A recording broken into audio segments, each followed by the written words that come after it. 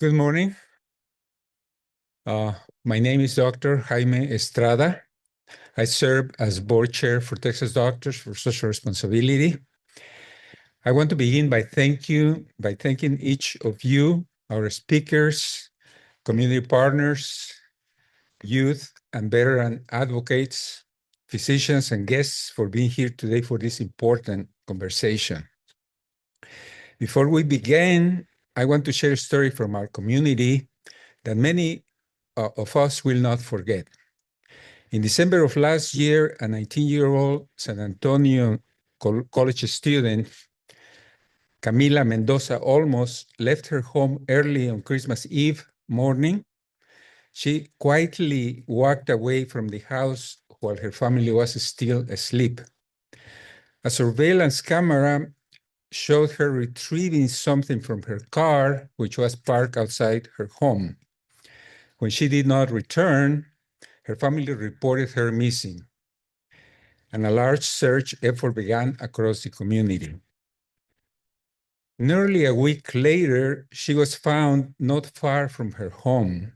Her death was ruled as suicide involving a firearm. She was a bright young woman who was loved by her family and, like many young people, was navigating a difficult moment in her life. Her story is heartbreaking, but it also reminds us of an important truth about suicide. Moments of crisis are often brief, but when a highly lethal means is immediately available, the outcome can become irreversible. If that firearm had not been within reach during that moment of despair, there is a very real possibility that she would still be here today. That is one of the most difficult truths about suicide by firearm. It is often impulsive, immediate, and irreversible. Research consistently shows that when a lethal means is readily available during a moment of crisis, the chance of survival drops dramatically.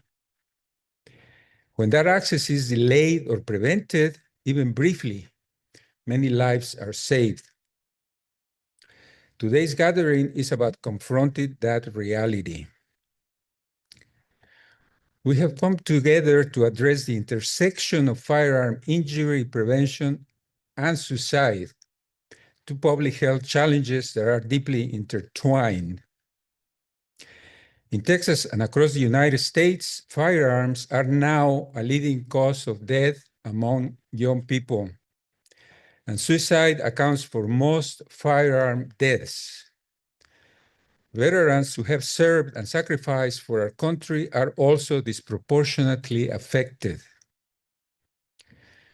This forum brings together physicians, mental health experts, youth and veterans advocates, community leaders, and public health professionals, because the solutions of this crisis cannot come from one sector alone.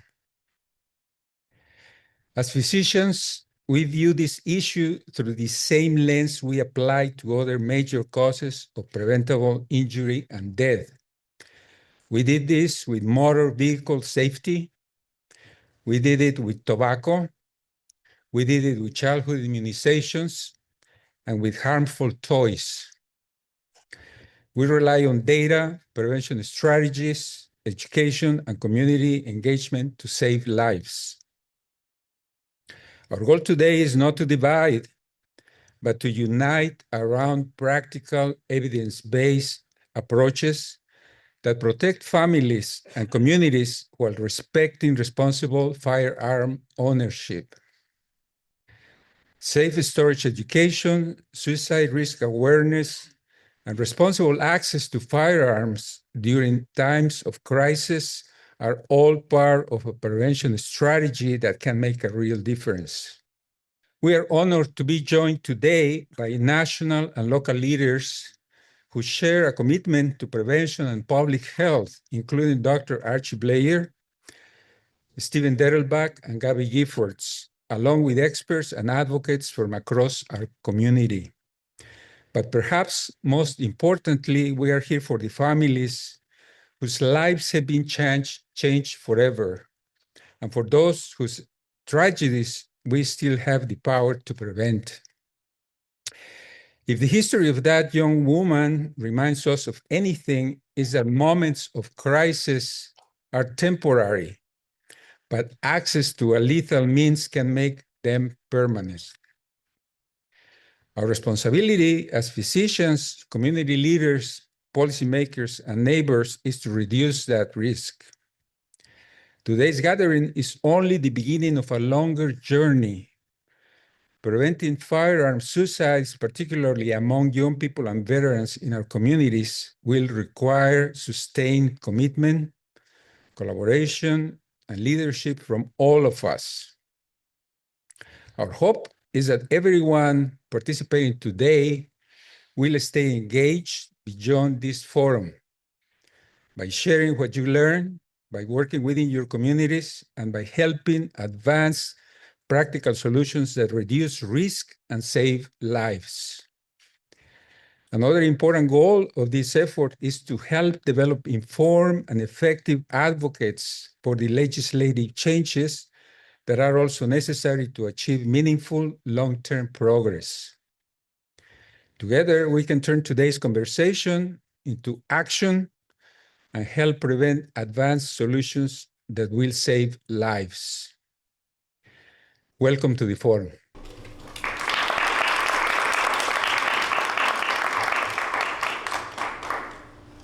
Now, it is my pleasure to introduce Dr. Richard Pineda, who will serve as Master of Ceremonies for today's forum. Dr. Pineda is the director of the Lisa and Jack Lewis Center of the Americas at the University of the Incarnate Word, where he leads initiatives that promote civic dialogue, public policy engagement, and leadership across our region and the broader Americas. Before joining UIW, he served as chair of the Department of Communication at the University of Texas at El Paso, where he also directed the Sam Donaldson Center for Communication Studies.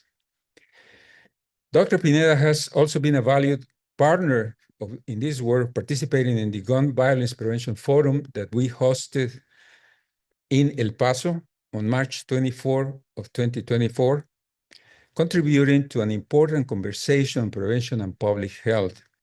We're grateful for his partnership and for helping guide today's conversation. Please join me in welcoming Dr. Pineda.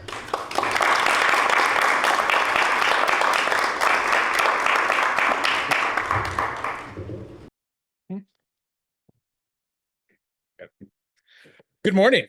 Good morning. That did seem kind of weak. Good morning. Good morning.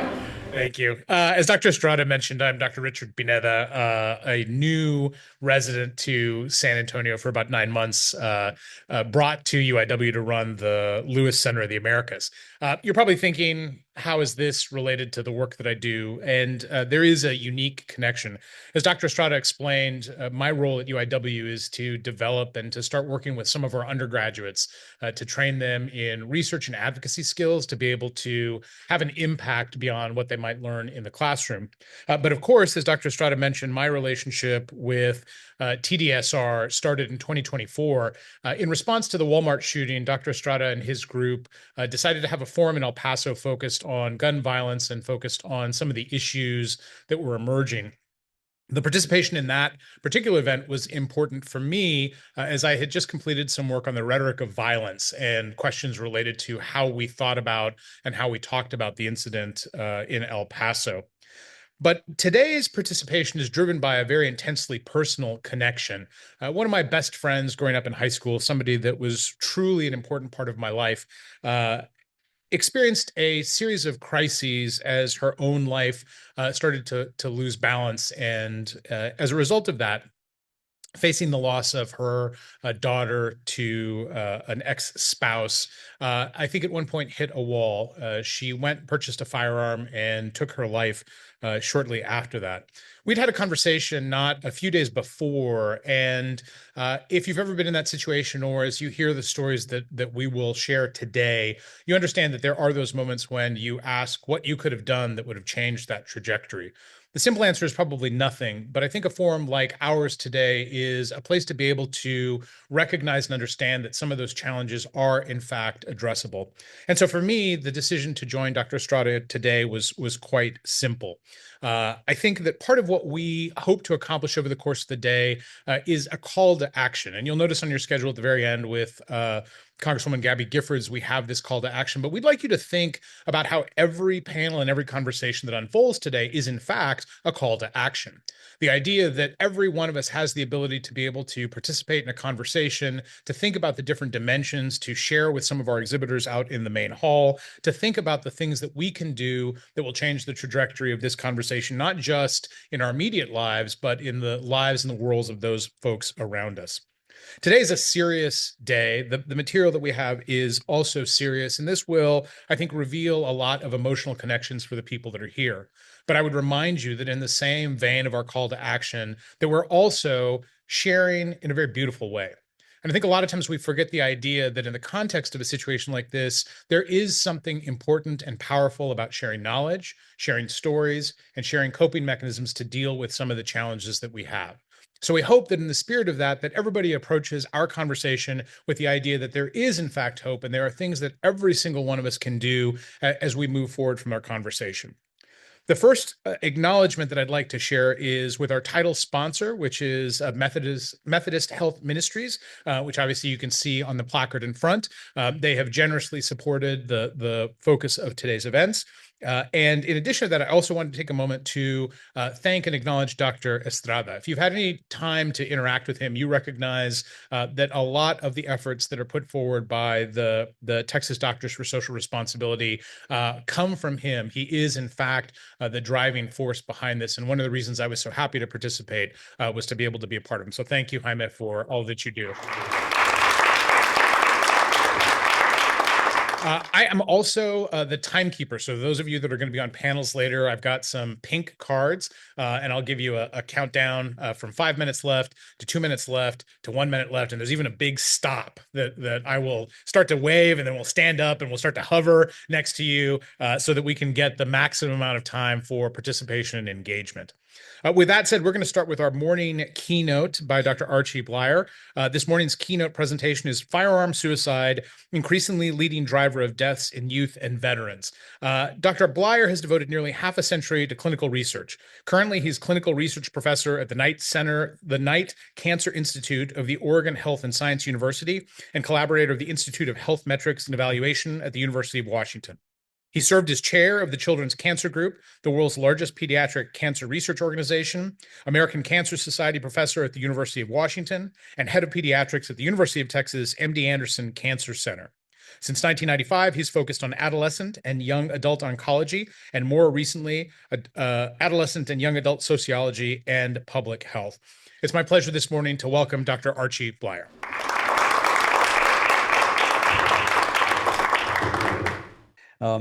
Yeah, that's my name, and I did have 15 years at MD Anderson, not so far from here. Okay, we'll come back to that, I think. I'm going to talk about the entire country, and later today, touch on Texas, or Tejas, and including Bexar County and San Antonio, but we'll wait till the end of the day for that one. So suicide. My co-conspirators, the Musketeers, are all named there. Several of you know them. Most of you know one or more. None of us has received any financial support that have relevant financial relationships. So we're in no conflict of interest.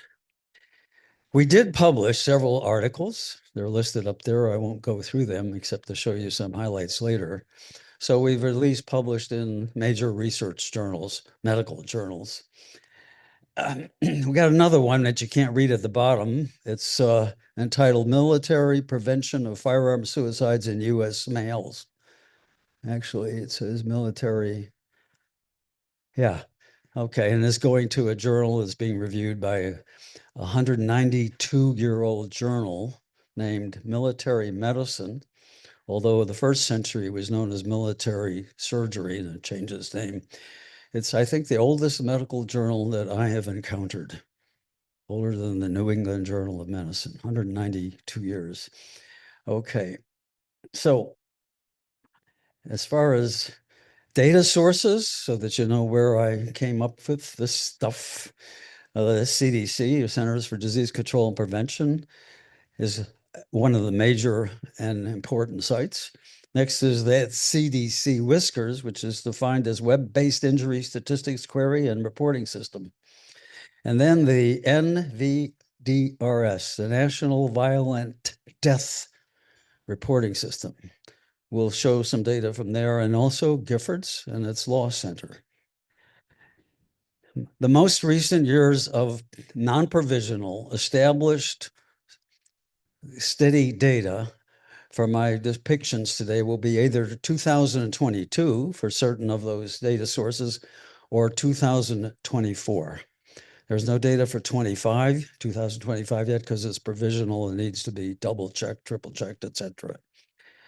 One of the eponyms or abbreviations you will see a lot of is called AAPC, which is the average annual percent change. So if you want to know about trends, AAPC is one way to look at it, the average annual change. The suicide issue will be my first objective, followed by young and old, the other ends of the age spectrum. And then I will, this morning and more this afternoon, touch on the military, both for current and former members of the military. So let's go back to the beginning and deal with what I think is probably among the very most critical issues in our country, and unfortunately, almost only in our country. Across the entire world, we are at much greater crucial issue, suicide. A couple of weeks ago, a very important annual conference held by the Northwell Hope Consortium of Healthcare Provisions in New York City in New York State had a whole hour to start their entire day program on a wonderful result. And they carried that theme of accomplishment throughout the entire 6-7 hours of the day. And it was that the murder rate in our country has reached, or will probably, when 2025 data is established to be as certain as possible, to be the best year in recorded history of murder in the United States. And they focused on murder because the majority of murders in our country are by firearm, by guns, by pistols, by long-range machine gun firearms. Well, I looked at that data, and I've showed you here straight from the CDC website, using those yellow columns, the firearm homicide rate in the United States. And you can see it did go up in the last decade, and maybe it did go down, and there's definite evidence for that. So it's decreasing, but it has not reached, as of 2004, what they claim was a record best result, and led to this rather wonderful 4 or 6 hours of discussion of accomplishment. What was not mentioned was suicide, and for that matter, unintentional, accidental firearm deaths. And that's improved, as you can see, because the gun industry has made guns safer. But we published that that's still, unfortunately, not helping young children in the United States. These are 1 to 6-year-olds over that same time interval from 2005 to 2023, I think it is, maybe 2022. And you can see the rate of accidental or unintentional firearm deaths in the children of our country from 1 to 6 years of age is the most rapidly increasing cause of death in that age group. We published it was 1 to 4 years of age a couple of years ago, but since it's continued to increase, it's now 1 to 6-year-olds are dying more of firearm deaths in terms of increasing trend than any other cause. And that's the United States of America. Now in black is shown what's called a proxy for firearm prevalence. It is a measure of how many firearms are available throughout our homes and communities.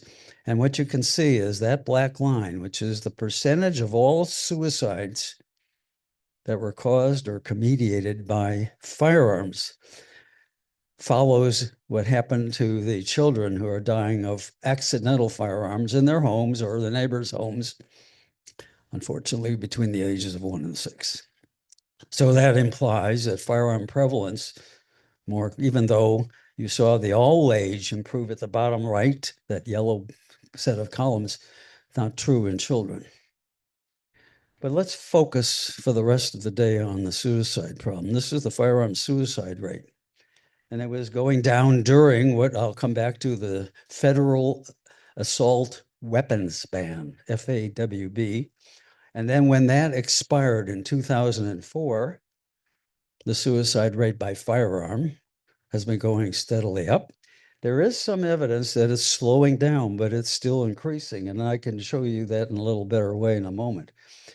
So the idea that we're doing so much better with firearms may be true for murder, but it's not as good as I'd heard 2 weeks ago. In fact, it's still, as you can see in that middle diagram, much higher than it used to be. All right, so what's the difference between the firearm suicide rate and the firearm homicide rate in the middle of the column there? Well, on the left, you see it was 7.52 in 2024 deaths per 100,000 over the entire age range, and age corrected or age standardized, age adjusted. So these data are as valid as possible. Whereas the homicide rate in the same year, 2024, was 4.74. And the difference between those two in terms of 95 confidence interval and so forth is highly significant. There are far more firearm suicides than homicides. And that's what they should have been talking about 2 weeks ago. If we look at the difference as of 2024, the firearm suicide rate across the entire age spectrum is 60% higher than the homicide rate. Now, these are dots for each year of the AAPC, or average annual percentage change. And on the left here, I'm showing both males and females, and then in blue, the males, and pink, the females. And if you look at those dots, there were some alterations there in 2020 when the pandemic began. But if you do what's called joint point analysis, which is a statistical method to find out when something changes significantly, there's no evidence that in the last 4, 5, 6 years, there's been a decrease, and they have slowed down, but there's no apparent clinical statistical significance at the latest year in terms of the continuous increase in firearm suicides in the United States. Now, this is for all ages, both males and females on the right. If we do some retrospective analyses, and we published this was one of the publications I showed you earlier, you can see that the federal assault weapons ban overlaps, according to the Joint Point Program analysis, the decrease and a statistically significant decrease during that ban it started in 1994 and expired in 2004. But after that, there was a steady increase. And according to Joint Point analysis, during the last years in those circles that I've drawn, a slowdown. So apparently we're still having the same rate ever since the ban expired. Okay, for diagnosis of the problem, I used to have one of those. What you really have to go home with and spend the most of the day thinking about in every sense you possibly can, that intentional deaths in all ages, not children, and homicides in all ages may be going down, but not at all firearm suicides. This day is crucial. This program you're involved with helping is absolutely important. This forum is critical. All right, now let's go to the young and old. And I'm going to go over here to stand up on this a little bit. Okay, each of these curves or lines are annual firearm suicide rates in the United States. At the bottom is the youngest age group in green, and at the top, the oldest age group in black or gray. In between is a range from age 40 to about 65, 70, where there was, in the last 2 decades, not much increase. So I haven't even shown it to you. It's not statistically significant. So the problem isn't in the middle age or middle adult age, it's in our young and elderly, my age and the kids that I mentioned earlier. And you can see that the age 10 to 39, including 10 to 14-year-olds, are suiciding with guns, firearms, more than they have ever in the history of our country. And it's continuously increasing, although we'll come back to that in a little bit. And there again is the federal assault weapons ban, which showed some decrease. If you can look at each of those curves on the far left between 2000 and, well, I guess it's 1999 and 2004, yes. But since the ban expired, all these age groups, except the middle adult range, have had a continuous statistically significant increase, including the 10 to 14-year-olds. Now here, by 5 years of age intervals, starting on the left at age 10, so the first column is 10 to 14, and then going all the way to the right by 5-year intervals up to 80 to 85. I'm in that group, and I'm apparently more likely to suicide based on that. Okay, this is the average annual percent change in each of those 5-year age groups. Oops, let's go back a bit. If we look a little more closely, you can see that the 10 to 14-year-olds have the highest increase, most rapid increase. The APC is going up almost twice that of all other ages. And this is in 10 to 14-year-olds. If you look at the same pattern of age of firearm suicide, notice that every age group has females having a greater increase than males. So 10 to 14-year-old girls are suiciding more in terms of increasing rate, not more in terms of absolute, but in terms of relative rates. But that's true for every age group, but especially for the less than 15-year-olds. Skip that for now. Here are 10 and 11-year-olds who are suiciding in our country using guns at home or wherever they obtain them, usually because the parents or the family left them available. So when you get to talk about safe storage, think about 10 and 11-year-olds.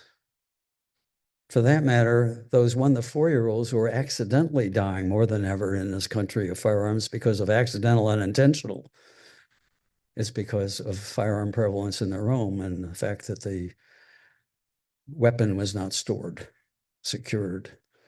The parents usually think so, by the way, that's documented. Think that they don't know how to access or open, or that they actually did and didn't store it safely too. So we'll come back to that for the rest of the day. And that's 180 10 and 11-year-olds in our country since 2004. Now let's talk about the military as best I can. By the way, I started 3 minutes late, Dr. Pineda. So, okay. Okay. All right. So this was just a couple weeks ago. Well, it's a month ago now, on your local TV station. The Veterans Administration released just a few days before they reported this, their latest annual report, called the Suicide Prevention Report, that updated their data in the military, in the veterans part of the military. with 2023 data. So we do have some more data more recently than 2022. That year in the United States, the veterans suicided that many times.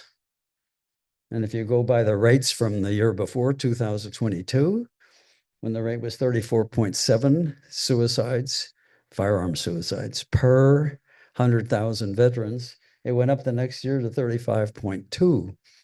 That may not seem like much of a difference, but it's the same trend. Continuous annual increases, and I'll show you that in a moment.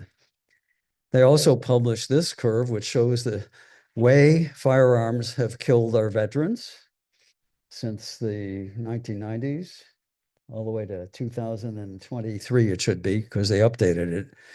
And the type of death, the red line is firearm suicide. The other lines are firearm accidents, but they're not what's at the top, that the firearm suicide, and this happens to be in male. So from here on out, I'll try to stick to that sex as opposed to what I showed you earlier with girls having a higher suicide increase rate. But this is going to be the military veterans. And I'm going to take you to, if I'm able to a site online. We'll see if that works. Let's see if I can do it. I don't see. Let's see.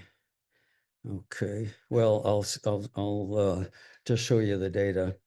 If you go to the National Violent Death Reporting System, NVDRS, these are the data you will find that all of our country above the age of 18, which is that first row of data, had so many deaths, I think 38,997 suicide deaths in the 2 years of 2022 and 2023, trying to get the latest data points. If you then look at on the NVDRS for the military, which they classify as current or former, active or veteran, you'll find 8,000 or 9,420 some deaths. That's all those over the age of 18. And since you listed into the service at the age of 18, or that's the earliest you can, that's why we picked 18. Notice that's 24% of all the suicides by firearm in the United States over the age of 18 are carried out by military members, either current or former. That's 1 in every 4.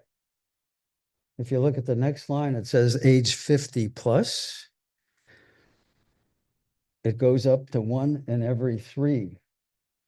And from age 70 up, half of all the firearm suicides in the United States are in military members, either current or former, active, reserve, or veteran.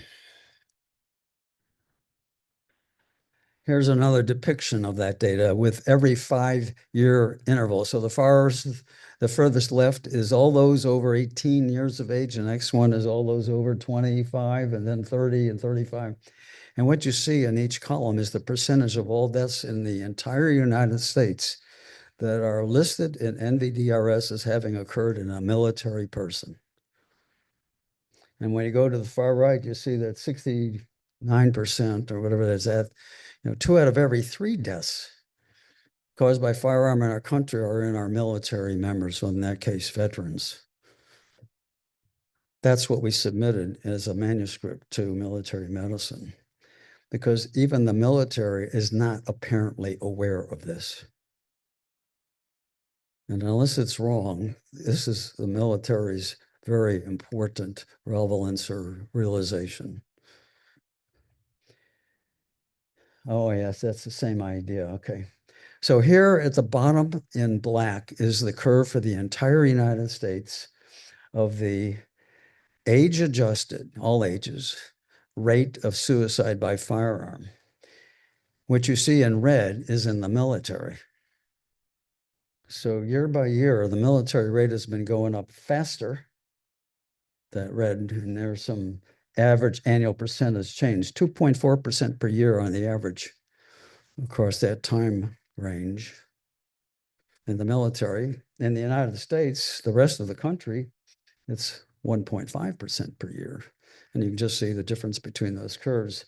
Now, it turns out, and I'll just jump ahead to this, that those rates that they announced in your television station, KATV or KTAV, ATV, yeah, and Antonio, AT, okay. I put the veteran rates that they reported. Now, this is just veterans, and you see they're very much higher than the entire country. We are losing more veterans to firearm suicide than in the rest of the country. That's why I was on the program today.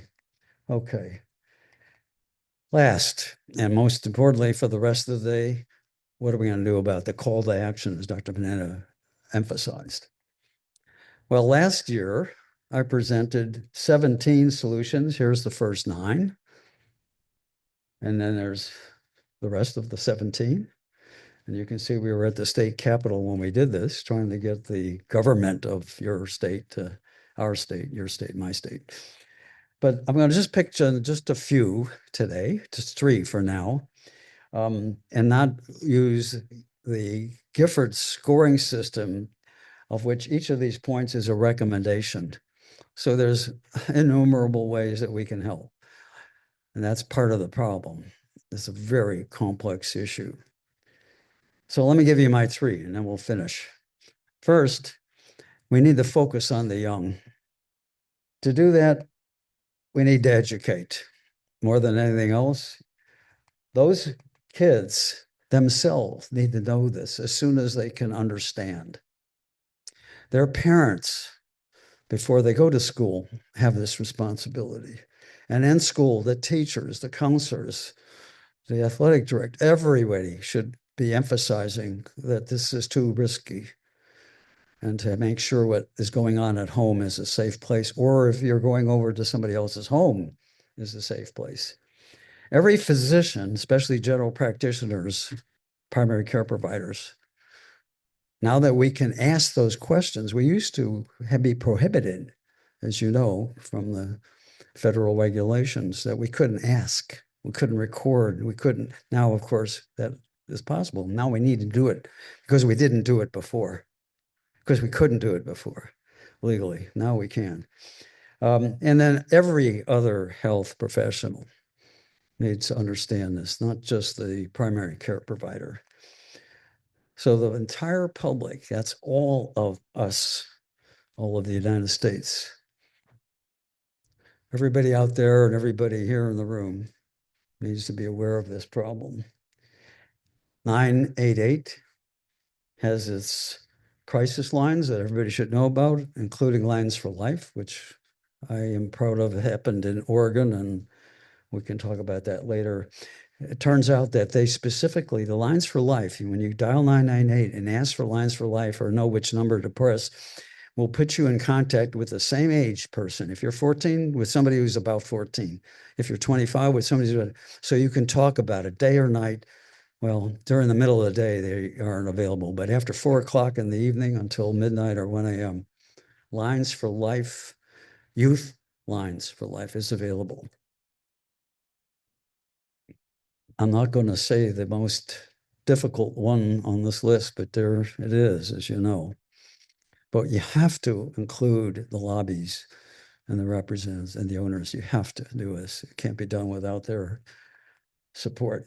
And of course, all the authorities, whether they're county, state, federal, precincts, and you're going to hear from the immediate past director, the former director of the ATF, Alcohol, Tobacco, Firearms, and also Explosive Devices, ATF. He's going to be with you in about 2.5 hours. Okay, federal assault weapons ban, if I have the time. I haven't seen, there it is. Oh, I got 5 minutes, okay. He's doing his job. Here is the all age, oh, I'm sorry, here's the age at the very top, you can see, just 10 to 24 years of age. Firearms suicide rate since 1990 or something. And you see it was going up, And if you do a statistical analysis of the AAPC, you can see statistical significance. And then at a certain point, it completely reverses within 1 year and starts to drop. That's, as you see, about a third of the way across from left to right. And that's when the federal assault weapons ban took effect. In retrospect, it was incredibly effective at reducing deaths from homicide, firearm suicide, and firearm accidents or unintentional deaths.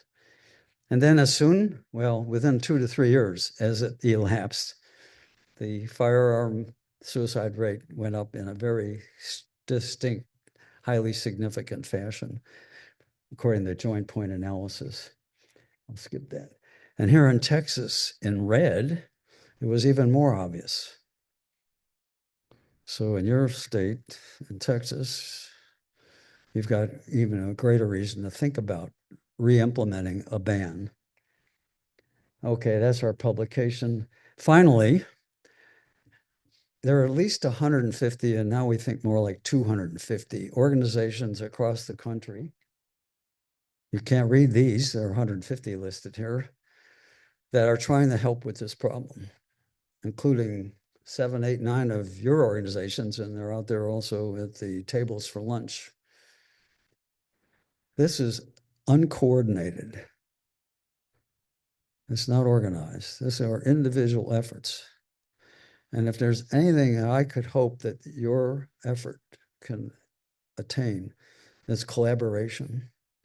And maybe we'll ask Diedelbach about that when we hear from him this afternoon as the former director in the previous administration.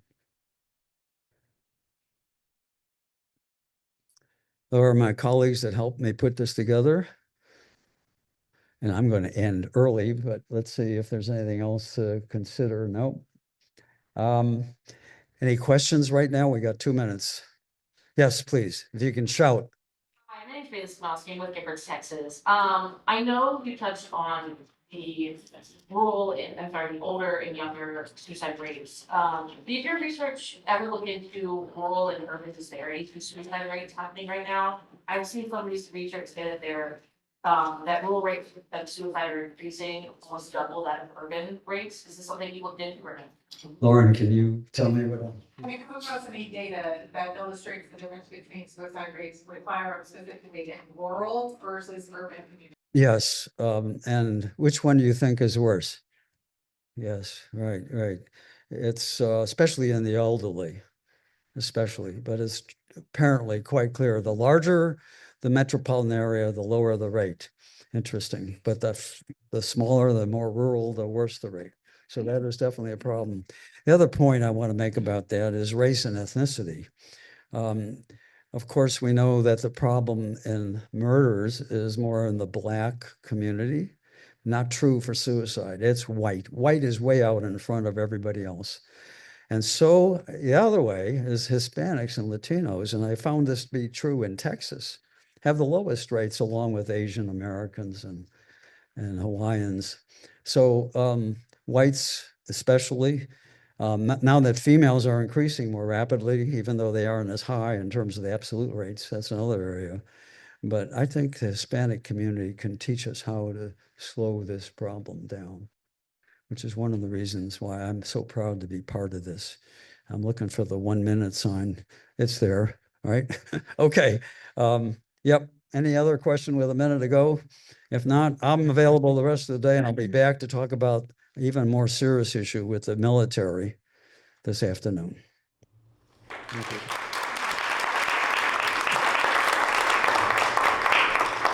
Thank you, Dr. Bleier.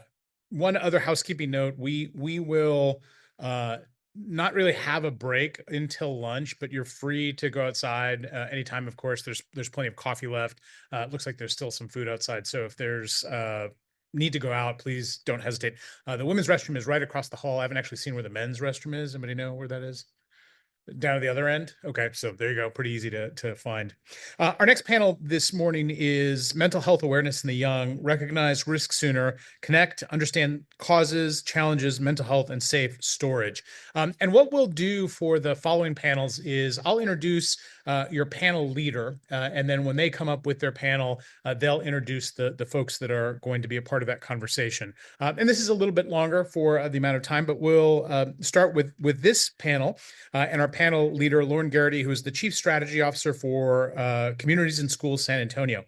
Lauren's professional background began in organizational development with a private investment firm before she transitioned into education, where she spent over 4 years supporting the launch of San Antonio-based education nonprofit and an education consulting firm with a national reach. As Chief Strategy Officer for CIS San Antonio, Lauren manages the agency's grants and contracts and strategic initiatives department. Lauren graduated from the Health Careers High School in San Antonio and attended Texas State University, where she earned a bachelor's degree in English and history and a master's degree in literature. Lauren is a certified ACE interface master trainer and actively collaborates with local and national organizations to amplify youth development strategies. Please welcome Lauren Garrity and her panel.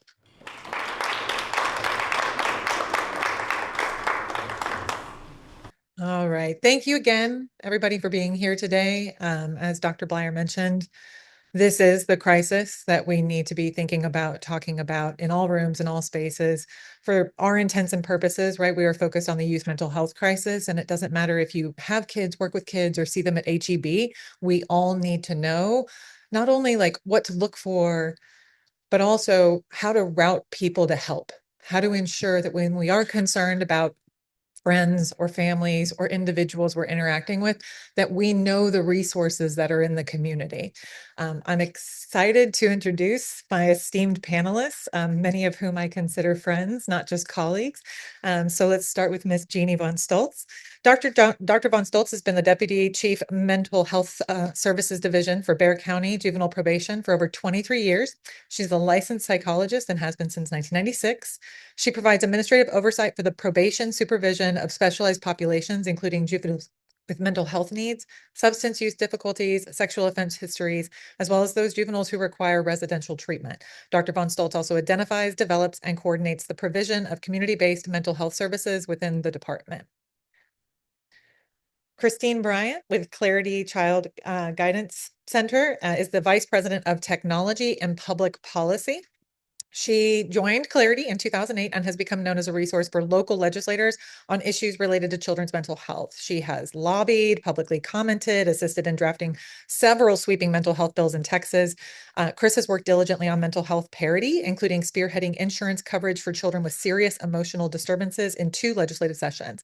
In her oversight role of digitized health information, she is actively involved in health information exchange policies and strategies at both the state and local level. Maria Honigman is the Director of Programs for NAMI Greater San Antonio. She's a dedicated mental health advocate and supporter committed to empowering individuals and families on their mental health journey. She serves as the Director of Programs for NAMI. Since joining in 2022, she has overseen pre-crisis programs that provide mental health education, advocacy, and support to reduce stigma and prevent mental health crises. Her prior experience working directly with children, youth, young adults, and other individuals has really helped identify gaps in programming and have a deeper perspective. It allows Maria to identify necessary education that youth and families, to Dr. Bleier's point, need to speak the same language and break the stigma in discussing mental health complexities. Ms. Patty Brohard is a community educator with Communities and Schools of San Antonio. She earned her master's endorsement in biological sciences and a master's in public health. She's a certified instructor for youth mental health first aid, CALM, which means counseling on access to lethal means, YAM, youth aware of mental health, restorative practices, and has completed workshops in conscious discipline, trauma-informed care, QPR, and suicide awareness. Patty also serves as the Hope Squad coordinator for CISA, which you'll hear more about later today. And currently, we have scaled the Hope Squad protocol at 4 high school campuses across Bexar County. And then Terry Mabrito is the current and founding coordinator for the Alamo Area Teen Suicide Prevention Coalition. Terry has many years of experience in social services and children's mental health field, including program management and advocacy work. The coalition has been recognized for its work in creating opportunities for youth advocacy and suicide prevention. Youth and young adult suicide prevention work through AATSP. That's hard. That's a hard acronym. AATSPC is supported by the San Antonio Council on Alcohol and Drug Awareness, SACADA. Funding partners are University Health, UT Teen Health, as well as many collaborative community partners. So a collective round of applause for this incredible panel. So let's dive in. We just saw the national landscape. We saw data that is related to complexities at population level. But everybody in this room in some shape, way, or form is connected to the San Antonio community. So we're going to really narrow the funnel right now. And I would love to hear Dr. Von Stoltz. We just heard Dr. Bleier, speak at that level around that data, but from your vantage point and the work that you've done in the community for the past couple of decades, what trends or patterns in our local youth suicide data stand out the most for you right now? Well, I appreciate all of Dr. Bleier's information, and it was really detailed. And what we see in Bexar County is very similar. It mirrors a lot of what you see nationally. I do appreciate that we have seen a notable increase in suicide deaths, especially since 2014. And we have seen that increase in females. We have definitely seen, the rates of death are most prevalent in firearms, but obviously youth find other means if they don't have access to firearms. But what is significant here and what I appreciate is Cosplay, which is a UT Health initiative, has kind of looked at, because the numbers for suicide deaths are rather small, relatively speaking. And so really kind of digging in to better understand what goes on in our community, it's actually more beneficial to look at emergency room visits for suicide ideation and suicide attempts. And we're very appreciative that they're able to research that data and it be more current data, because you know how hard it is on death data. And so what we have seen in our community is an increase in emergency room visits for suicide ideation and suicide attempts, kind of the broad categories. And what's concerning is that in Bexar County, the rates are higher than that than the state of Texas, which may be a surprise. We are seeing kind of, while females do attempt or have ideation at higher rates, we do see it kind of uniformly across race.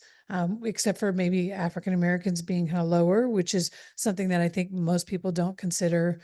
I also think what's really important is for us to kind of think about there's a kind of a level of acuity or severity before even an emergency room visit for suicide ideation.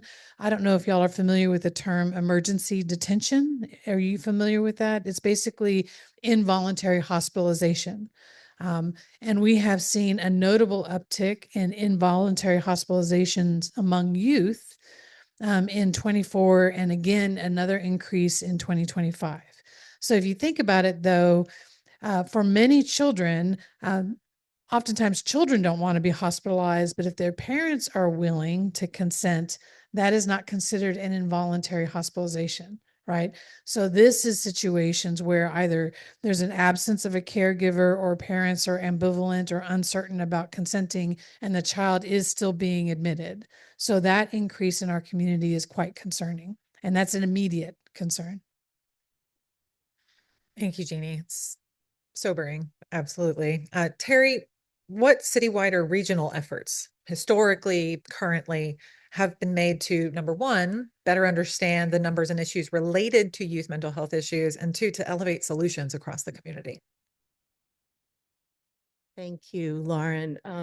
So that long name is Alamo Area Teen Suicide Prevention Coalition, and it was established in 2015 because, as Jeannie had mentioned, we had a doubling of the number of deaths by suicide among our teens in that 2013-14 time.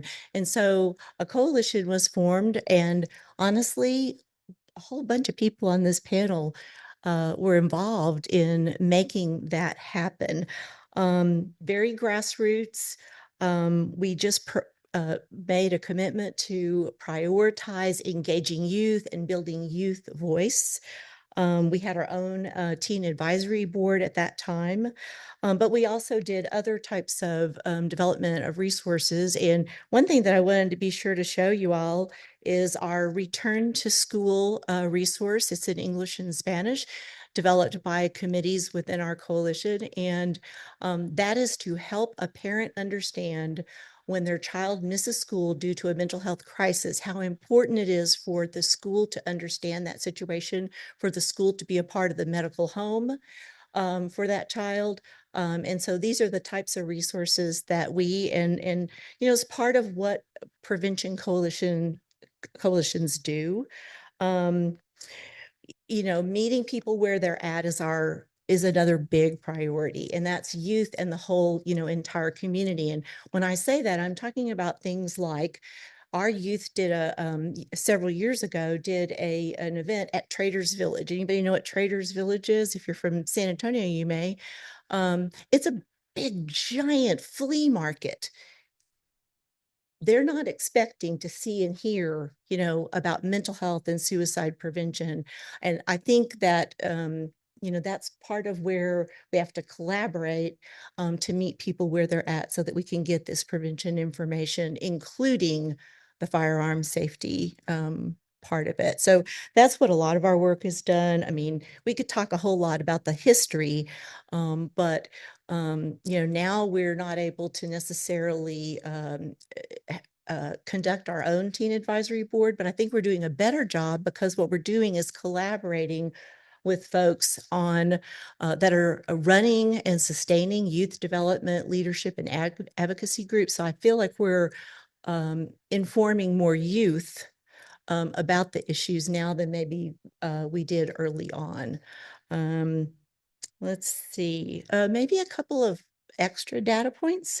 So the Youth Mental Health Survey shows that we have conducted in San Antonio, Bexar County. It's led by youth, and 1 in 6 students that responded said they wouldn't talk to anyone about their mental health challenge. They wouldn't talk to anyone.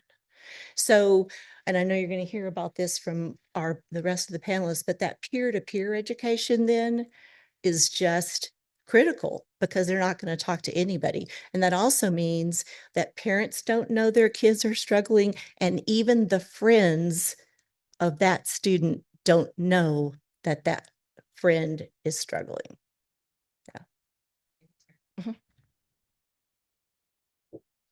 Yeah, I'm incredibly grateful that we live in a city that prioritizes youth mental health and puts it in the hands of the youth themselves. So if you guys weren't aware, the city of San Antonio, the Department of Metro Health, they run a youth mental health survey annually. And the numbers continue to be stark about the number of those who, if they do talk to anybody, the vast majority say they would talk to a friend.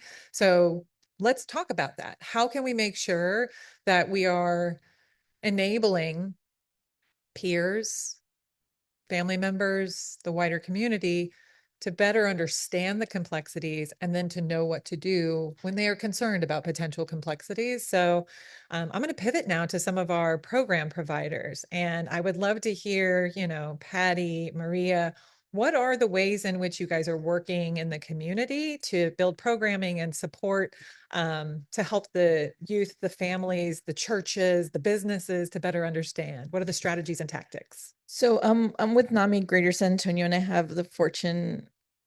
I'm very fortunate that I get to work with programming and get to listen to the community, what the needs are, and I get to create it. So I'm very fortunate that I did get to work 5 wonderful years with Lauren at Camison Schools.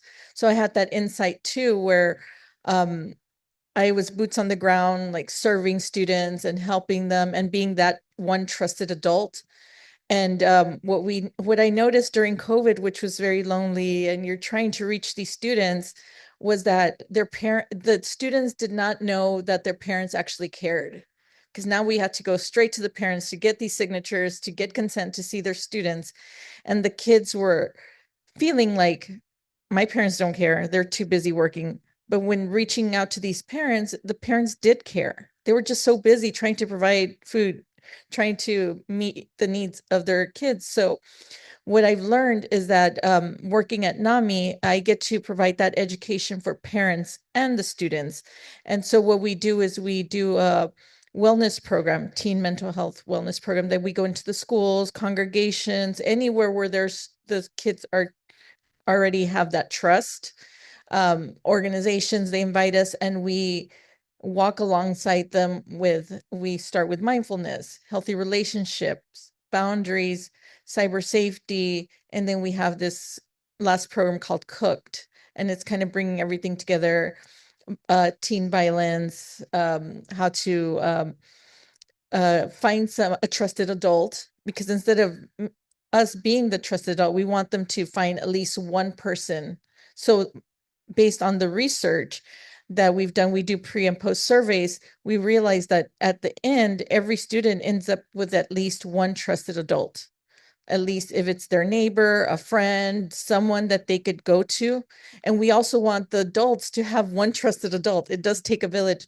So we try to teach common language. We have the same trainings for the adults and the parents, anybody that wants to help a youth, they're offered the same language. So after that, we have them start a club, and then we connect them to NAMI for adults. So that way there's that continuation, and we empower the students to be there for each other, the peer perspective, and really support each other and be there and not be a clinician. We don't want to give them that pressure, but be able to identify the signs and know where to guide their friends and loved ones.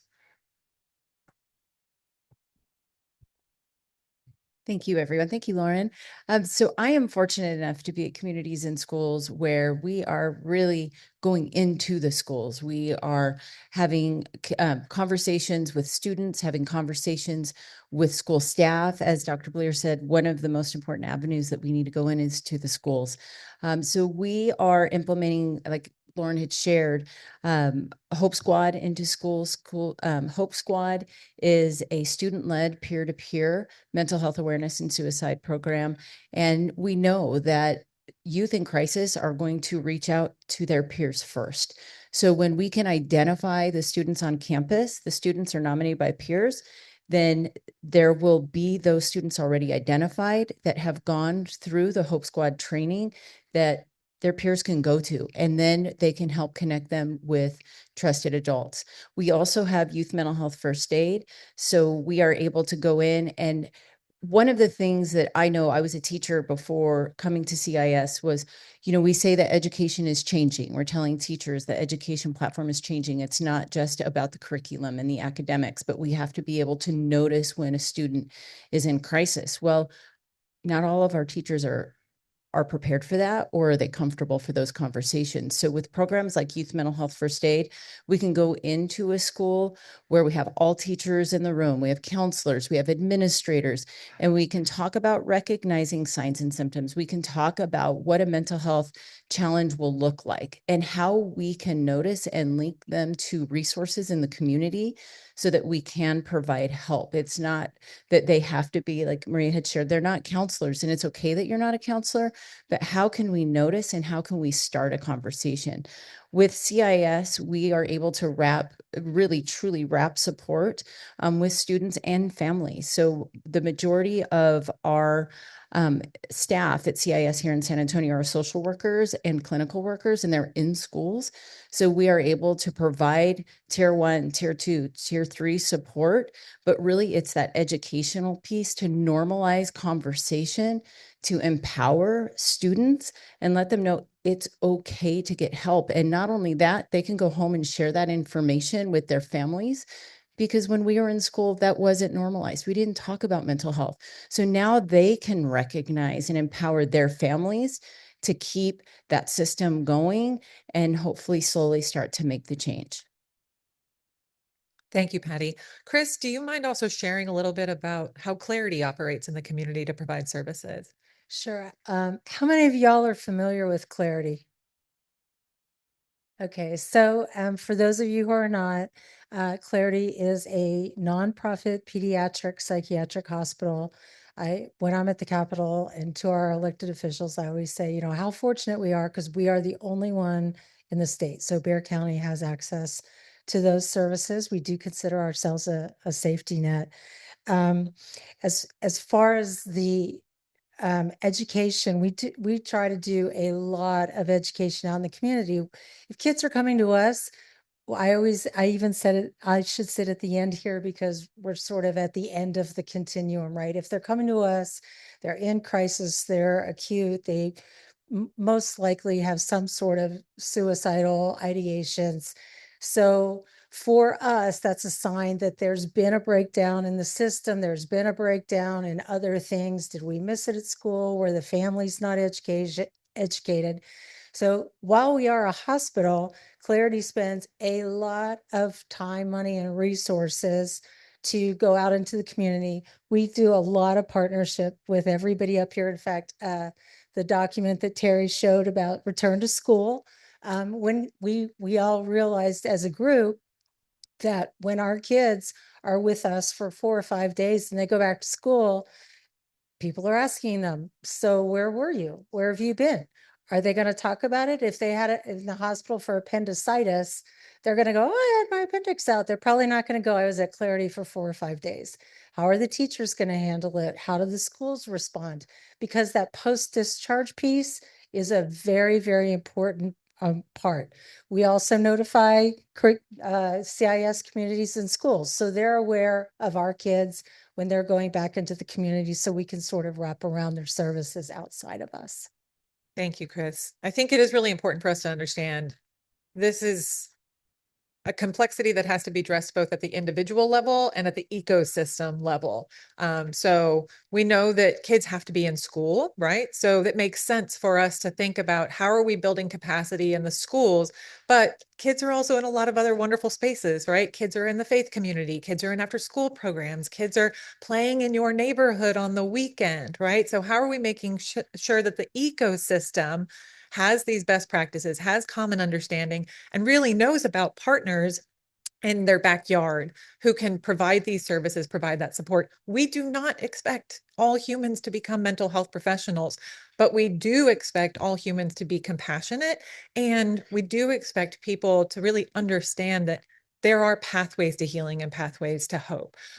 So what I'd love to hear a little bit more of, whether it's Patty, maybe Jeannie can kick us off, is what do you see as the needs, right? Like there's a lot of great work going on, but where do we still need to build capacity? Where do we still need to pour in training and support? You go first. That would be a little much. So for me, I think the biggest need, we need to meet our youth where they're at.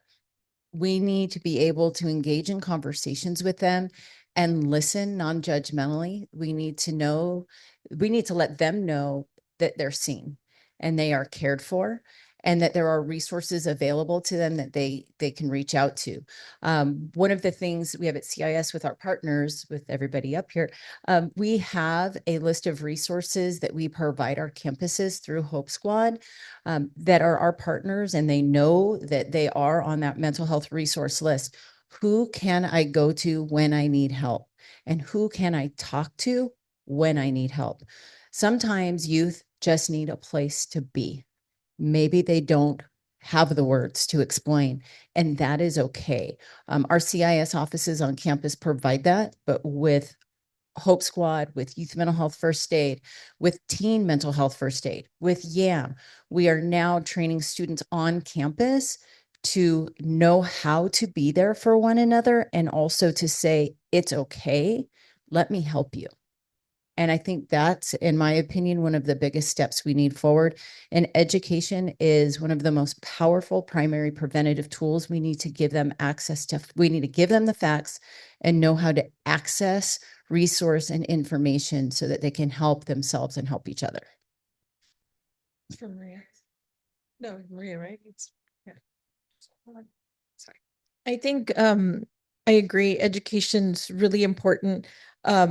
And I think also connecting people, and also like how you said, meeting people where they're at. Sometimes we're in this mental health world where we speak the language, we know the language, and sometimes we forget that people might not know the basic words such as anxiety or ansiedad, or what does a counselor do? What is a social? What's the difference? So I think like kind of going down another notch where you're just teaching mental health is health. It's something that you have to, like you go to the doctor, you need to check on your mental health as well. And I love that doctors now, pediatricians do like the assessments for depression, and it's part of like the checkups and for anxiety. And So we need to like educate the parents and the communities. And one of the great things that we get to do is we create cohorts. We create cohorts where it's a cohort of congregations, nonprofit organizations, and individuals. So people come to do these trainings and we connect them to each other and we have a meet together and then kind of see how they could help each other and fill each other's gaps.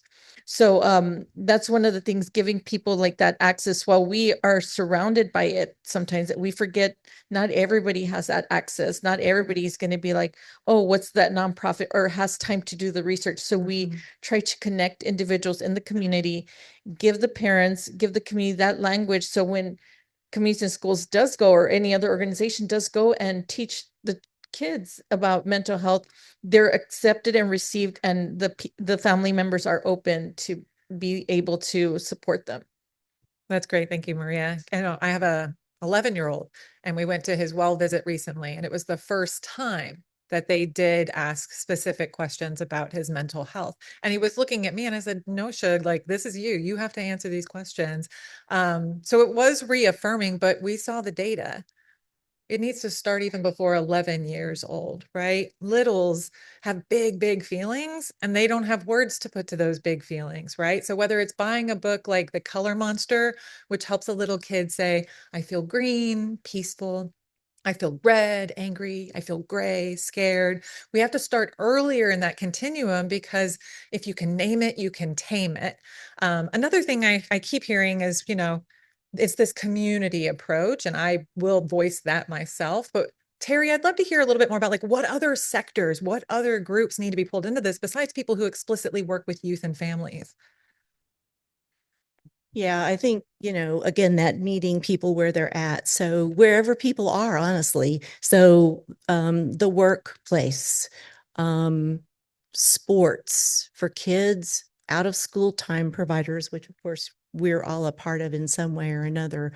The faith community, of course, the medical community, of course. So all of these other places are where parents are, and where kids are. 4-H, that's another one. Scouts, we have to think a little bit out of the box, and where can we train those leaders of those types of out of school time activities, as well as the kids.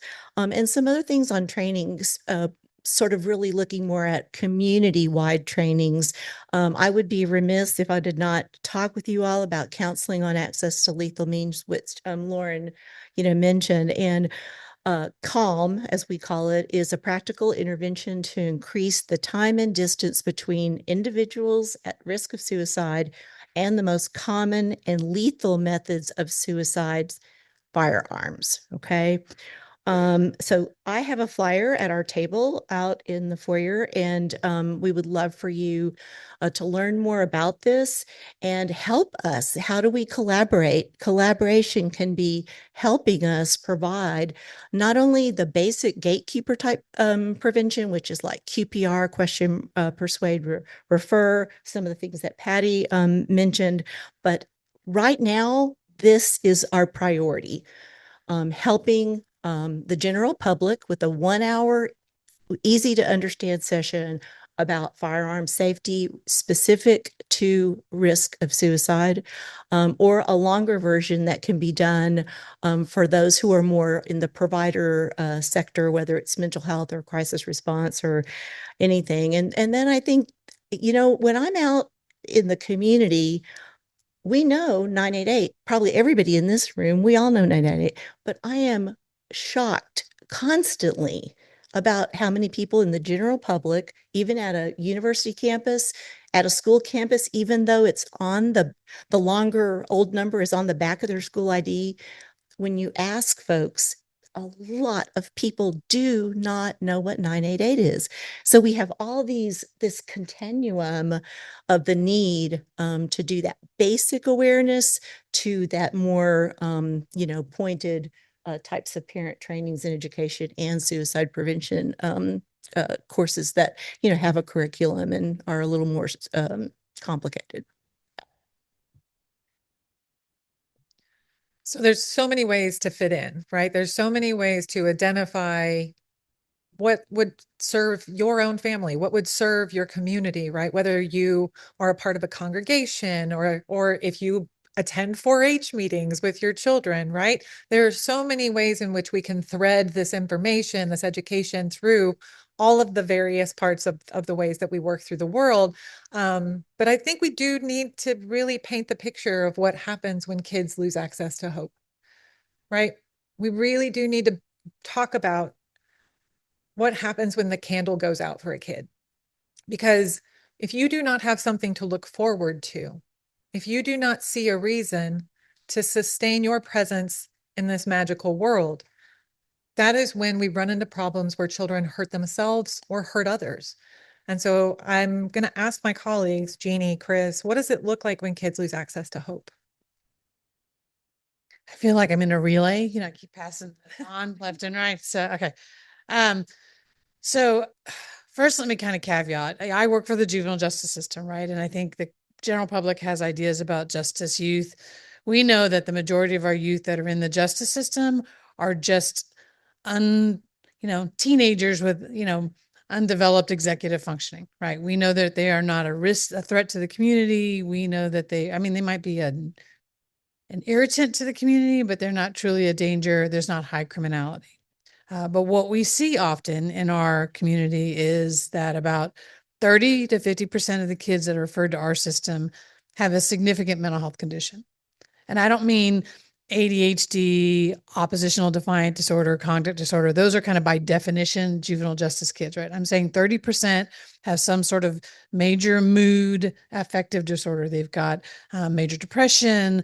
They have bipolar disorder. They've got disruptive mood dysregulation disorder, even early onset psychosis. And when we visit with those families, right, when we talk to them, what we often hear is that some of the kids are unidentified, right? This is the first time the family has even realized that there's any kind of issue going on behavioral health wise. But many of them, rather, they were identified early in childhood and they were either untreated or undertreated. And I think y'all know what I mean by that. We get a lot of children in our system where the family says, well, I saw a counselor once a month. What's the effectiveness of that, right? In regards to, and what skills were provided to the caregiver? Because if you're, working with a child, you have to work with the system. And what we see a lot is that these children had early academic failures. They failed kindergarten, first grade, second grade. And if you have a child that's failed that early on, imagine the disconnect that they have with the school system. They're suspended in kindergarten, first and second grade. I see kind of a shrug on that. Imagine the disconnect that child has. And it makes sense that they would then wind up in the justice system because, frankly, a mental health condition doesn't result in criminality. We know that. We talk about that. It's not a violence predictor, right? But what does result in juvenile justice criminality is a disconnect from all pro-social activities. And so that's what we often see. And when we talk to families about the struggle in connecting to care early on, stigma was one, right? They didn't want to label their child. They didn't want them to be special ed, that kind of thing, not realizing that the label of a delinquent is much worse and much more life, altering. But they also talked about just kind of the struggle, recognizing the severity of it. We see that a lot of kids who die by suicide, and I didn't mention this earlier, the precipitating factor when we dug into the circumstances was that they had a recent loss, right? And of course that might be a boyfriend or girlfriend, that might be, death of a grandparent or a family separation, parent separation. But as adults, we view that as kind of like, compared to our stressors, it seems kind of mild, right? Oh, it's, your first boyfriend, you'll find another. But at that moment in time, it's the worst thing for that child. Absolutely. And so, what we see is that just families aren't recognizing the hopelessness that we see in children right now. And because of that, the trajectory, I think the youth survey that you mentioned earlier, it's like 30% of kids in our community are hopeless. The national survey, the Youth Risk Behavior Surveillance Survey, if you look at that one, 40% of high schoolers are hopeless. I mean, what we're seeing is that long-term trajectory, that disconnect with all of those pro-social things that make them happy and thriving and prosperous and successful, then they result in our system, right? And we are not the system for that. We do not want to be the system for that. She's got it. And I will add to Jeannie's, Clarity also does not want to be the system for that. I will tell you, one of the things that we talk about is we are very into the early intervention and prevention. We always joke about our job is really to try to get rid of our job, right? We would, not have a pediatric psychiatric hospital. Everybody would love that. That means we are thriving. They are healthy. But one of the things that we do say is kids don't outgrow these issues. They grow into them. And so if we don't get in front of it early and do that identification, things get worse, things expand, and it gets to the system. We were talking about the system earlier, and we don't equate it to medical. And I work a lot on mental health parity, and that is equating both in the economic world and the legislative world and the community, that we've got to start treating mental health more like medical issues. And an example would be if your child came home and went, I've got a bump on my shoulder. Let me look at it. Okay. Well, it doesn't look that bad. Let's look at it in a day or two. Okay. Kids have bad days. Sometimes they're sad. Sometimes they're going through things. But when you're checking in 3 days later, 4 days later, now the thing is infected and it looks red. What are you going to do? You're going to go to the doctor. You're going to go to the emergency room. That doesn't happen in mental health. We just keep saying, well, we're just going to get through it. We're just going to get through it. And that's where our point is about kids won't outgrow these things. Sometimes they need help. The kids that come to Clarity, it's really kind of eye-opening when you talk to them because they have stressors that we never had before, right? Everybody talks about social media, but you know what? They have school gun violence drills. I mean, what did we do? Like, I'm old enough, I'm a boomer. We hid under a desk for a bomb or you went out for a fire drill. But these are real things that they see in the news. And so now it's not even, kids that are going to go into the juvenile justice system. We're talking about everyday, red-blooded American kids are dealing with real adult things every single day. And we've got to be realizing that, and we have to put some value on that. Jeannie talked about juvenile justice, but what we see at Clarity a lot is the breakdown of families, kids that really struggle. And the longer that goes on without any intervention or treatment starts to also break down the family, right? The family is now dealing with this child. There's getting calls from school. They're having behavioral issues. They're involved with law enforcement. They're running away, et cetera, et cetera. And so now they come to Clarity and they say, we have reached our limit and we just can't take them back anymore. And they are giving up, relinquishing their rights to these kids, which is now stressing the child welfare system. So you also have families, think about parents, they're missing work. Now they're not productive. So if we don't start really talking about it, the stigma and all of that, I understand that part, but that gets lost on people. I think if you start talking about the stress of the system, the stress of the family, now we have tax-paying parents who may or may not be able to have a job. And I'll be completely transparent with y'all. That's how I get into this, because my son was severely mentally ill and I had to quit my job to manage school and manage therapy and manage all those things. And we also have to remember we've got to support the families in this too. Sorry if that felt like a rant. I want to add like something real quick to that, just to give I think it's very important for, if you all have a power of supervising someone or supporting someone. Me too. I'm a mom that I worked at communities and schools during that time where at 3 o'clock I would get a phone call from the school and needing to pick up my son because he was acting out at after school care and they wanted to kick him out. And so I had the most amazing supervisor that was like, take care of your kid. He got kicked out. So I had to leave a little early, like for a whole week till I found another sitter. So I think if you have the power of supervising parents that might have children, because it's not that the parents don't want to take care of it. It's just that we have a job and we have to provide for our kids. Be mindful and give people grace if you have that power to be able to do that for families. Thank you, Maria. That's, I think, what we're hearing, and I'm going to print bumper stickers. So if anybody wants one, it's going to be hashtag team upstream, right?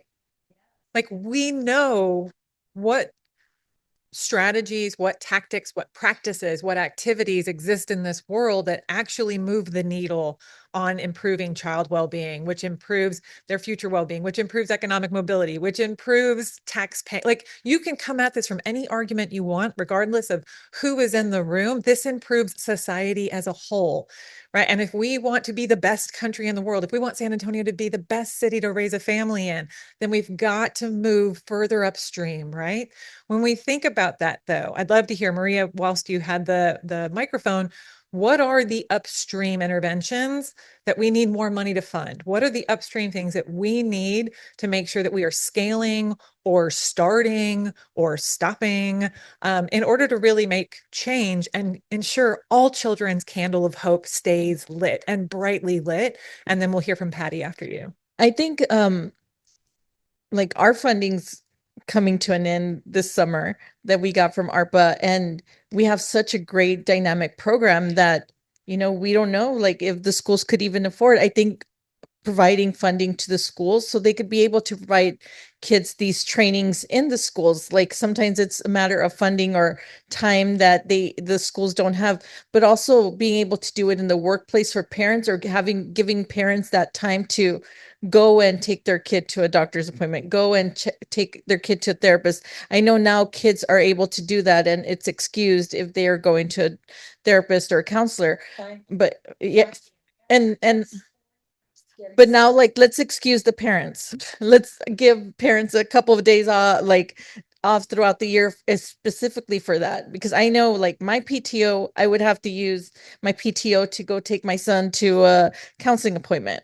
And I know, like, that many other parents have to do that. But I think an investment to parents, to the communities that want to offer these trainings, like to congregations, to organizations that want to offer this, but it takes money, it takes people to do this. So I think doing that investment for us to go advocate that the money has to be spread around everywhere, that we are willing, we have the material, people are wanting to get that training. More and more we get messages from parents that they're ready, even just out there. One of the people that work here, I don't like, she's not in here. She came in quietly and she's like, can I take this? I have a son. Like, just like she's working, but she kind of saw something. And if we would be able to come to hotels, we've gone to a hotel to go talk about their mental health for their staff. I think employers need to be able to have that ability to do that. And so I think that investment into people, like in different aspects because people that work for us are parents. They're somebody's grandparent, there's somebody's friend, somebody's aunt or uncle. So I think that investment in people, that way they have an opportunity to get that education. So I'm going to ditto a lot of what you said, because yes, we need to have the funds to be able to support this. You know, you have to get really creative, and Lauren, you are the grant guru, but you know, I'll say, like, does this work? Does this work? Especially, you know, when you look at rural communities, how are we able to reach students and families in all communities, urban, suburban, rural, you name it? And so we have to be able to provide those resources, and we need to be able to do that so that really there's little or no cost to schools or to families or communities, because they're strapped already. So we have to be really creative with grants and where we're looking for those grants and who's able to provide that. I just wanted to share an example with CIS. We are able to provide Hope Squad with a grant that we received from Baptist Health for 4 years to 4 campuses. So that is a huge financial lift off of them. And when we are able to partner with Hope Squad through CIS, then I get to go in and help schools do the lift. Because when you say, okay, who wants to be the advisor? Who wants to take this lead? Our teachers are cut thin too. So how can we provide support, but then also give those teachers the opportunity who are like, this is something I care about. This is something that matters, and I see the need, and I want to be able to do this, but I don't know if I can completely commit or what my time is going to be. So when we're able to partner together with community partnerships with schools and get that funding, then we're able to take that heavy lift off. And then all of a sudden you have this weight lifted and people are breathing and they're smiling and they look around and pause and they start to see the change. They see the change in the school climate and the school culture, from students saying, well, what is this? Or are you just going to, the biggest thing is, are you going to be a snitch? No, this is because I care. And this is because we have resources and it's okay to ask for help. But really, we have to do something to get that lift off and be able to provide these trainings and these resources at little to no cost so people can attend. And also for families, how can we provide these trainings so that they can come? Can we provide a light dinner when they come? Or is there a way that they can bring their children, right? Because childcare is very difficult. So we have to be able to look at their needs, and that's going to get them through the door. And then we're able to start little by little seeing that change. Thank you, Patty. I think we put a lot of onus on the individual, on the parent, on the teacher, on maybe the campus leader. But at the end of the day, we need our hands on the big levers, right?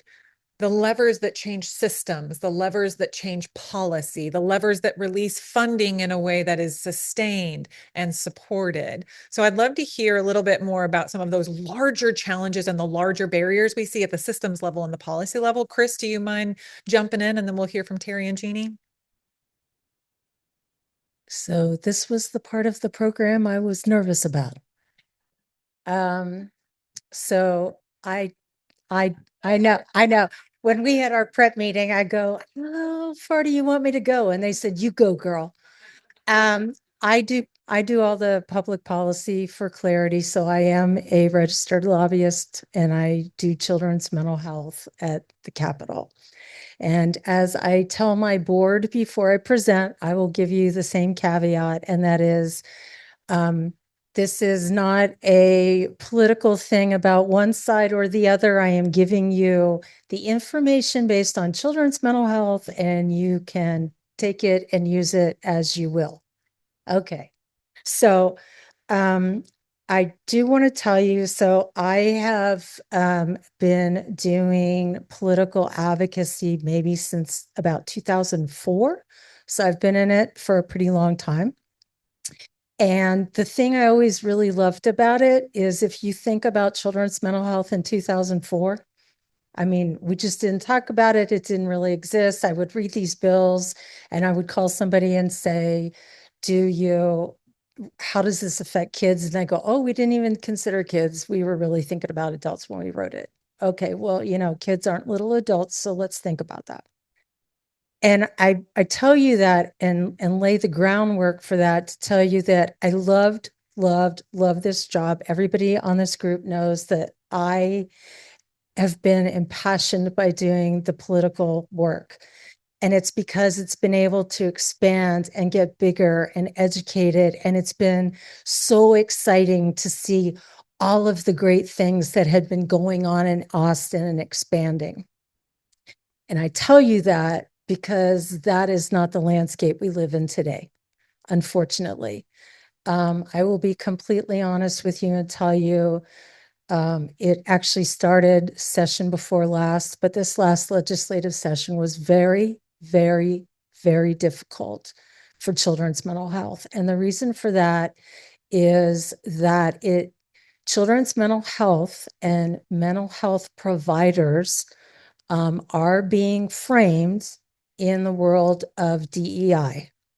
And mental health providers, especially to children, We are teaching our children to think a certain way, feel a certain way, et cetera, et cetera. And so funding has been very difficult.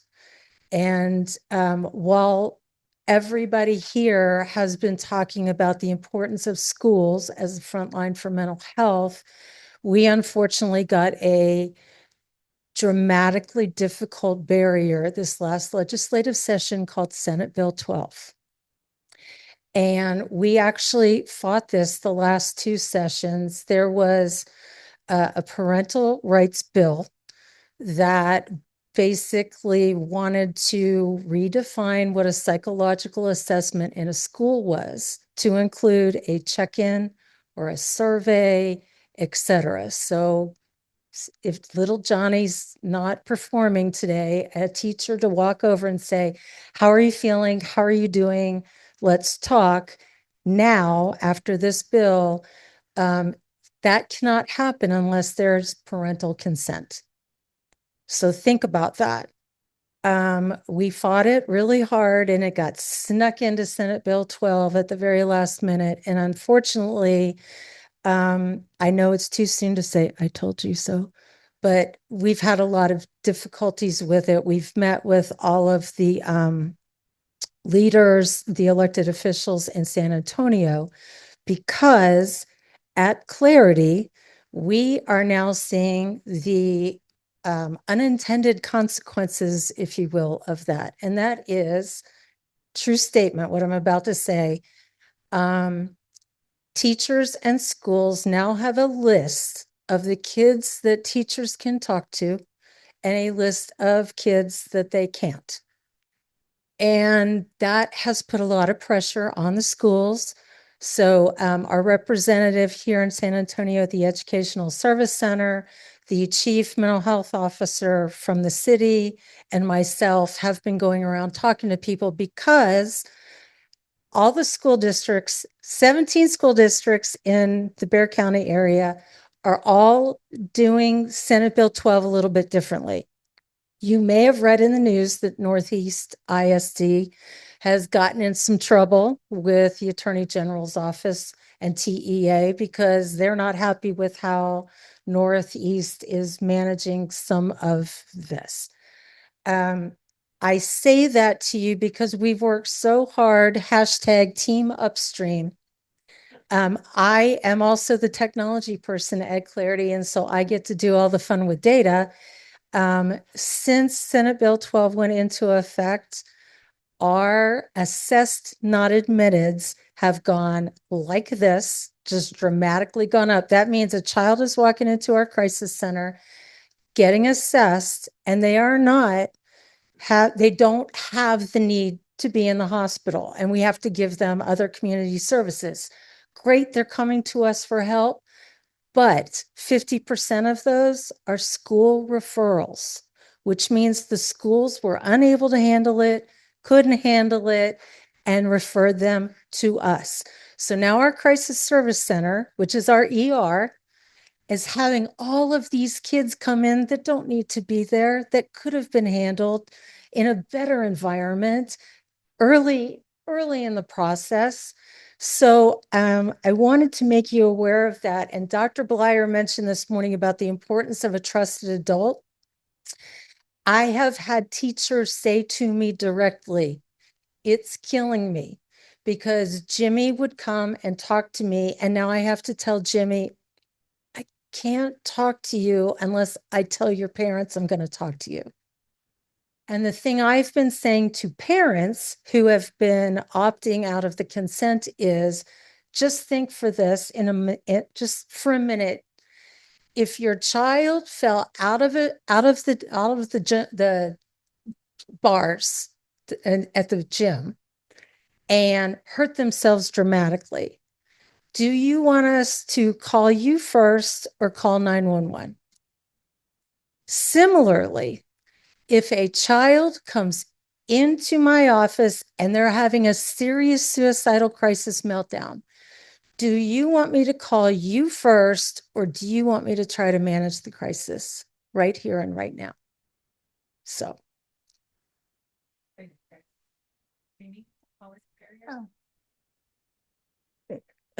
It's okay.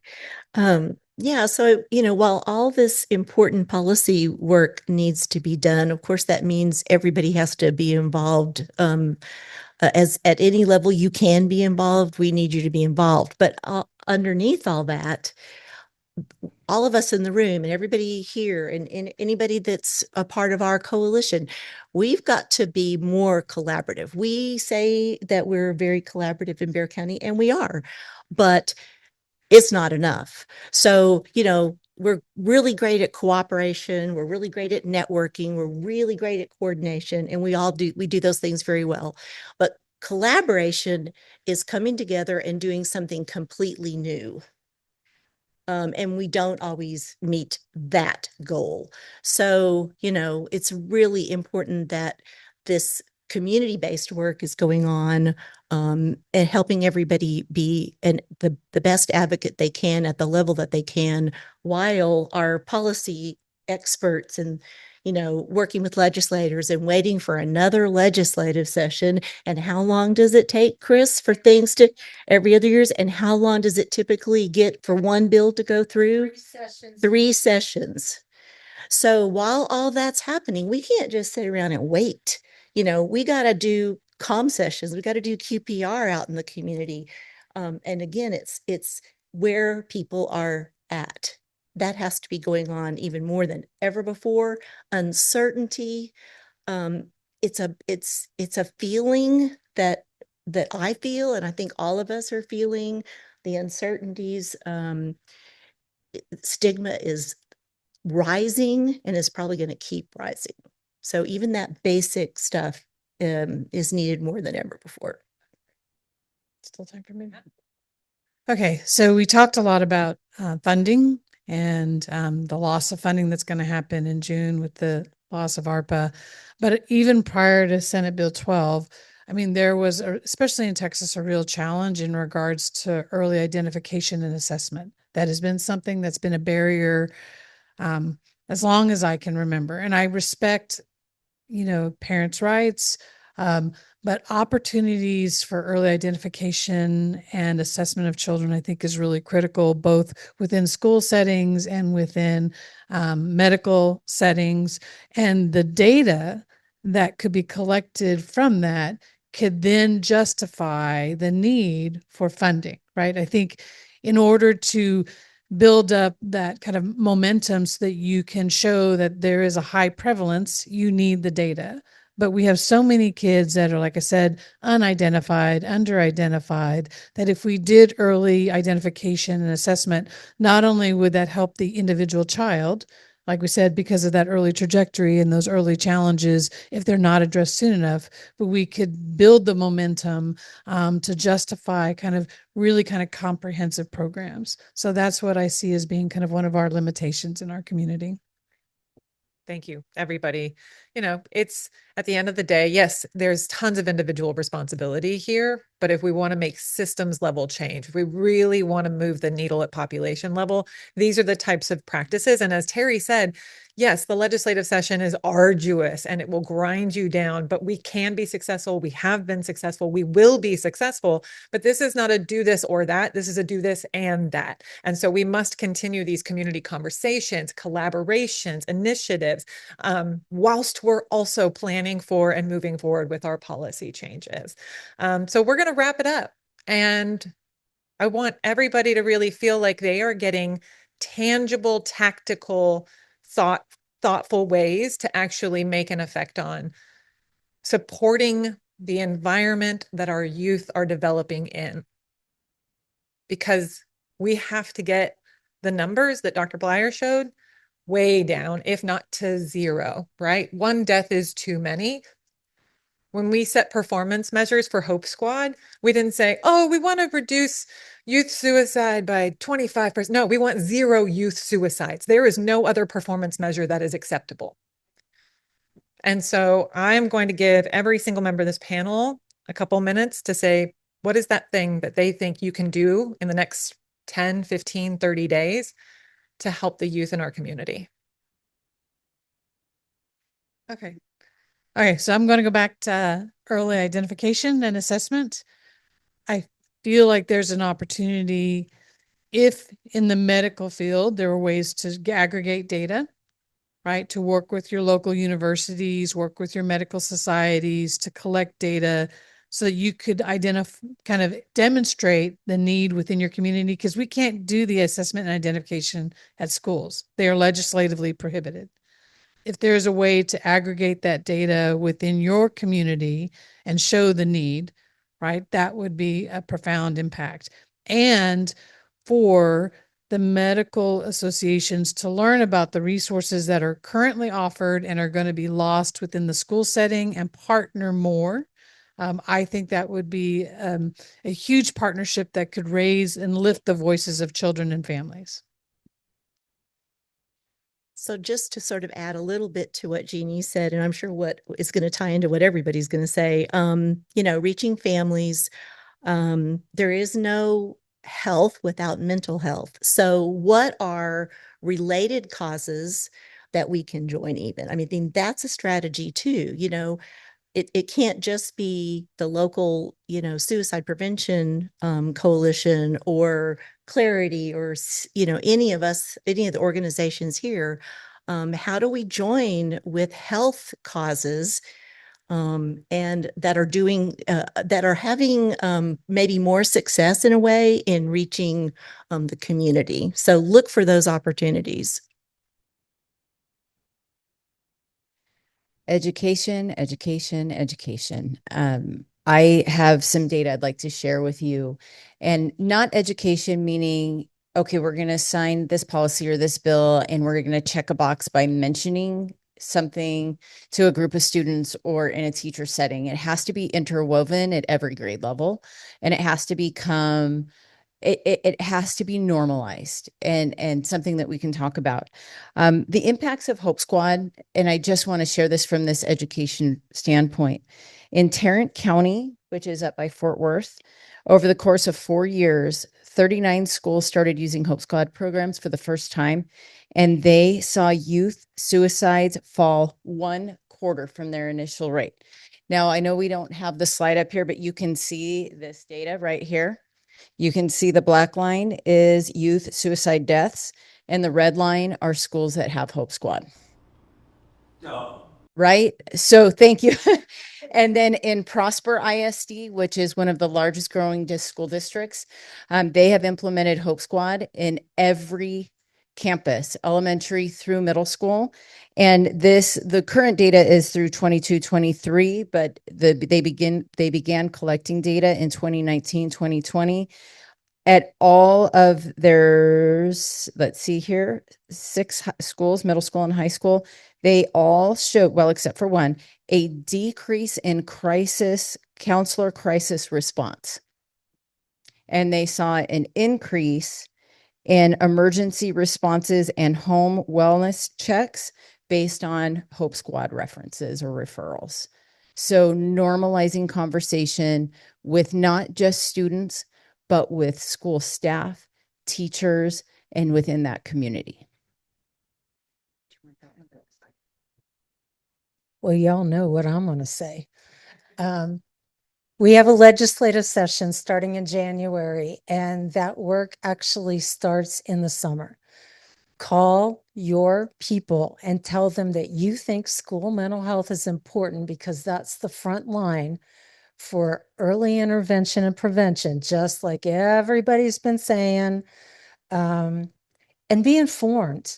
And when you're hanging out with your friends and your family this weekend, because it's going to be a nice weekend or you're going to do something fun, tell everybody it's important to have school mental health. It has value. It has real value.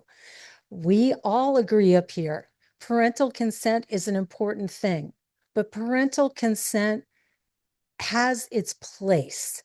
And a teacher is going to be the first one that knows when a child is acting off and should be able to at least ask the question. I agree with everybody, what everybody said. I get to be last.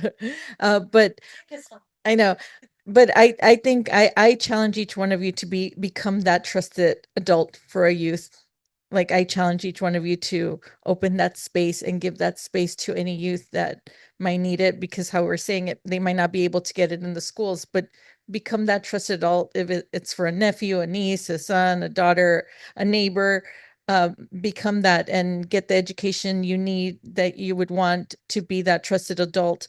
And also I challenge you all to self-care. We can't help others if we don't help ourselves. I know, like I connected all my 3 kids to counseling just because whether they were going through anything or not, they're in high school, one is in elementary, and they talk about things like I wouldn't when I was a child. So my daughter says, I have anxiety. I'm going through anxiety. I'm like, and I'm like, breathe, let's talk through it. But I connected them, and I was very fortunate. We have T-Chat, which is free, in the schools that my kids go to, and just so they could know it's there, they know. And then, and to top that off, I did it for myself too. I got myself a counselor, and I talk about it very openly at work. I'm like, oh, I'm going to see my counselor tonight. Oh, I'm excited. I'm going to see my counselor. And I talk about it with my family. I talk about it with people, and that gives them an open space and a possibility of like, wow, you have a degree in counseling and you work at NAMI and you see a counselor.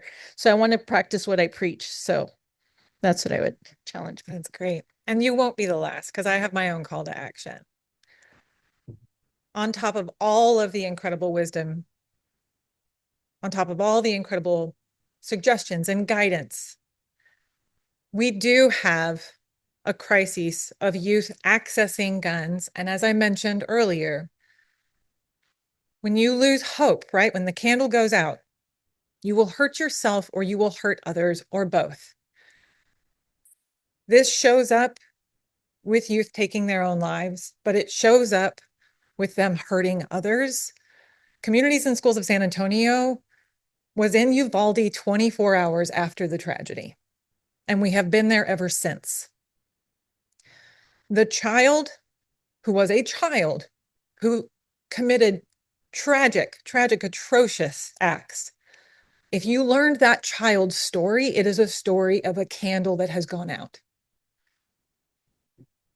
When we think about what it's going to take to create real action around this, mental health, talking about mental health, promoting mental health, moving legislation to fund mental health services is incredibly important.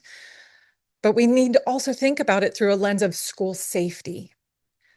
School safety right now has a little bit of a carve out, and it's really focused on funds for the hardening of the campus, for the cameras, for the doors, for the security personnel. It is allowable to use those funds for psychological safety, but you must do these physical safety components. And that's where the funds get eaten up, and they're not even sufficient. So when we talk about calling your representatives, call your representatives and talk about school safety from a psychological safety lens.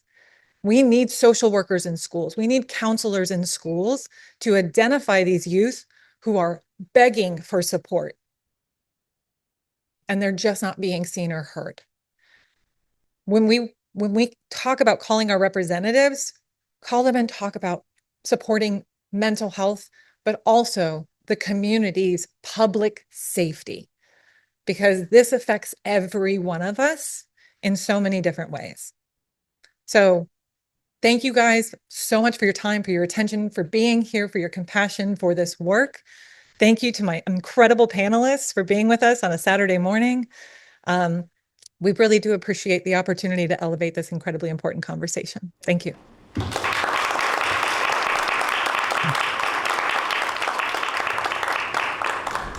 We are ready for our next panel, which is titled Community Violence Intervention Efforts and Firearms Safety Education, Translate Awareness into Action via Community Interventions and Safe Firearm Practices. Our panel leader for this second panel is Dr. Mercedes Ingram. who's the Senior Director of Mental Wellness, the Mental Wellness Initiative with the Bexar County Hospital District or University Health. She also serves as Director of the Cosplay Program, Zero Suicide, and other programs available at University Health. Dr. Ingram has held significant roles such as Senior Director of Medical Wellness at University Health and previously served as the Director of Population Health. Prior experience includes being a licensed professional counselor at Alba Wellness and a mental health therapist at UT Health Science San Antonio. Dr. Ingram's early career involved data management and program evaluation through the Division of Community Pediatrics. Dr. Ingram's PhD is in counselor education and supervision, alongside multiple degrees in psychology and counseling from Texas State and the University of Texas at San Antonio. Please join me in welcoming Dr. Mercedes Ingram. Thank you. Thank you. Can you all hear me okay? Okay. The last panel we had was this really wonderful information about what we're seeing in the state of Texas in our youth population and what we're doing really in the community and schools for those things. And we kind of want to translate that after hearing all of that information into discussing our community approaches to gun violence interventions, firearm safety education, and suicide prevention. So we have a wonderful panel here with a broad array of individuals from those fields. So I'm going to go ahead and read their bios to introduce them, and then I'm going to have them talk a little bit about their own initiatives in their own words. So Dr. Katie Wiggins is a pediatric trauma surgeon. She grew up on a ranch near Goliad, Texas, and attended UTSA for undergrad. She's a graduate of the UT Health Long School of Medicine and then went on to Baylor Scott and White for general surgery residency, during which time she spent a year of dedicated research time in a basic science trauma lab. She then completed a fellowship in pediatric surgery in Oklahoma City at OU, after which she joined the faculty at University of Colorado and Colorado Children's. She was then recruited back to San Antonio and joined University Hospital and UT Health San Antonio in 2022 and assumed the role of pediatric trauma medical director at UH in 2023. So welcome, Dr. Wiggins. Dr. Cynthia Lopez joined the Faculty of Division of General Pediatrics at UT Health San Antonio in August of 2013. As an associate professor, she supervises residents and medical students in pediatric residency outpatient clinics and develops teaching modules on mental health, asthma, and toddler care. She has been an active member of the Texas Pediatric Society Mental Health Committee since 2014, and she currently serves as co-chair.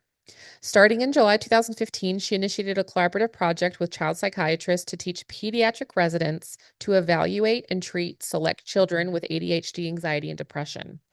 Over the next year, she developed a curriculum to increase knowledge and comfort level of residents in treating mental health disorders in children and adolescents, and produced packets for evaluation and management of ADHD, anxiety, and depression, as well as implemented and validated suicide risk assessments.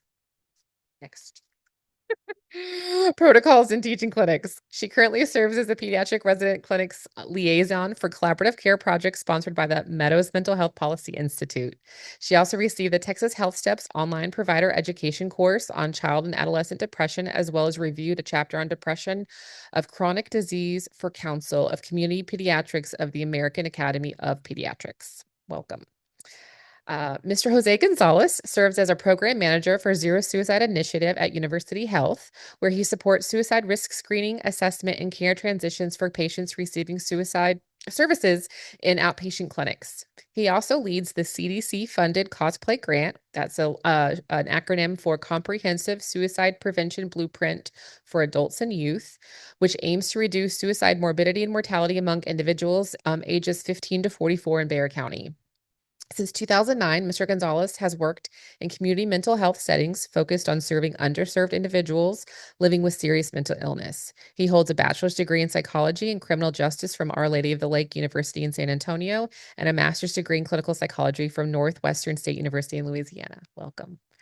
And last but not least, Cindy Strzelecki. I knew I was going to say this. Strzelecki became a volunteer for the Be Smart for Kids campaign 3 years ago after the mass shooting at Robb Elementary School in Uvalde, Texas.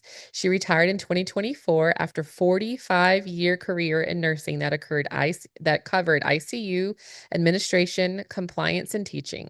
Cindy serves her community in several other organizations, including the League of Women Voters San Antonio, Texas Nurses Association D8, and the Windcrest Little League Board and City Council. Welcome. So very impressive panel here. We're really excited. So from their own mouths, I really want them to talk a little bit about their own initiatives and what we're doing with the community right now for gun safety, firearm safety, and suicide prevention. Okay. I finished residency in June of 2000 when kind of like the landscape was changing in pediatrics from learning how to treat you know basic infectious diseases or minor injuries. And it was kind of changing at that point where there was more mental health kind of coming about, and where we're doing more preventive things. So it kind of it shifted a little bit what my focus was after I started practicing in the Rio Grande Valley. I had not we had just kind of started with ADHD evaluation. So I had to kind of finish teaching myself and then doing it in the community health center that I was doing, teaching other folks there. And then when I came back to San Antonio, where I had done my medical school and pediatric residency, then I did a little bit of private practice where again I saw more actual anxiety and depression, and I didn't do that for very long. I went to teaching at the university in 2013. And there basically everybody's kind of tasked with working on whatever their passion projects are. And at that point, asthma was my passion project, but by de facto is again we started dealing with more really more depression at that point. Then I kind of had to first kind of learn myself and then start teaching the other faculty, and then finally the residents. It was a lot of kind of self-learning and teaching others, and in teaching others, learning more. It took about 5 years of us to get comfortable with managing depression after being able to evaluate and work out screeners and things. And then we added anxiety, and then we added, of course, suicide. And along with suicide is the screening for handguns. We made it kind of part of our regular well child checks to for all of these things, really make screening a regular thing. When we first started screening for mental health, initially some of the parents would have a little bit of pushback, and it's like, why are you asking my child these questions? And then basically we normalized it to where we did it for everybody. And little by little, we've expanded the screening and the evaluation that we do, and then doing a maintenance of certification for our clinic QI projects. I'm really big into QIs, and this has been one on how we would go through and do the screening for everybody, just for what's appropriate based on current recommendations, which have changed periodically. The last time was like 2021 for the anxiety screening, as we gather more and more evidence of effective ways of treating and early recognition. So there have always been ways that we can screen younger kids, but nothing as well, and we don't have as much evidence of screening younger kids as much as we do for the older kids for anxiety and depression and suicide behavior, basically. And so that's my role through the school, and then also the collaborative project. We've had a couple, one through UTSA coming in and doing counseling in our clinics, which we really appreciated until they're graduate students, so they graduate and they kind of go on, and then we didn't have them anymore. And we've really enjoyed having actually kind of doing the study through the Meadows Institute on having a co-located collaborative relationship with a licensed counselor and social worker. So that has been very beneficial, and so far we've still got them, but it's a grant funded, but we're trying to see what how it is that he would be basically paid for by the clinic. So far, it's kind of looking like it's more secondary benefits, as in decreasing hospitalizations and visits like that, as opposed to them being a profitable part of the institution. But we're still working on that as well, and kind of collaborating, working on billing so that he can be a little bit more successful and stick around in our clinics. A lot of what we do also is early relational health. As a pediatrician, we're asking, and really counseling a lot about building their social supports from the beginning, talking to the child from the beginning, reading to them from the beginning, and being that contact person to increase resilience over the years. And of course, it probably begins before pregnancy as well, but we do what we can on there. Through the Texas Pediatric Society, we're mostly, the mental health committee is mostly an educational component, and we put together different mental health topics, including screening for suicide, anxiety, depression, of course, ADHD, some autism as well. So it's again, we try to teach our members, even though they didn't get it during residency, being comfortable with those issues, and lots of other little things, but I'll let somebody else speak. During the day of Uvalde, I was in clinical with students, and as I came to post-conference, one of the students asked me where one of our other students was located, because she had heard about the active shooter at Uvalde at Robb Elementary. And so it turned out I had two students that were from Uvalde, and one of them, actually two of her first cousins, were airlifted to University Hospital. They both survived, but certainly that impact, not only to her family, but to our whole group in the clinical setting and the students in the school, was very life-changing. After that, I got in touch with Moms Demand Action and attended one of their educational meetings where there was an exhibit of the Be Smart for Kids program. It's a national educational program for adults on responsible gun safety. And this year, we just had our 10-year anniversary. It is under the umbrella of Everytown, which came about after Shady Hook.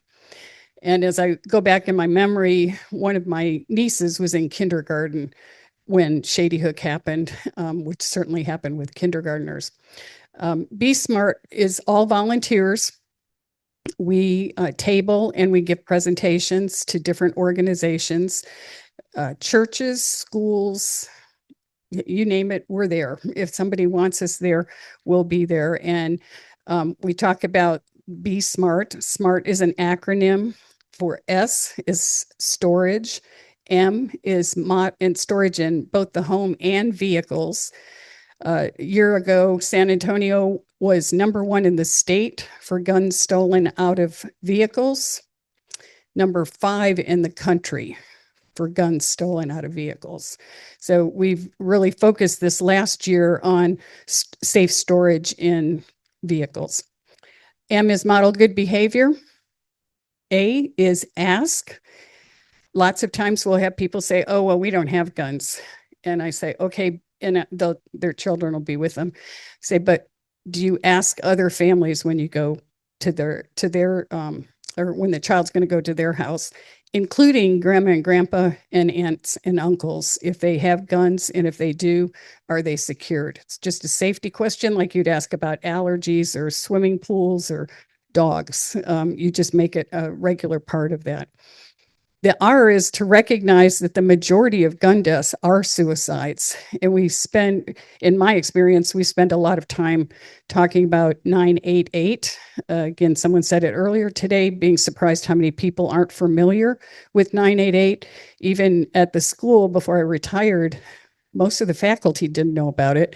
And so we actually put it up on the screen. So as they walked into the building every day, they would see information about 988. And we did other education with the students. And then T is tell other people about the program and safe, responsible secure guns.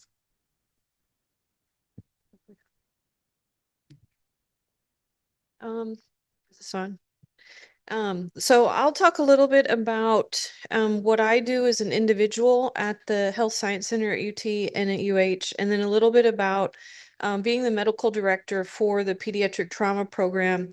In that leadership role, our program has several things that it's involved with as well. So for me as an individual, I think, you know, most of us that take care of children as a pediatric surgeon know that firearms kill more kids than anything else. And so, you know, I find that a very sobering fact, but it really hit home for me when I was in Colorado and I was taking care of a kid who had dad was in the military. She found an unsecured weapon and shot herself. And so she had some, you know, pretty intense injuries that I was taking care of. And so she was with us in the hospital for a while. And in talking with her and her family through the long course of her admission, it was unclear to me if she had a mental health issues, etc. So I called the pediatrician to let the pediatrician know that you know we had a mutual patient and try to get a little more background. And in talking with the pediatrician, you know, we went through sort of the clinical stuff, and at the end of the conversation, you know, I said something just like, you know, what do you guys do routinely to talk about firearms like in your practice? Because, you know, I know the American Academy of Pediatrics recommends, you know, screening for firearms and having safe storage talks. And the pediatrician said, well, you know, I don't get into that. That's a political issue. I feel very uncomfortable. And so, you know, we don't really talk about that. And we talked for a few more minutes. And then the pediatrician said, you know, but I really wish there was something I could have done to, you know, try to prevent this. And that, you know, really sort of planted a seed and got me thinking like, well, you know, that's sort of mutually exclusive, right? Like we don't do that, but what could I have done? And I could hear that the pediatrician like wanted to do something. And so I thought about that, you know, read about different things that people were doing. And so when I came here to San Antonio, I instituted a education program for really anyone who will have it. And so we give like about a 1 hour lecture and talk about statistics, you know, to try to drive home the fact that firearms are a huge public health issue. This is not really a political issue. This is killing a bunch of kids, and we should take this very seriously.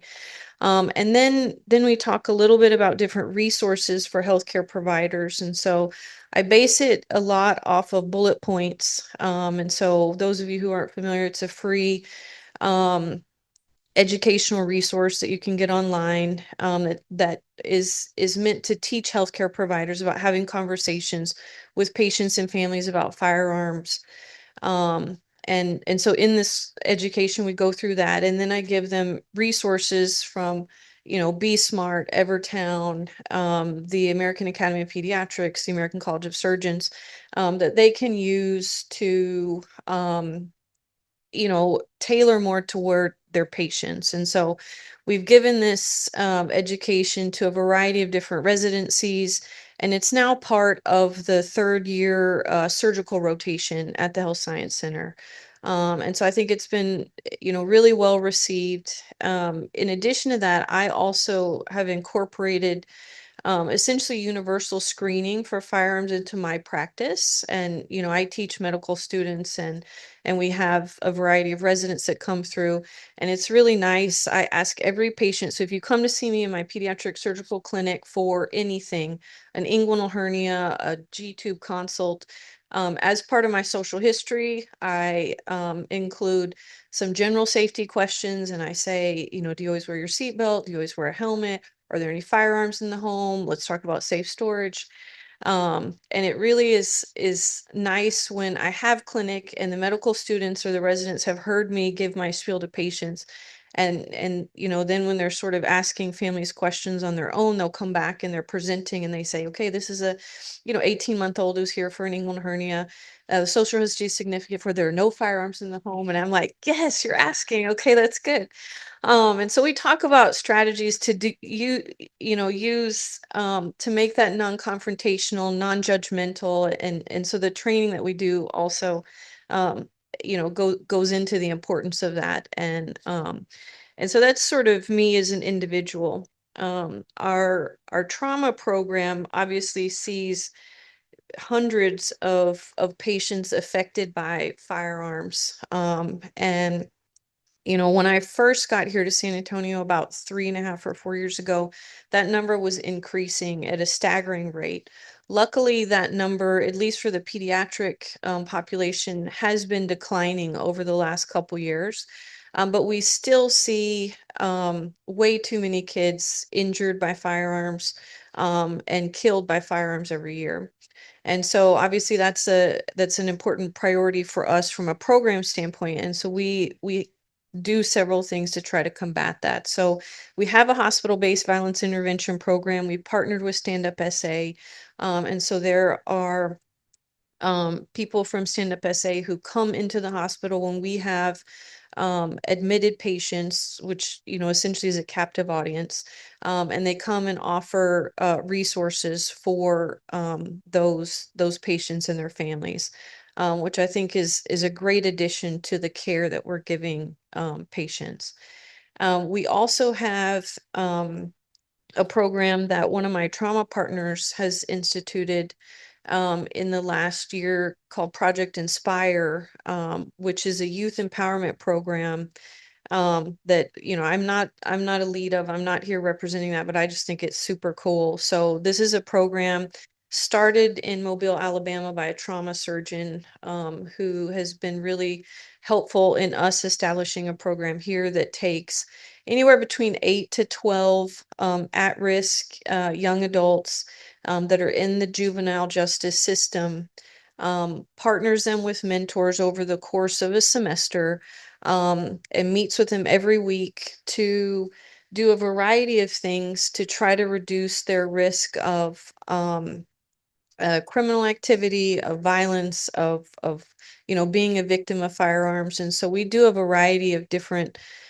things with the kids, from healthy relationship choices to financial education to trauma-informed care talks to a couple weeks ago we did a CPR and stop the bleed session with them.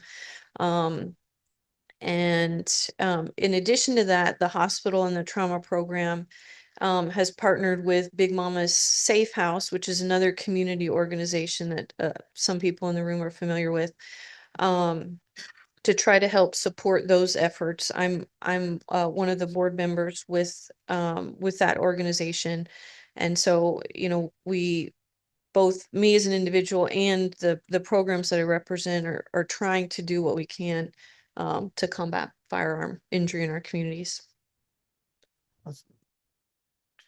Thank you. Good morning, good afternoon, good morning, y'all again. As Mercedes mentioned, my name is Jose Gonzalez. I work at University Health. I started at UH 7.5 years ago with the Zero Suicide program. And she noted I'm here as part of the COSPLAY program. So to talk about COSPLAY, we need to talk about first about Zero Suicide. And Zero Suicide is an initiative. The name itself is based on an aspirational goal of achieving zero suicide death. But it's a model for healthcare organizations to adopt to improve suicide care. Don't ask me for all the steps, but they're like 7. But we implemented that at UH. We were the first cohort to be funded in the nation of, I think it was like 3, and the only healthcare organization in the United States to be funded for that initial cohort.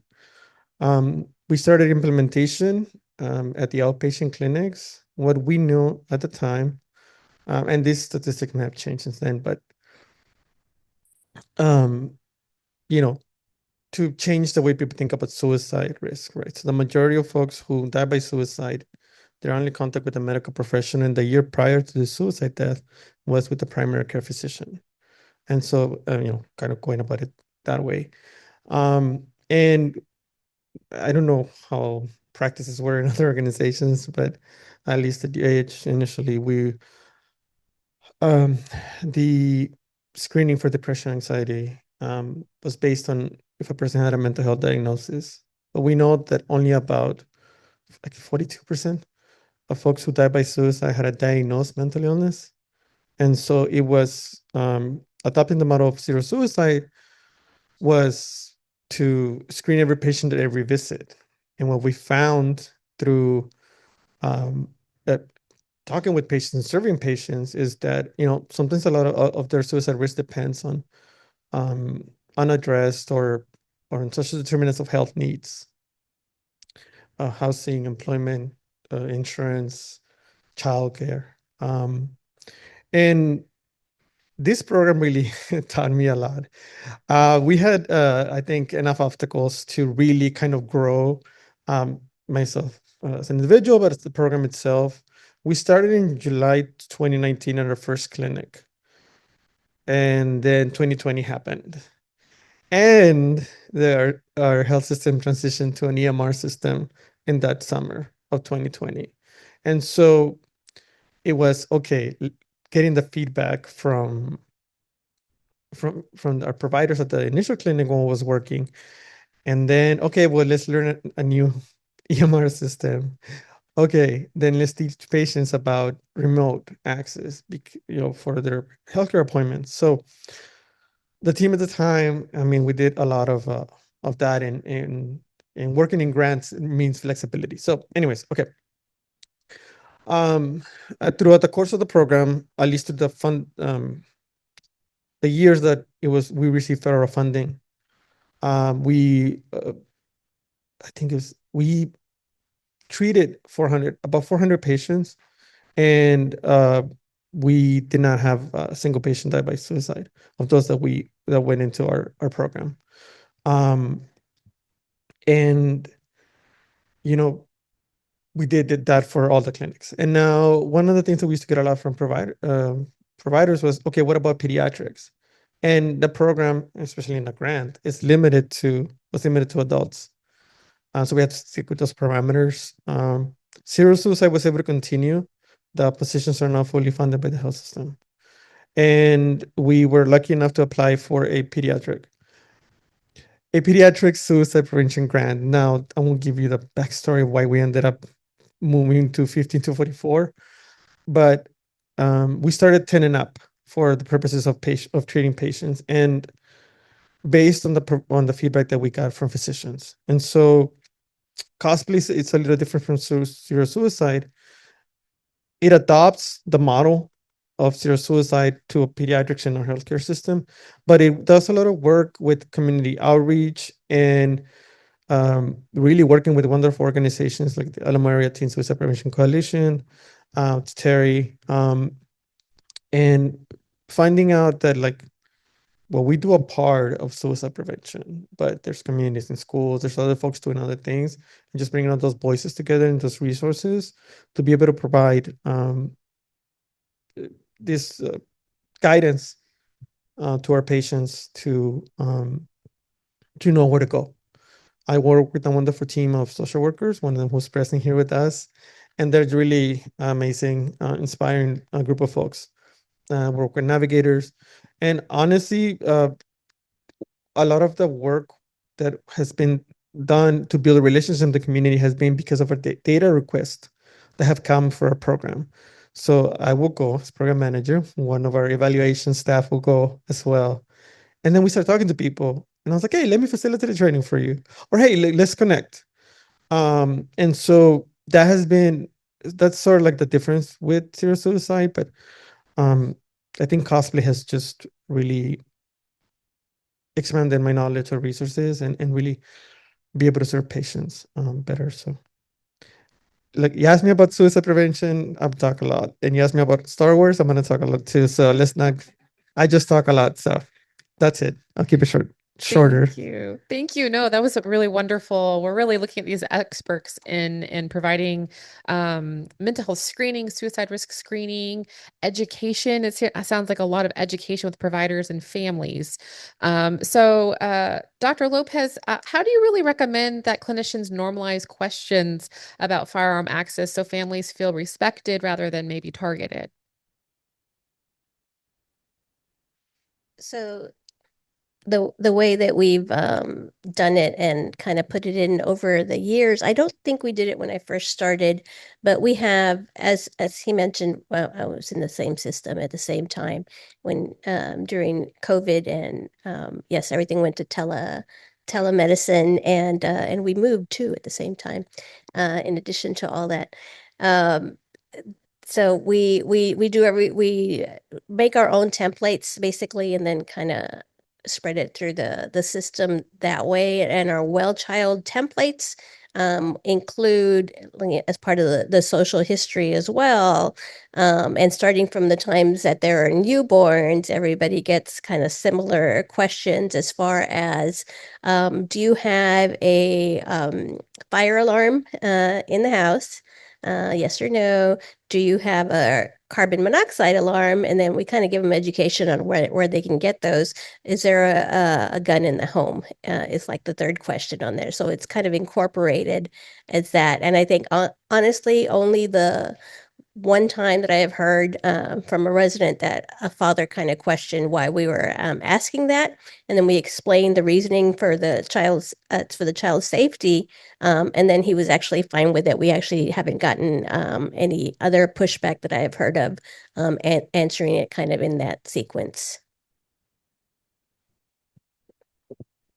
Thank you. So same with you, Dr. Wiggins, how would you approach families when discussing firearm safety without really increasing that shame or defensiveness?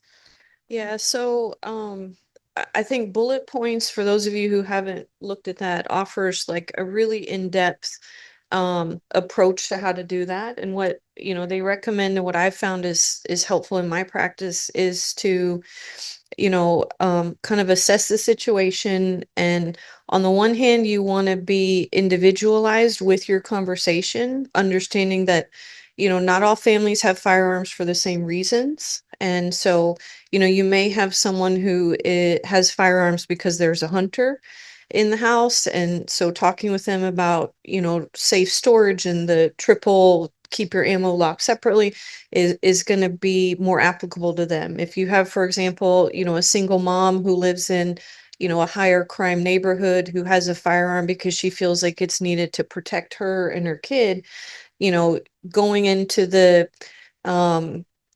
conversation without understanding where she's coming from, and then talking about having the gun unloaded, etc., may, not really resonate with her. She may not feel heard. And so I think, that's important. With that being said, I do teach and strongly believe in universal conversation. So I think you should have a conversation with all your patients, but that conversation needs to be tailored to that patient. And so the way that I do it, and have found it to be non-judgmental and go over really well with patients, is I say, hey, I've got, I'm doing my history and physical. Do you have any past medical history, past surgical history? When I get to the social history, I say, hey, I have some social questions. Anybody in the home smoke? And then I say, it's sort of just like a soft warm up. Then I say, I have some general safety questions that I ask everybody. Do you always wear your seatbelt? Yes, that's important. Okay, what about, do you wear a helmet? Anything with wheels? A helmet's important. We don't want to see head injuries. And then I say, are there any firearms in the home? And I typically, if I'm honest, I don't even wait for them to answer, because sometimes you can see people kind of bristle up a little bit, like, why are you asking that? And so I say, are there any firearms in the home? The reason I'm asking is we have free gun locks, safety. We're very big, safety is our top priority, and we want to make sure that everybody's being safe. And then, by the time patients hear, oh, safety, she wants me to be safe, free gun locks, okay, then I can see them sort of relax. And it's not often that people bristle up, but when they do, I find that I almost just do like diarrhea of the mouth. Are there any guns in the home? I'm asking because I want to be safe. Like, then it doesn't give them a chance to get defensive. And then when people hear the word free, then they're like, way more receptive too. So I found that to be really helpful. And the only feedback that I've gotten in clinic is people being really happy that I'm asking. And I've had several patients get so excited about it and, hey, this is great. And do you have anybody who can come talk to me in my church group or my Boy Scout group? And so I try to share that story with people when I'm doing education, that, this isn't political. It doesn't have to put people off. This is important. This is a public health safety issue. As healthcare providers, we really should be doing this for all patients. So I found that approach very fruitful. Thank you both. So it really sounds like what Dr. Wiggins and Dr. Lopez said is standardizing universal screening, like it just like making it part of every conversation, every time you go to the doctors, every time you have a visit, every time you have a check-in. It's just like you would ask any other question about height, weight, whatever. It's just part of the standard screening. And then also approaching it and like maybe a softer approach and saying like, I'm asking because, and so we're asking for safe measures and coming in that way that we're asking everybody. Yeah. Because it becomes part, like I said, we do it from the first like well child visit from when they're newborns as well. By the time they've been in our clinic for a little while, they actually do the what comes after that. It's like, yes, and I do have it stored separately. I have the ammunition stored separately. I have it in a safe, and they'll actually tell us that before we even ask. They're almost expecting the question at that point. Okay. Cindy, so in a kind of similar route, how do you engage gun owning families without alienating them in your education? I do a lot of tabling, and as they come past the tables, we have posters that we have one in particular that shows cable locks on different types of firearms. And so lots of times that grabs the attention of whoever's walking by. And so we'll just usually kind of feel them out. Oh, do you have any guns in the home? And, if they say no, we move on to some of the other things, but we do talk about the ask if your child's going to someone else's house for whatever. Another thing that has happened was one time I had a grandmother who, when I asked that question, said, oh no, we don't have any guns, to which the granddaughter, who was probably about 8 years old, standing next to her, said, yes, we do. Uncle so-and-so has a gun in the house. And Grandma had no idea there was a gun in the house. So sometimes that really opens up the conversation too and lots of times we have cable locks that we get through the university.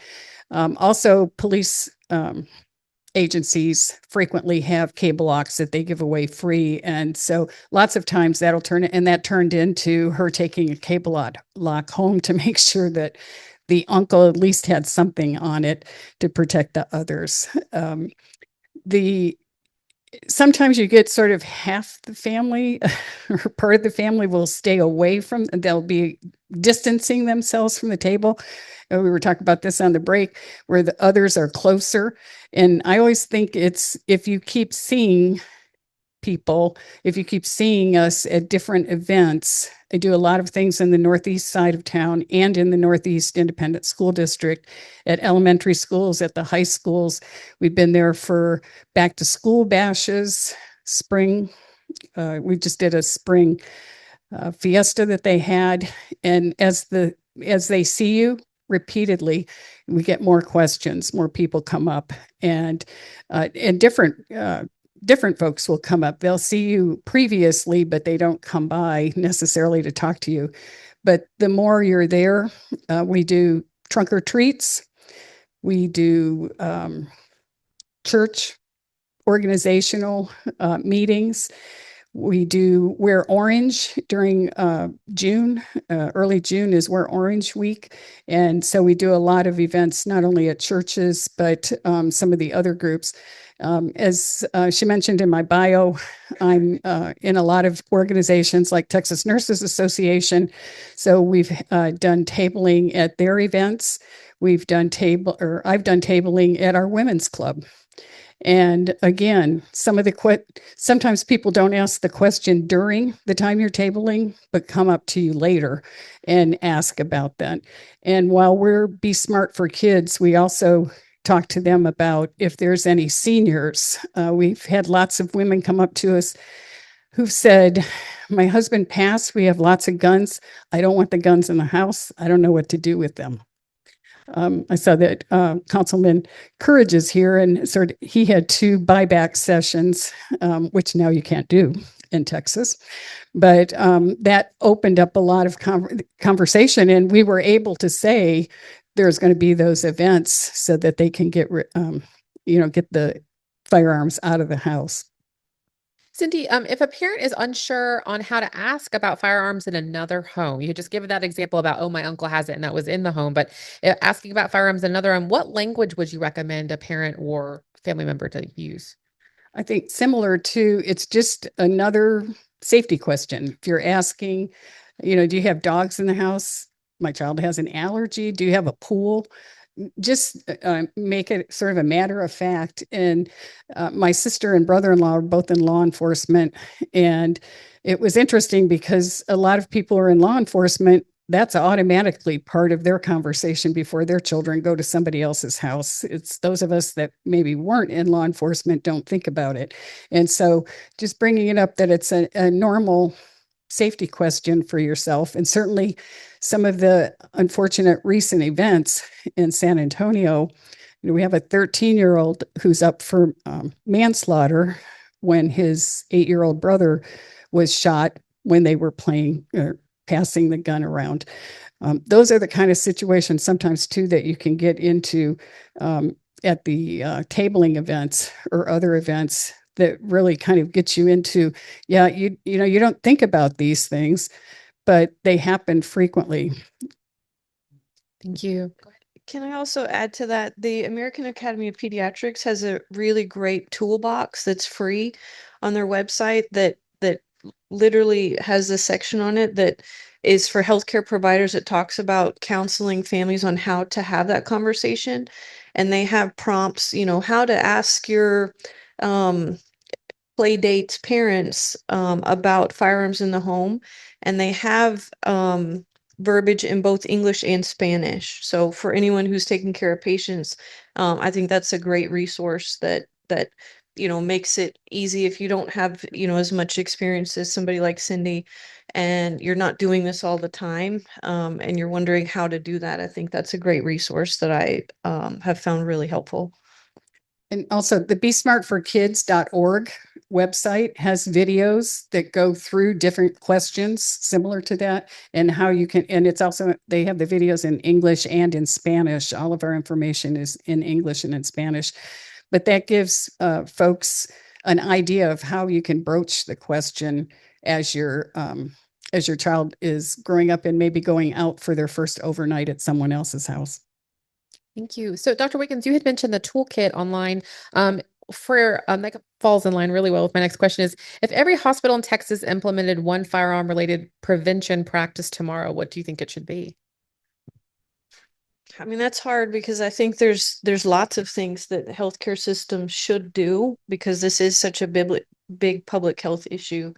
But I think all of that starts with recognizing that it's a huge issue, and then educating staff on how to have an impact on it, whether that's, like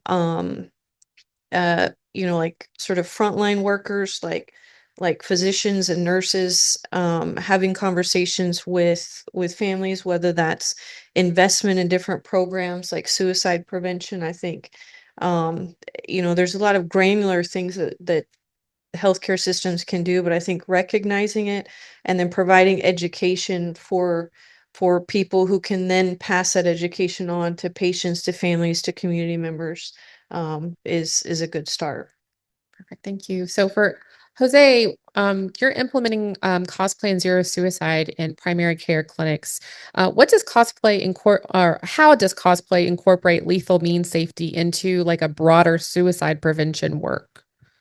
Thank you. So one of the emphasis for both programs, particularly in cosplay, And we utilize CALM, the CALM training, Counseling on Access to Lethal Means, to train staff or really anybody who wants to be a part of it, to learn about means safety. And we know that's it doesn't take a lot of effort to do, as far as like, okay, well, let's put this, things apart. So, and then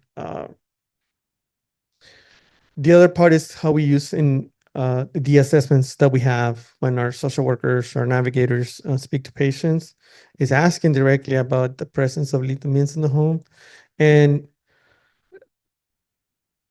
taking steps to guide the patients, guide the patients to, if one of their loved ones is in a suicidal crisis, to, again, put time and distance. And I wanted to share a quick story. So we had a patient who was being seen by one of our social workers, and there were firearms in the home. He was going through a suicidal crisis, and they had the conversation, and he gave the firearms, to a friend. And apparently they were very close, because the friend sold the firearms and but a fishing equipment for them. And then they were fishing. They would go fishing. And it was a wonderful story, because he now had somebody that was supportive and understood his issues, but that also took that huge step and to address that particular concern. Really, a lot of things happen for this patient in a positive way. So they will find housing, again, through his efforts. He was advocating for himself, and through the work that our social work team did. So I think it's just really important to ask about means safety, especially firearms. And the one thing I did personally to you can be more informed is to become a gun owner and go through the safety course, do all those things, to demystify for myself what that was about. So I can have the conversation on both sides, right? Like, I'm a firearm owner. I'm also in suicide prevention, talking about means safety. So, yeah. So you all have spoken about general positive reactions you've encountered with patients or individuals that you're working on in the community. This is a panel question, what resistance have you might encountered in your work, and how do you respond constructively? I'll take that one first. So, honestly, so when we started, and I swear I'm not picking up providers, but this was born out of a genuine concern of, what do we do with these patients once we ask about suicide? And the old method was, well, everybody who says, I have thoughts of suicide, or have had thoughts of suicide, so emergency detention. Well, we know that the emergency room is really not the best place for that. And then there's an elevated risk of suicide post discharge from the hospital, up to a year. So the resistance was born out of genuine concern, like, what do we do with these patients? And I really want to say that although serious suicide and custody are not the sole answer, the fact that there was this transitional program to guide patients to additional resources, especially the majority of them don't need to be. I don't know, maybe like less than 5 emergency detentions we've had for patients who were enrolled in the program. And so, talking to the clinic leadership, to providers, and doing that more than once. So going back for a year to do another training, keep talking about this, send guides on how to refer, complete a referral on an Epic for a patient who's been positive for suicide risk, and continue to promote, like, talk about it, engage. Identifying physician champions has been wonderful. I mean, I can talk about that forever, but it was that was the sort of like the main. And then the other part was like, and I get it, because when I go to my own appointments, but it's the limited time sometimes the providers have to a busy clinic schedule and their own I forget what the word is, but basically, like, the number of cases they have to see, right? So it was working to them and just continuing to, attending clinic CQI continually quality improvement meetings, and just, hey, we're here. Say we're here for this. Please, like let us know, and we'll take care of it. And kind of minimizing that concern for them. So for you, for supporting the work, making sure that you have somebody championing your work. So even if you are receiving resistance and going into clinics or working with patients, that you have somebody behind you in your leadership or medical director saying, yes, we're absolutely doing this. Yeah, we need someone to strongly encourage participation sometimes. Let's put it like that. We were fortunate with Zero Suicide to have a wonderful chief of behavioral health assist us with, like, for example, integrating the CSSRS in Epic. And then promoting our program to the executive director for the physicians. And then our boss, at the time, Dr. Villarreal, being friends with our CEO at the time, again, Mr. Hernandez. So those key leadership positions, the chief of police, again, physician champions, that was so vital and so important. So if you want to do this in your organization, definitely identify those folks and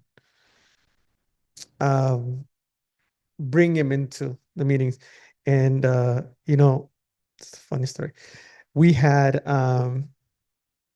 incentivized attendance to our advisory meetings by bringing tacos. We just did it, hey, like, we want to be hospitable. And we just identified that they probably were coming primarily for the tacos. It didn't matter. They were there and they participated. So, yeah. Tacos bring people to the table. La Gardenia on the east side. How about for others? What resistance have you encountered in your work, and how have you overcome that? What resistance might have you encountered in your work, and how have you overcome it?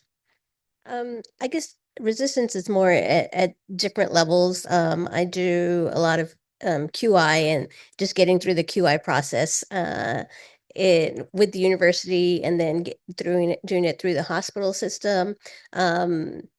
Resistance is more, again, from management. Are you going to use my staff as opposed to the residents or somebody else to do this job? And especially with the mental health one, we got them engaged from the beginning, and going through the whole workflow. They've been front desk, nursing, and certainly the leadership has been very accommodating, and we've gone through it. So we've done very well with that.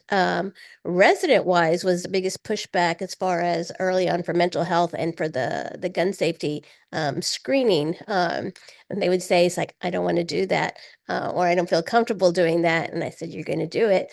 And the people that complained the most were actually really good by the time they were third years at both of those processes. So yes, it's like flat out resistance, but ultimately they did it. I'd say a couple of other areas that, and again, because of networking, but I'm on city council, so it was easier to probably get through, but we had a proclamation for Be Smart Week that's in August. And as that was presented, we also tabled there. So people there know that I'm involved, the police chief, we've had lots of conversations on that, but getting involved locally with your city council members and others is very helpful. The other group I talk about would be media. If I'm watching local TV and they're talking about an incidental shooting and they call it an accidental shooting, I pull up their website that moment and send an email and say, please stop saying it's accidental. It's preventable. It's unintentional, but it is preventable. And so if you would please change your language when you're talking about it. That happened just before Wear Orange Week, about a month before.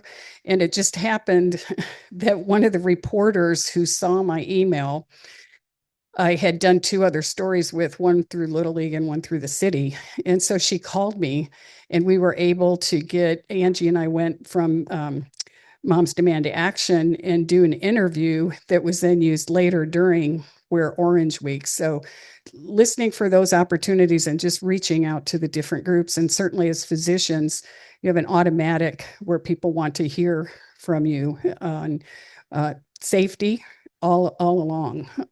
But we have a duty to children. We have a responsibility to children, and we have a responsibility, I think, to change our language.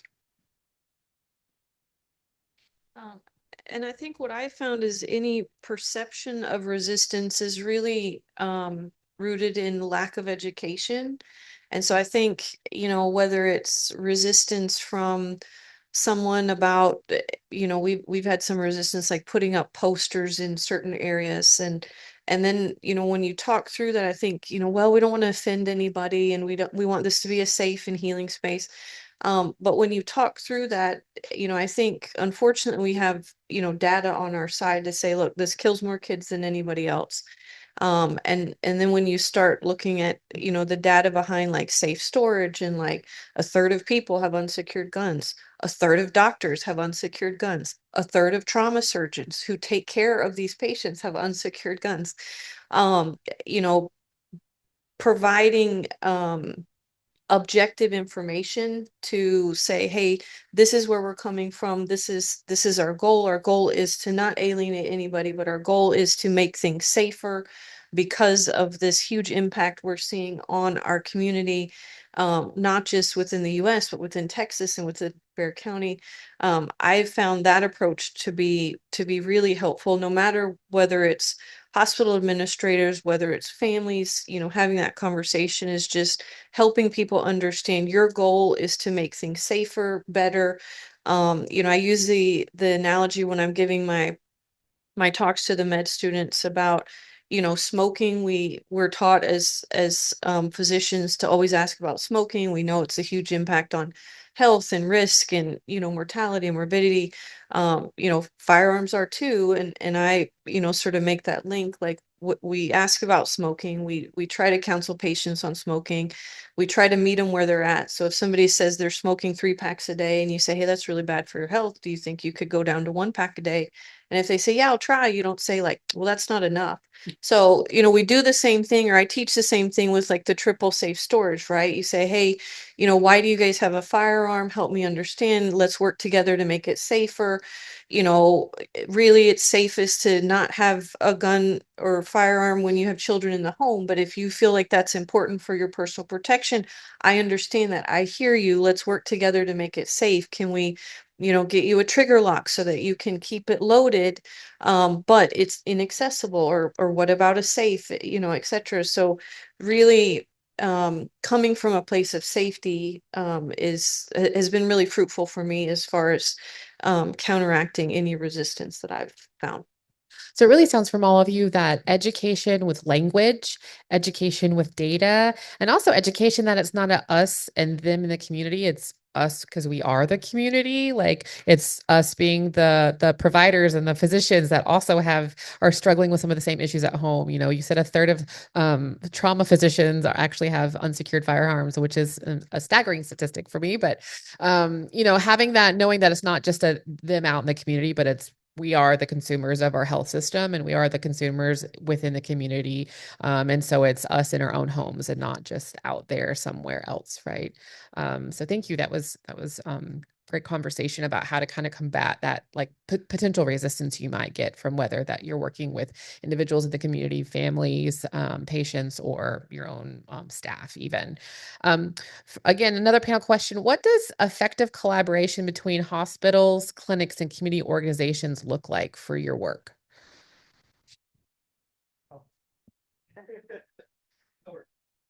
I think it's been one of the greatest things that we found since we started implementing Cosplay. It's just been the amazing work that's already being done and connecting people with others. So being part of coalitions. I'm part of the Ala-Morelia Teen Suicide Prevention Coalition, but also the Bexar County Adult Prevention Coalition, Aspire, and the connections that you can make from there. Sharing like best practices or even sharing resources. I know I work with Terry a lot. Like, hey, I can make this particular thing. Can you go and train Edgewood coaches? Yeah, I'll be there, right? And things that develop from like the Teen Lifeline Collective, I think. And just meeting folks and understanding, okay, well, they're doing work here. My little brother is a assistant principal at Idea School, one of the Idea schools, and now bringing that resource, like, okay, well, I have, he's gonna do what I tell him to do, and so it's not. But leveraging who how and really in the spirit of like understanding this as a significant problem in the community. And the last thing I'll say is it provides fuel to keep going. When you see that you're not alone in the struggle, you learn from others on what works best for like tabling events, engagements, different things like that. And then just, like having allies in this particular effort. So, yeah.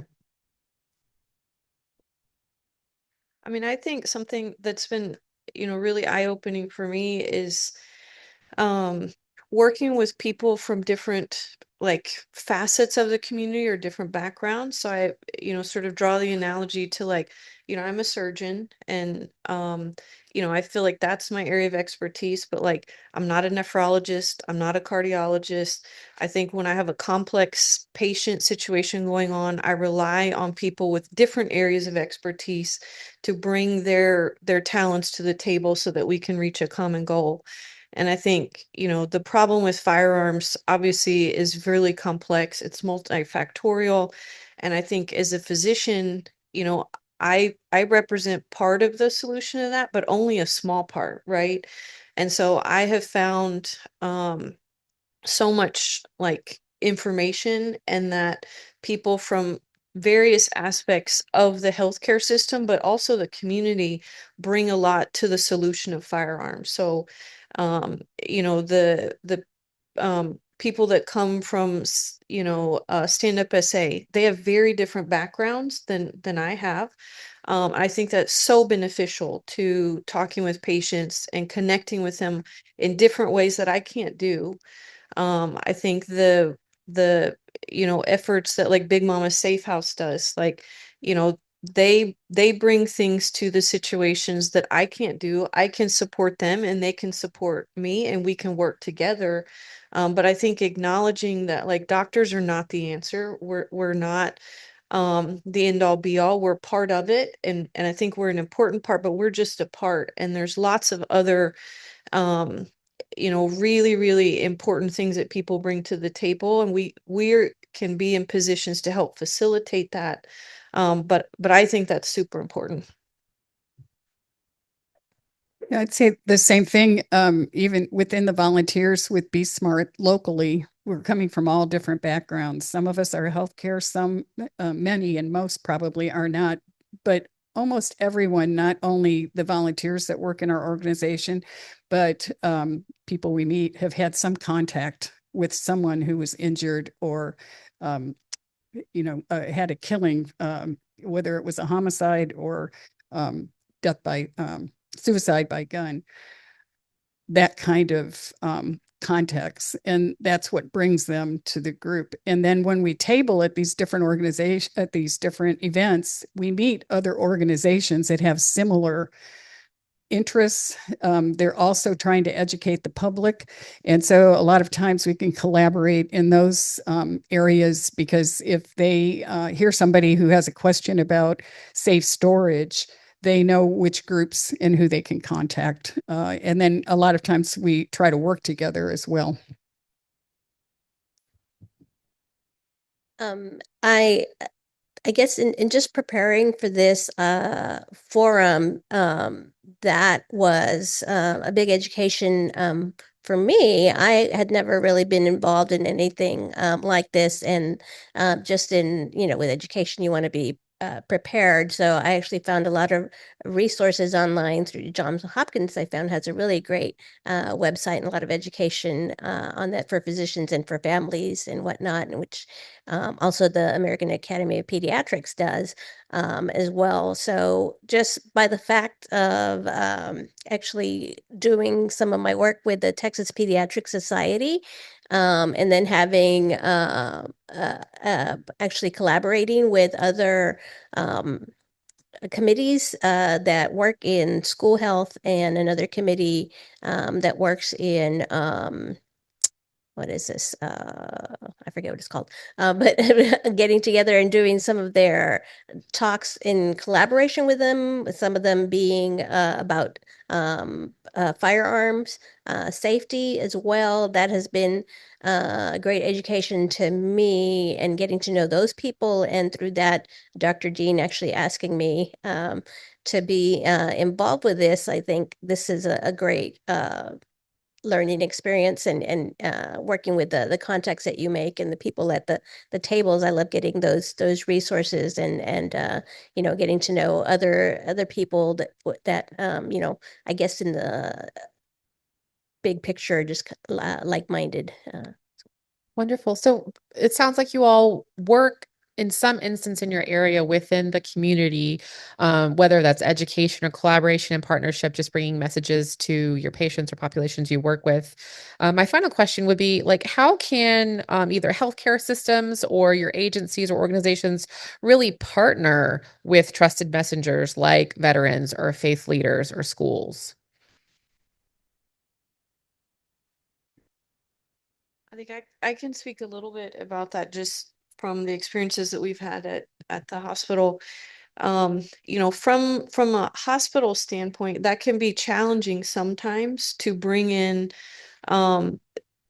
people with lived experience. Sometimes they'll, you know, be criminal record situations, and there can be rules against bringing I don't know, people with those types of things in their background into a healthcare setting. But I think when you're able to couch that in the greater context of this is a program, this is someone who's here, who's going to provide these benefits for our patients, which we think in the end, you know, is super helpful, is a way to overcome that. I think, you know, one of the things that I was kicking myself for leaving out was when we talk about collaborations, one of the things that I want to focus on our group, particularly social workers and implementation, is collaboration with patients and hearing their voices on what works and what doesn't. And a lot of times these patients are not, you know, survivors or lost survivors of attempts, but implementing some sort of systematic way to collect their feedback. They are the ones being served with this. We shouldn't rely on just statistics. Those are important, tell us a lot, but and also not living up to the patients to, for example, we had a patient that sent us a Christmas card saying how much they appreciated our social work team. But to develop, and I want to give credit to Elisa here, for championing a form for patients to give us feedback. How did you feel the context went? What was most valuable to you? Did you feel you were contacted regularly? And I think when we talk about the community approach, but when we look at more, perhaps at a more individualized level, you know, what are our people telling us? What are the people that we serve telling us? And we've found that, you know, honestly, what are our providers telling us? Like, what are your anxieties? What are other staff, right? And how can we address those concerns? So, but I wanted to definitely mention having some way to get feedback from the patients and then using that to improve. Yeah. So whether you have lived experience or not, making sure that those patients have the voice in the process and giving you feedback is also really important, it sounds like. Yeah, because, you know, with grants, it's a never evolving process. And I always say that if you want to age like a president, be a program manager, because there's just so much stuff, right? But the best way we can mold, we have an idea when we create a proposal. Oh, this is how it's going to go. Well, we weren't expecting to change EMR systems or have COVID for serious suicide. So part of that ever evolving process in making things better is having the opportunity to hear from physicians, to hear from the staff that honestly may have more time to interact with patients and medical assistants, all of those folks. And then using that to evolve the grant process and the program, and then, be successful. Anybody else? No? Good. Well, we have 2 minutes left. So I wanted to kind of just open it up in case there was 1 or 2 questions for anybody for the panel. We have, such a strong line of subject matter experts here. Any questions? Yes, go ahead. I was just gonna say, how would you approach someone who says, well, my kids are around guns all the time, they know not to touch them? Because I get that a lot when I table. So I was just wondering what your approach is and how do you talk to a parent who says that their kid knows not to touch a gun? Well, sometimes I go to, the research, even if kids have been in week-long programs about not touching guns, as soon as they're not being supervised, if there's a gun in the area, the research has shown that they do touch the guns, they do pick them up, they're curious. As kids are. And I know sometimes too, we get, I've got my gun is secured, and you're like, well, where is it? Oh, it's in the shoebox in the top of the closet. And sort of part of what we say back to them is, do they not find their Christmas gifts when you hide them around the house? They're going to find them or know that they're there. When we talk about teenage suicide, even if you have a safe that has a combination, sometimes what we hear is those teenagers know what that combination is. And so we also talk about putting things inside the safes, a picture of the family or some memento that will make them maybe just pause for a second to think about it, because over 90% of the people who attempt suicide by gun are successful. And so if you can get them to stop, and even if they've gotten into the safes. But I think on the other is just, do they always do what you tell them to do? I mean, that's basically the storyline. Yeah, and I'll echo that. I mean, I look at kids, from when they're infants, their whole job is to be curious and learn about the world, right? I mean, that starts, they put stuff in their mouth, they say why. They're trying to learn about the world, right?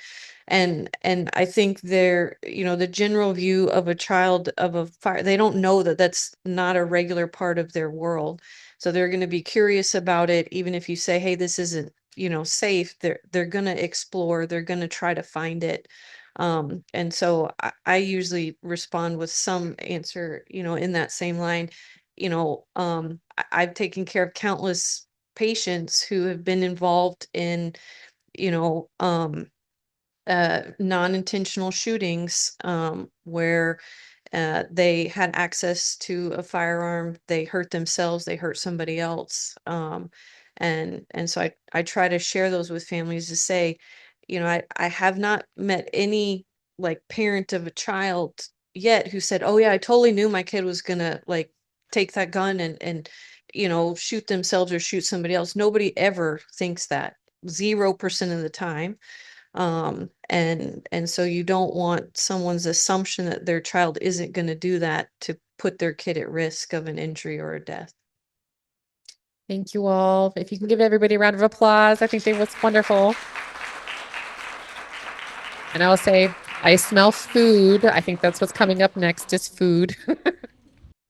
As the panel moves off, we actually wanted to leave a little bit of time. We have a special guest with us this morning who will take a few moments to address our audience. So as the panel is getting situated, I'd like to take this opportunity to introduce John Courage. Mr. Courage served as District 9 councilperson for 8 years from 2017 to 2025. A former teacher and a U.S. Air Force vet, Representative Courage has also served on the Alamo College's Board of Trustees. His contribution to City Council, in particular, is defined by his role in establishing the San Antonio Weapons Exchange Program. Over the course of 2 weapons buybacks, nearly 2,000 weapons were brought to city officials and traded in for gift cards. In that process, Representative Courage described his efforts as an effort to try to make San Antonio safer, to work against eliminating suicide and domestic violence. Please join me in welcoming Representative John Courage.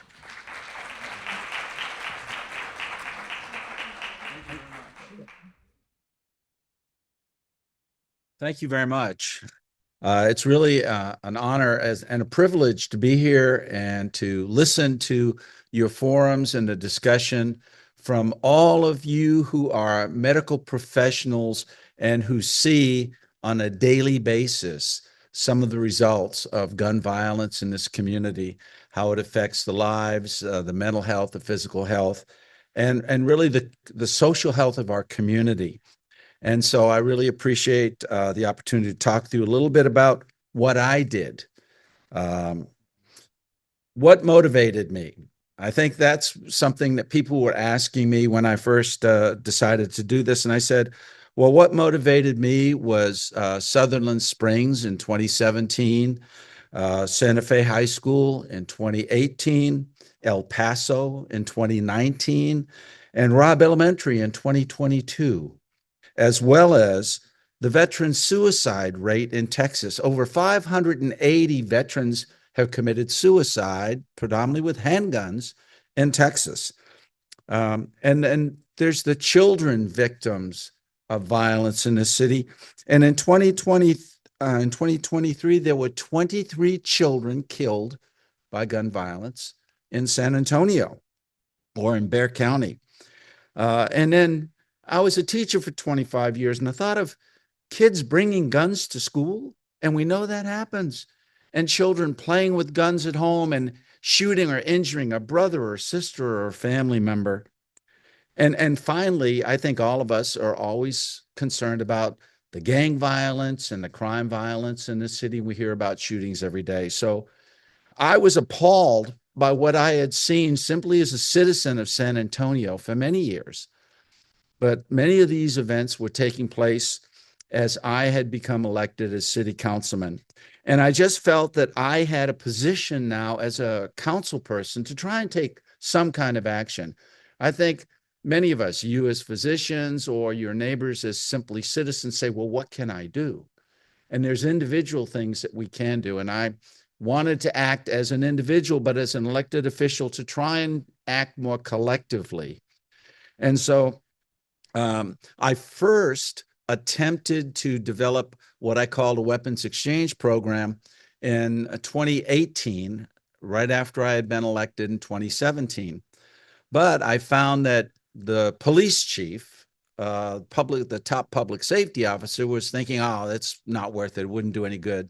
The facts show that those things don't solve anything.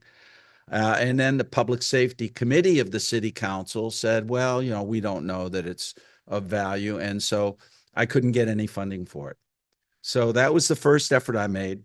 A few years later, I had eventually accumulated unallocated funds in my budget. There are projects that I would support that maybe came in under budget or didn't get followed through. And so I had accumulated enough money to where I said, okay, I'm going to use money from my account for the city to go ahead and start this.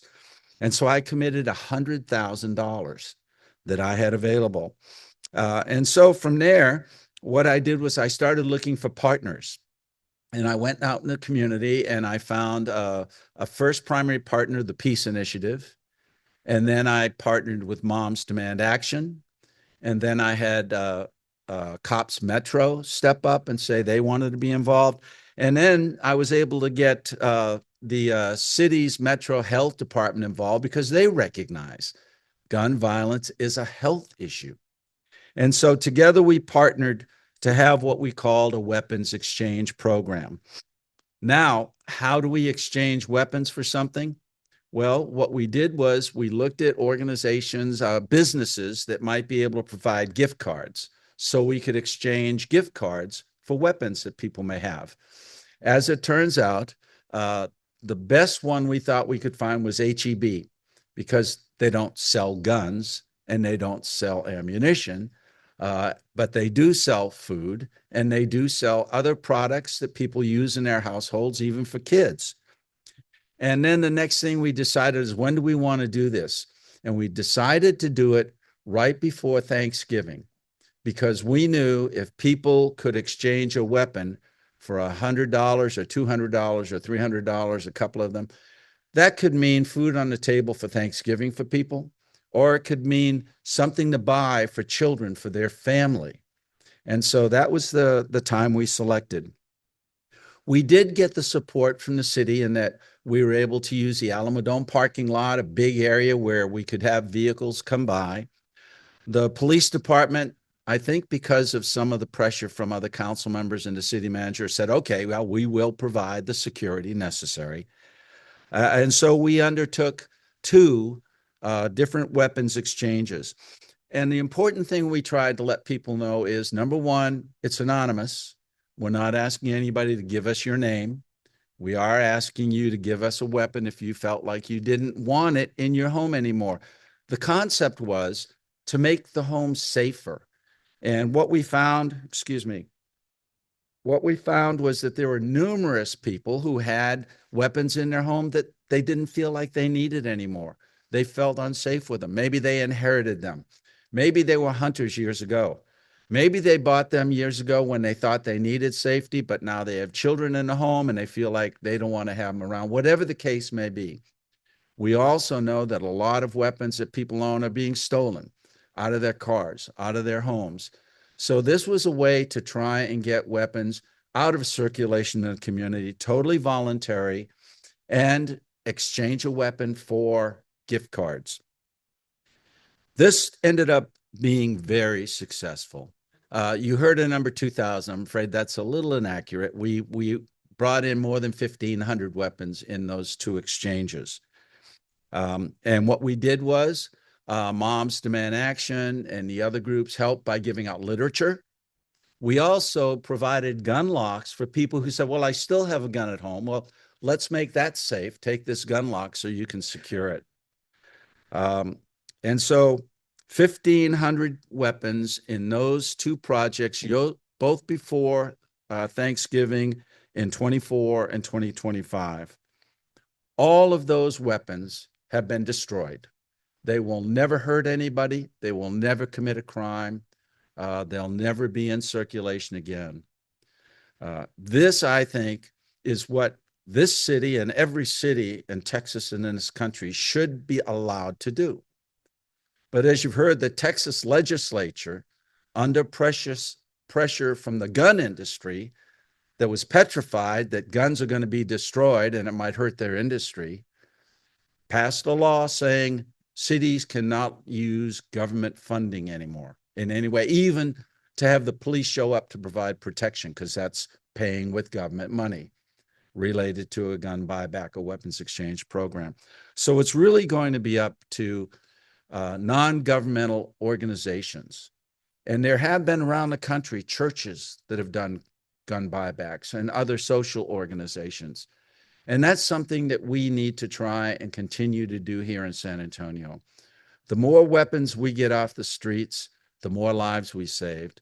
And I've always felt, even though I contributed 100,000 and we managed to raise another 50,000, 150,000 for each of those, if we saved one life, if we kept one child from being shot and injured and affecting their lives, the rest of their lives, it was worth that times 10. And I praise the work that you do in trying to educate people about gun safety and about caring for those who are injured. And I hope that you'll continue in your work to try and work with other partners like Moms Demand Action and others to continue the process of making this community safe. Thank you very much.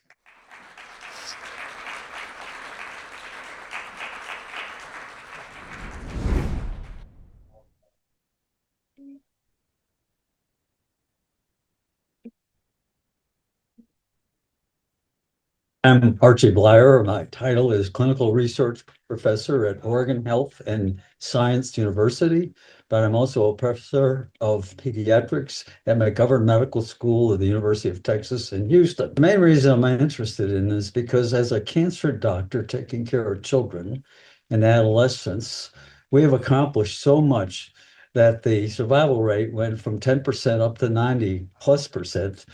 Now, unfortunately, bullets are killing more of those young persons in the United States than cancer. I had a switch. I couldn't spend the rest of my life doing something that for the last half of my life had such progress. And so that's what I'm mostly interested. The other reason, personally, is two neighbors who lost a 12-year-old and a 14-year-old to suicide, having had some problems at school in one case. And one of those families were caregivers that I knew. And the other one was a father who was trying to get his son help at the school he was being bullied. That's more than enough reasons to have to be involved with this.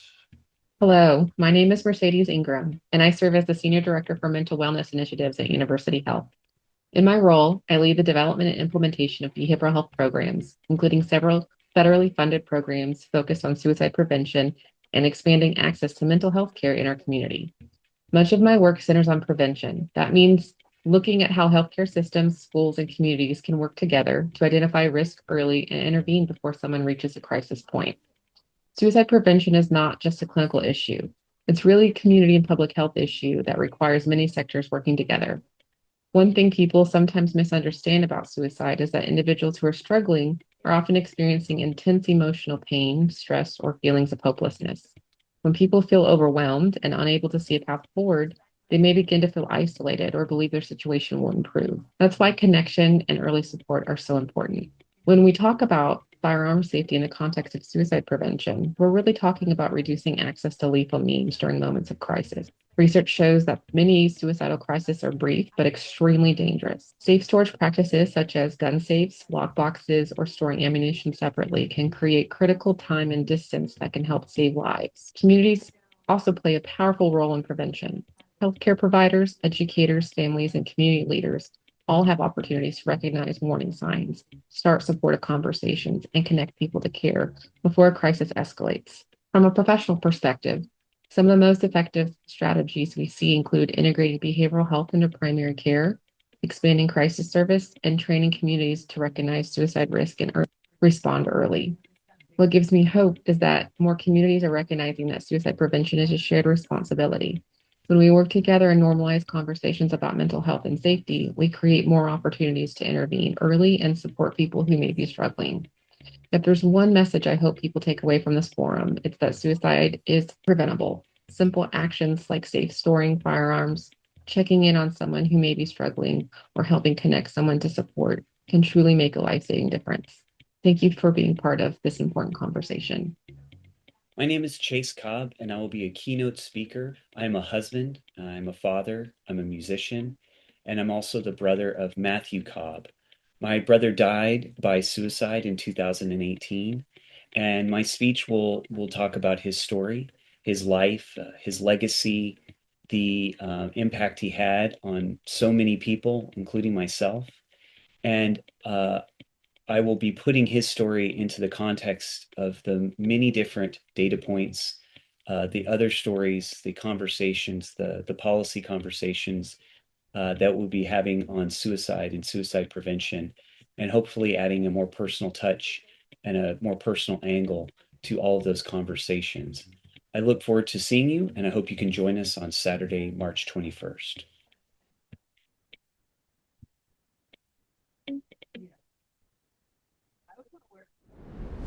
Mr. Dettelbach has never lost a federal criminal trial.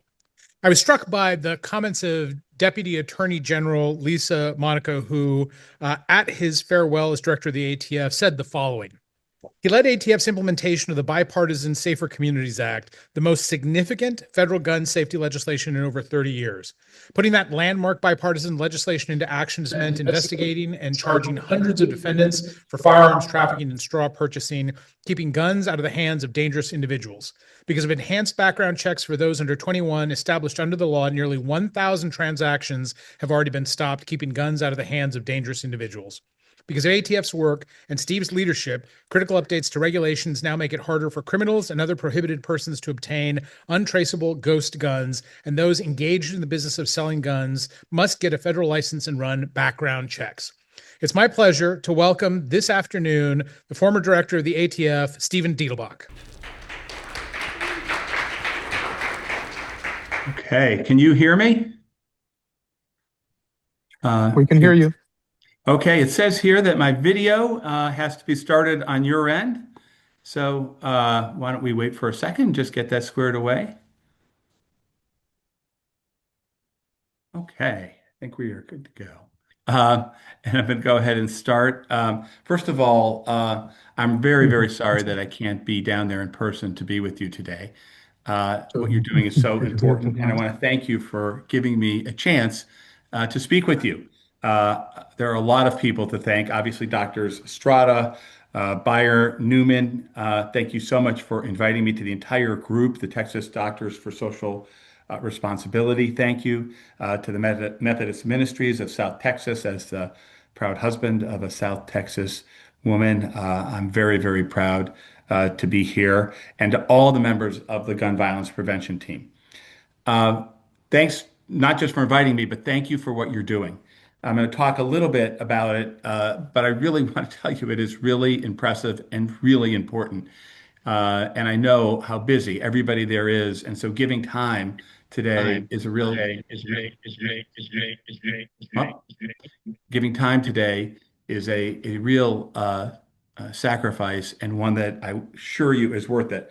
Conferences and gatherings like this are critically important.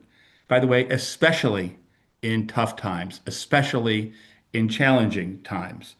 And of course, we are in tough and challenging times right now. Especially important to do things like this when it seems like change is either just too slow to come, or sometimes we slip into thinking that it won't come at all. When progress seems like it's coming inch by inch by inch, or even sometimes even slower, or even sometimes when it feels like we're moving backwards, that's when it's so important to do things like this. Because it is in times like this, I have learned over the years where and when the seeds of change are planted, where the hard work of generating what in the future will be reforms and improvement is done. And it's done in rooms like this, at conferences like this, primarily by two different things that are generated in this kind of a setting. Number one, the relationships between people who care and are willing to sacrifice for progress in our country. And number two, the ideas, the generation of new thinking, of looking at problems in different ways by people from all different backgrounds. That is what happens in the winter of progress. And it's not glamorous, and it takes time, and it's hard, and it is crucial. And the reason it is crucial is because that is the way that we prepare ourselves for those moments, for those springtime summery days, when those seeds that we cultivate now can actually grow into progress. Progress that can save not just one or two lives, but thousands of lives. And by the way, those conditions, those catalysts, those changes we've seen before happen so quickly. I'm here as the second person ever to be confirmed by the Senate to the role of Director of the Bureau of Alcohol, Tobacco, Firearms, and Explosives, ATF. Only two ever. One happened in the wake of the massacre at Newtown under President Obama. And the second one happened tragically in the wake of the massacre down there at Uvalde under President Biden. These horrible tragedies brought moments of national consciousness where people were able to get together and put aside their politics and their differences for brief moments and do things like the Bipartisan Safer Communities Act and confirm ATF directors. And if you're not ready, if you don't know what you're going to do and how you're going to do it and what you're going to propose and who to call up and who to activate and who to reach out to on either side of the aisle, when those things happen, you lose those precious moments that are born out of so much agony and tragedy.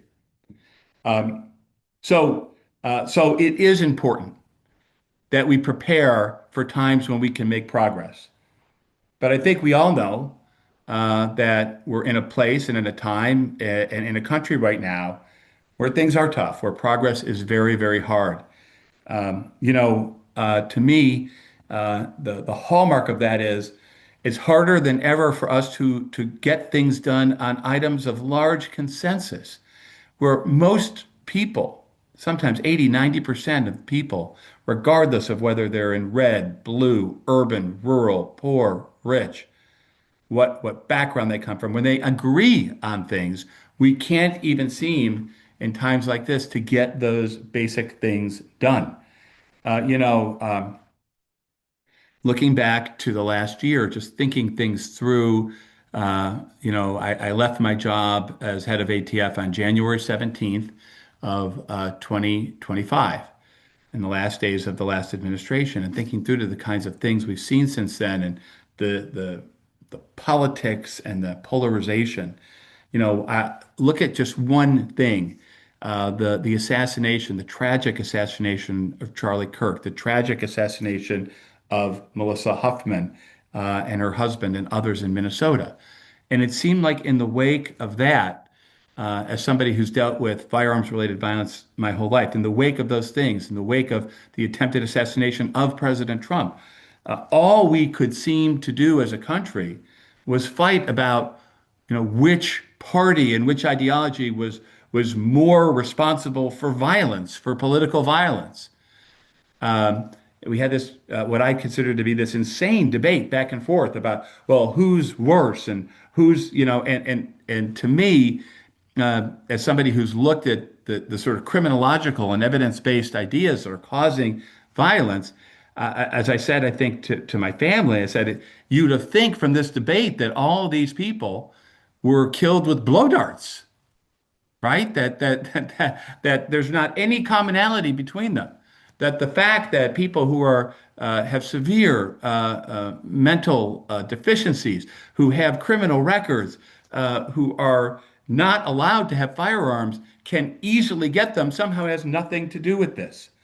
So that even common sense, consensus reforms like making sure that we run background checks when the law requires it, making sure that we're not letting people get around agreed upon legal norms of making sure that felons and gang members and cartel members aren't being illegally armed in our country. We can't even make progress on that. And that is and can be very, very challenging and aggravating. When we can't regardless of who's president, we can't get people to be confirmed to run ATF, a law enforcement agency that, by the way, whose main mission is to just fight violent crime, a totally bipartisan, apolitical mission. Yet we can't even get together and make those kinds of things happen. So it can be very, very discouraging. But we must continue to do things like this. We must continue to fight. You must continue to generate ideas, to form those relationships, and to fight so that when the spring comes, we're ready to go. Because, by the way, these moments happen in a flash, and they pass in a flash unless we are ready. And I would say that today's gathering is particularly important, even in the realm of those gatherings. I noticed a lot of groups speaking out on these issues. And unfortunately, we're at a point in our country where there's a lot of skepticism about political leadership, about civic leadership. It's really unfortunate because so many people are sacrificing so much to serve in those positions, but there's skepticism. And that's just unfortunately a fact. Maybe we can work to change that, to make people believe in the folks who are sacrificing and serving in public service jobs, in civic leadership jobs, in political jobs. But right now, we're not there. And who do people still think are credible? Who do people still trust, regardless of party? Well, to me, two groups, and I'm sure there are more, but two groups stand out in my mind. One of them is law enforcement, that professional career law enforcement on this issue has a voice. Now, they don't always choose to use it because they're sometimes, I think, intimidated by the politics of it. But they have a voice on this issue, on violent crime, on firearms-related violence, that is important. And the second group is healthcare professionals. You know, I have seen and participated in many different forums and events where I wasn't speaking, but I was hearing physicians. I was hearing ER docs. I was hearing trauma healthcare workers talk about this issue. And I can tell you that the impact that those voices have cannot be overstated. People who are working on this issue after the fact and seeing the tremendous pain and agony and damage and death that is caused carry a special significance in this space. Whether it is gang violence, whether it's domestic violence, whether it's suicide prevention, you all are increasingly important voices. And so I encourage you to continue, not just today, but after this moving forward, to use your voices, not to stay in that safe space of just keeping your head down and doing your daily work, but actually using your voices as you are today. This is the greatest country in the history of humankind. And one of the reasons is the people in this country, God bless us, we fight, but we're not shy people. And you need to not be shy about this. You need to get a little bit out of your comfort zone to challenge yourself and others to do better.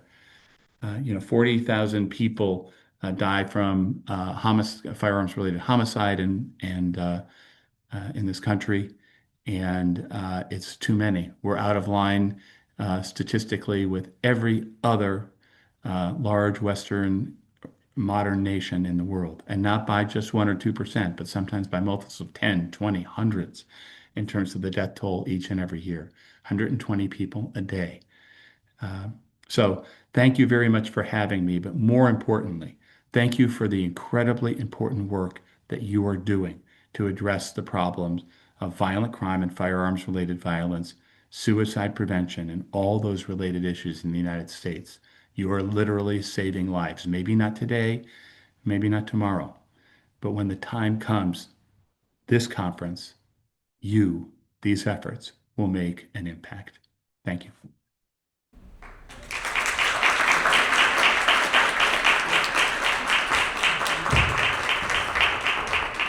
Director, we're grateful for the time you've given us this afternoon. Do you have time for a question or two if we've got some from the audience? Of course. Dr. Diedelbach, if you are still there, I guess I got to talk. If you're still there, I can't thank you enough for promoting what we're trying to accomplish out here. Your 20 minutes made all the difference in my life for the next years to come. And everybody in the audience is smiling because I think they feel the same way. So I don't have to question, I just need to thank you, thank you, thank you, thank you. Director, I think at this point, we just want to thank you again for appearing with us this afternoon. We appreciate your time. One more round of applause for Director Diedelbach, please.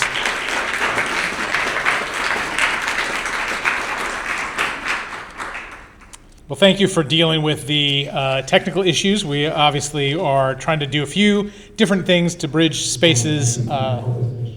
And so we are moving forward. Now we're blasting to the outer space, I guess. Okay, I think somebody just came on thanking me for my participation, and I'm really sorry about the audio problems. I'm available if people want to arrange a call or something to answer any questions. I'm really sorry that the audio didn't work out for the questions, and I think there's some sort of a joke in there about how many doctors and lawyers it takes to work a microphone. But in all seriousness, it was an honor to be with you today, an honor. Okay, Sometimes you got to roll with those things. As we mentioned this morning, the start of our day, while we've been having conversations that involve data and the hard science behind understanding suicide, there is a deeply personal level to these conversations. As I mentioned, my own story and connection to the loss of someone close to me, I think this afternoon we are in for a very important and personal perspective. We're deeply honored this afternoon to welcome Chase Cobb as our keynote speaker for the afternoon. His presence adds a powerful and personal dimension to this important conversation, and we're grateful for his willingness to share and stand with our community. A San Antonio father and musician who has lost 4 family members and close friends to suicide. In his keynote, Final Inspection, Seeing My Brother in the Mirror, he reflects on his Army veteran brother's death in 2018 and the responsibility we care to honor loved ones through meaningful action. Please join me in welcoming Chase Cobb.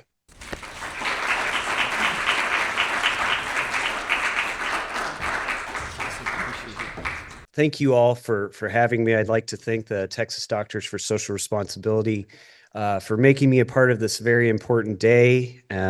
It's a very important conversation that we're all having, and I am just truly, truly honored to be a part of this important conversation. Also want to thank my sister. Sorry, I just looked at her. I told her I wouldn't look at her because I'd start crying. She drove in from Frisco today to celebrate my brother. So say thank you, person I won't look at, that I love tremendously.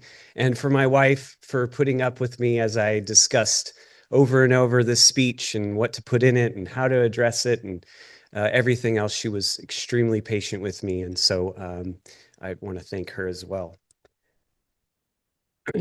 Be strong, be kind, be wise, listen, trust in his plan. That's what the mirror read when my sister left the shower as the steam filled the upstairs bathroom in my childhood home. My sister first noticed the words on the mirror after taking a shower while she was in town, helping to gather my brother's remaining things to put into storage, to donate, and to distribute to loved ones. At some point, while he was living with my parents, my brother had written those words of encouragement on the mirror. Due to the combination of steam mixed with the residue of the dry erase marker, the words that my brother wrote, which had previously been wiped away, were clear as day, allowing us one final parting message. For me, the message feels like a mission statement he wants me to live by. For him, those simple words were a mix of motivation, yearning, discernment, and hope, not from a prophetic mind foretelling the future, but from the mind of someone whose life was slowly untangling and slipping from his grasp. Matthew Vincent Cobb was a U.S. Army veteran, father, superb athlete, and best friend to me and many others. He was an accomplished runner who attended the University of Houston on a running scholarship and proudly served his country in the U.S. Army for over 7 years, rising to the rank of staff sergeant. His service included combat deployments to both Iraq and Afghanistan and service to South Korea and Germany. After his honorable discharge from the Army, Matt went back to school and finished his degree and started working an office job in the oil and gas sector. He was making good money, working with good people, and adjusting to life back at home. Cracks started to appear, though. His occasional outbursts all seemed to begin in the same way: a fight with his fiancée, possibly involving alcohol, a broken door, a shattered window, and lots of pieces to clean up. He was like a hurricane. There was a feeling of seasonality to him. You knew his storm was coming, but you weren't quite sure how bad it would be, how long it would last, and how extensive the damage would be. I was called multiple times to help clean up a mess that he left after a tirade, or to help calm Matt down. And in one case, I had to provide support for my dad, who had to carefully pull a loaded gun from his hands as my brother wept uncontrollably on the floor of his closet. Another time, I was called to perform a wellness check of sorts while his wife was out of town. She hadn't heard from him in a while, and he wasn't answering the phone. I drove to his home fearful and braced for what I might find. As I opened the door, I called his name, hoping to hear him call back or to see him sitting on the couch. I heard or saw nothing of the sort. I walked through the house, calling his name at every turn. I was of two minds. I wanted to both find him to make sure he was safe, but I also wanted out of his house for fear of finding something I did not want to see.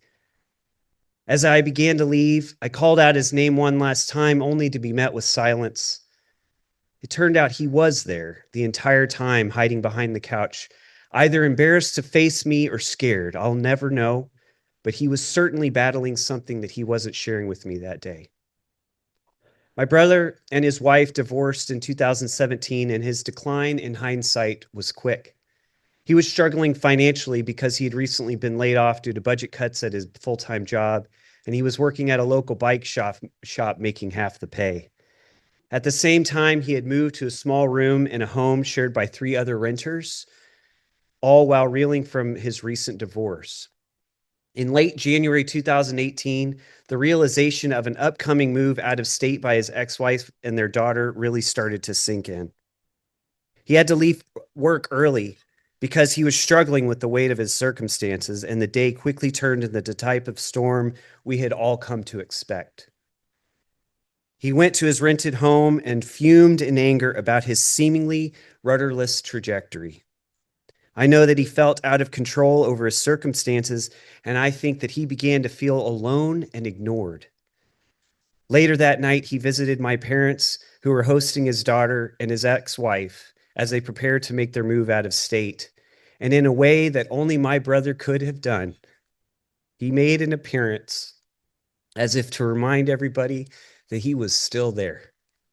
But he was not happy about the circumstances. No threats were made, but as he left, he told my father that he had a gun. Because of the gravity of the situation and due to his prior history of outbursts, the police were called. And despite my family's wishes not to press charges, the district attorney chose to put out a warrant for his arrest. Now, the details of what happened after the police arrived are murky at best. And the allegations made in the immediate aftermath of his death proved to be untrue. The truth, verified through interviews with the Harris County Sheriff's Office and through public records, show that the only person my brother shot that night was himself. The landlord, who was tragically caught in a chaotic situation, was shot by the Harris County Sheriff Deputy, by a Harris County Sheriff's Deputy. That chaos also injured one other police officer who was shot by his own partner in a careless response to an already bungled situation. Meanwhile, amidst the melee, my brother was still handcuffed and alone with access to his legally obtained firearm. Scared and abandoned,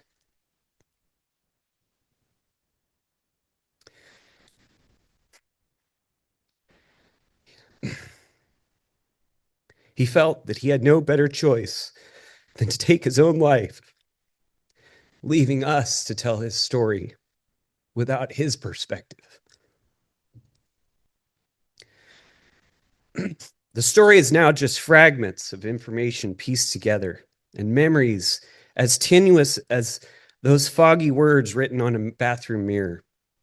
Taken out of context, my brother's message, saved by that oily stain on my childhood mirror, was a relic of aspirations of someone who saw a ray of hope in his life. His words were a message of assurance that whatever was ahead, he could prevail despite the odds. But seen through the cloudless lens of hindsight, his message was the desperate attempt to pull himself from the dark hole he had fallen into. Be strong. Matt's favorite quote was by a storied figure in American distance running named Steve Prefontaine, better known to the running world as Pre. The quote is, "To give anything less than your best is to sacrifice the gift." And giving his best was one of Prefontaine's strongest attributes. He was an exceptional runner who dominated the American running scene in the early 1970s and ran in the 1972 Olympics in a race that every distance runner I know could almost recite in every detail. The irony is that in that race, Steve Prefontaine almost won, but he did not even medal. But still, he captured the hearts and minds of so many, including my brother, who admired him for his self-confidence and his grit. My brother was a cross-country and track and field runner. He began running as a freshman in high school, and it quickly became part of his identity. What set Matt apart was that he had conviction. He was an extremely dedicated runner, and he was extremely dedicated to becoming better at his craft. The summer before his senior year, he decided that he was going to be the leader of the varsity cross-country team. He put in lots of hours that summer running throughout our neighborhood and training with his teammates. One of those teammates was an incoming freshman named Steve Magnus. For 14 years, Steve held the Texas high school record for the 1600 meters, and his talent was evident early. Steve joined the varsity squad in his freshman year, but not before he had a trial by fire in the summertime with my brother. Steve recalls the day that my brother contacted him and asked him to go for an easy 5-mile run. The furthest Steve had run up to that point was only 2 miles in a race setting and against middle school students. As they ticked off mile after mile at 6-minute pace, Steve soon went into what he called survival mode at mile 3.5. At that point, Steve stopped, turned, and emptied his stomach into a neighbor's lawn. My brother patiently gave him time, but he told Steve, "You're doing a good job. It's your first run. It'll come." Matt's strength, especially on display while running, was always understood. Obviously, he was my older brother, so I saw him as the bigger, faster, smarter, and wiser version of myself. But strength is both acquired by practice, and it's assumed by proximity. Matt had the unique ability to both possess strength and impart strength on those around him. Steve got a taste of this firsthand on his run those many summers ago. He recalls, "I'll never forget the run on those many hundreds of others that we did. Matt taught me what it meant to go all in, to see how far you could push your body, and more than anything, to have no qualms at what it takes to be good at just about anything." When Matt wrote "Be Strong" on that mirror, I think his physical strength had reached its limit. He was in a similar situation to Steve, maximizing his physical effort, but he had his hands on his knees as well. And it's almost like he was emptying his stomach into the neighbor's yard. Matt was looking for that person to stand over him, to put their hand on his shoulder, to reassure him that he was doing a good job and that this little hiccup would pass. He was reassuring himself that his strength would come. Be kind. My brother was always better when he had a goal in mind. He frequently set his sights on a physical effort like a marathon, a triathlon, or a really long bike ride. The process of bettering himself gave him focus and motivation that he may not have otherwise had. That intentionality and dedication to a goal is probably why, after he was deployed to Iraq, I mimicked him and set my own goal of running the Capital 10,000 in Austin in his honor. After hearing about my plans, Matt shifted into coach mode. He was nearly half a world away and without a lot of free time to spare, yet he hand-wrote a running schedule for me. The multi-page document was a mix of motivation, detailed instructions, and some of the more detailed exercises. He gave me very fine points on how to do them. And at this point in my life, I had done very little running. Sure, we had an active childhood, and I was no slouch when it came to basketball or racket sports, but I was no runner. I'm a classically trained violist. So at this point in my life, endurance in anything was associated with marathon opera rehearsals or heavy lifting in the practice room, preparing for an end of semester jury. Unfazed by my lack of running foundation, Matt had big hopes for me. His fastest 10-kilometer time was 33 minutes and 23 seconds, which is roughly 5 minutes and 20 seconds per mile. His goal for me was only 2 minutes slower at 35 minutes and 30 seconds, roughly 5 minutes and 45 seconds per mile. Not only had I never attempted more than a couple of miles of running before, I had also never run less than 7-minute mile pace. But that didn't matter to Matt. He wanted me to follow his plan, and he believed that I could successfully meet his goal. His confidence in me kept me going throughout that challenging running schedule despite long runs and quite a few injuries. I was able to finish the Capital 10,000, but my finishing time was nowhere near what Matt had envisioned for me. It didn't bother him, though. He rationalized my time and explained away any of my doubts as simply getting unlucky with injuries. He was still proud and didn't act in the way that I had come to expect from my older brother. This role as coach came naturally to him. After the cutbacks at his oil and gas job, he worked part-time at a running club in Houston and coached part-time at Memorial Park. That same confidence he found in me apparently was projected onto other runners as well. At his funeral, a woman I had never met came up to me to express her admiration for my brother. Amidst the tears, she told me that she was a member of the running club as well, and that my brother had been incredibly kind to her. She said that he saw strength in her that she didn't even see, and he brought out the best in her abilities. But what was most striking in her reaction was the sense of loss from a friend and a mentor.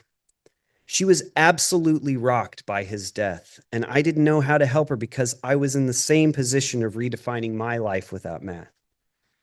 My brother's reminder in the mirror to be kind was his aspiration to continue to share his kindness with others, but also his hope that the same tenderness might be shown to him as well. Kindness is a gift of dignity, wrapped in a gesture, sealed by affirmation that shows someone that they are worthy of your time. Matt shared his time with so many. I think he wanted a little bit of that generosity reciprocated onto him. Be wise. When my brother and I were kids, we shared a bedroom. We had 2 single beds and seemingly 2 very different ideas of what constituted order in that little room. Matt kept everything perfectly tidy and neat down to the last wrinkle in his bed sheets. Sock drawers were organized, clothes were folded precisely, and everything else on his side of the room was up to his standard of excellence. My side of the room, that was a bit different. I was a big fan of the junk drawer, the junk corner, the junk closet, and the junk underside of the bed. In fact, one of Matt's favorite stories to tell about me when he was emptying my desk or helping my dad move my desk from one room to another. As they lifted the desk, the weight surprised them, and my brother jokingly said that the desk probably had rocks in it. He guessed correctly. The drawers were filled with rocks of all shapes and sizes that I had collected over the years. The idea of such a collection confounded him. He wanted concise order and organization in his life, and that never changed. Up to his final moments, he still cleaned his apartment with the precision of a watchmaker and meticulously organized each hair on his head before going out. While I feel I have gotten much better, I now only have 1 junk drawer for spare bike parts, 1 junk shelf in the garage, and 1 junk closet for everything else that doesn't fit in either of those 2 places. Matt appreciated the order of things. He wanted a label, a place, a purpose for the things he brought into his life. When his car was a mess, he took everything out and scrubbed it clean. When his toolbox became untidy, he would pull out every wrench and screwdriver and replace it, cleaned and in its proper home. When he fell astray and his path forward was uncertain, he picked up and moved. I think that's what drove him to the military, where definitions abound and order is prized. Matt's encouragement to be wise is a reflection of his need for discernment in his life. When so much around him was uncertain, he was begging for an order to things around him. I think he wished for the speed of life to be a bit slower so that he could make sense of the meaning of each event, to understand its purpose and to have a thoughtful reaction to each turn. The call to be wise understands that the person who can take that extra moment to think before reacting can make a better decision. William Wordsworth said, "Wisdom is oftentimes nearer when we stoop than when we soar." Matt was encouraging himself to take that moment to reflect, to breathe, to not react carelessly, and hopefully find some melody amidst the dissonance. Otherwise, he might feel the weight of life that could drag him down like a drawer full of rocks. Listen, in April of 2016, Houston was hit by a major storm that came to be called the Tax Day flood. On the morning of April 18th, one of Matt's best friends and our unadopted brother named Corey texted Matt and me to make sure we were okay. Thankfully, we were fine, and as the water rose throughout the city, we were all spared any major damage, unlike many parts of Houston that were completely inundated with water. Much like those dark waters that engulfed parts of the city, we also had some horrifying realities in store that day, because unfortunately, that text from Corey was the last that we would ever hear from him. Later that day, Corey took his own life with a firearm. Our family was devastated.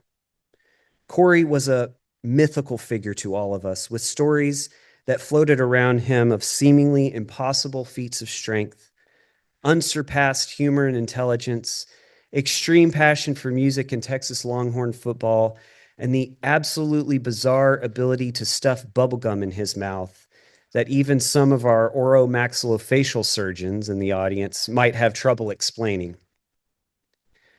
Corey's death hit Matt very hard because Matt felt that if Corey couldn't handle the stresses, then how could any of us handle them? Meanwhile, everywhere you looked, there were water-damaged homes and litter-strewn streets, and every news outlet was reporting on power outages, supply chain disruptions, and people without their possessions and homes. For us, though, a part of our family was gone, and it felt like the world around us had not even noticed.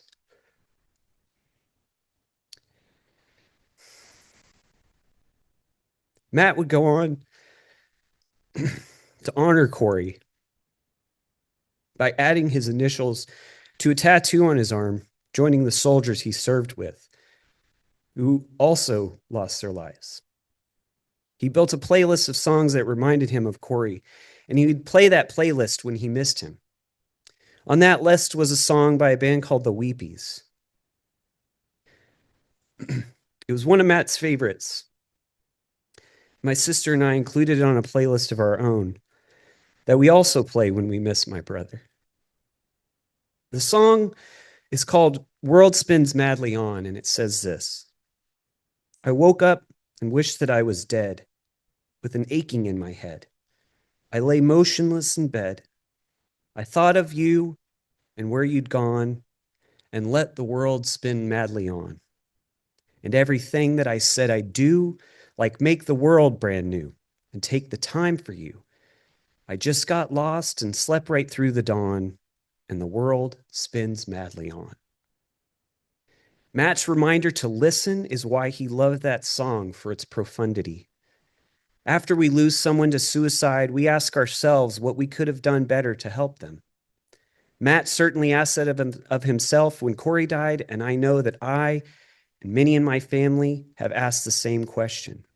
It's not a question that really has a satisfactory answer, but as the song reminds us, we can get busy, we can get distracted with our lives, and sometimes we lose track of people. The whole world is still spinning, but sometimes it feels like we're standing still. It's important to listen when chaos is around us.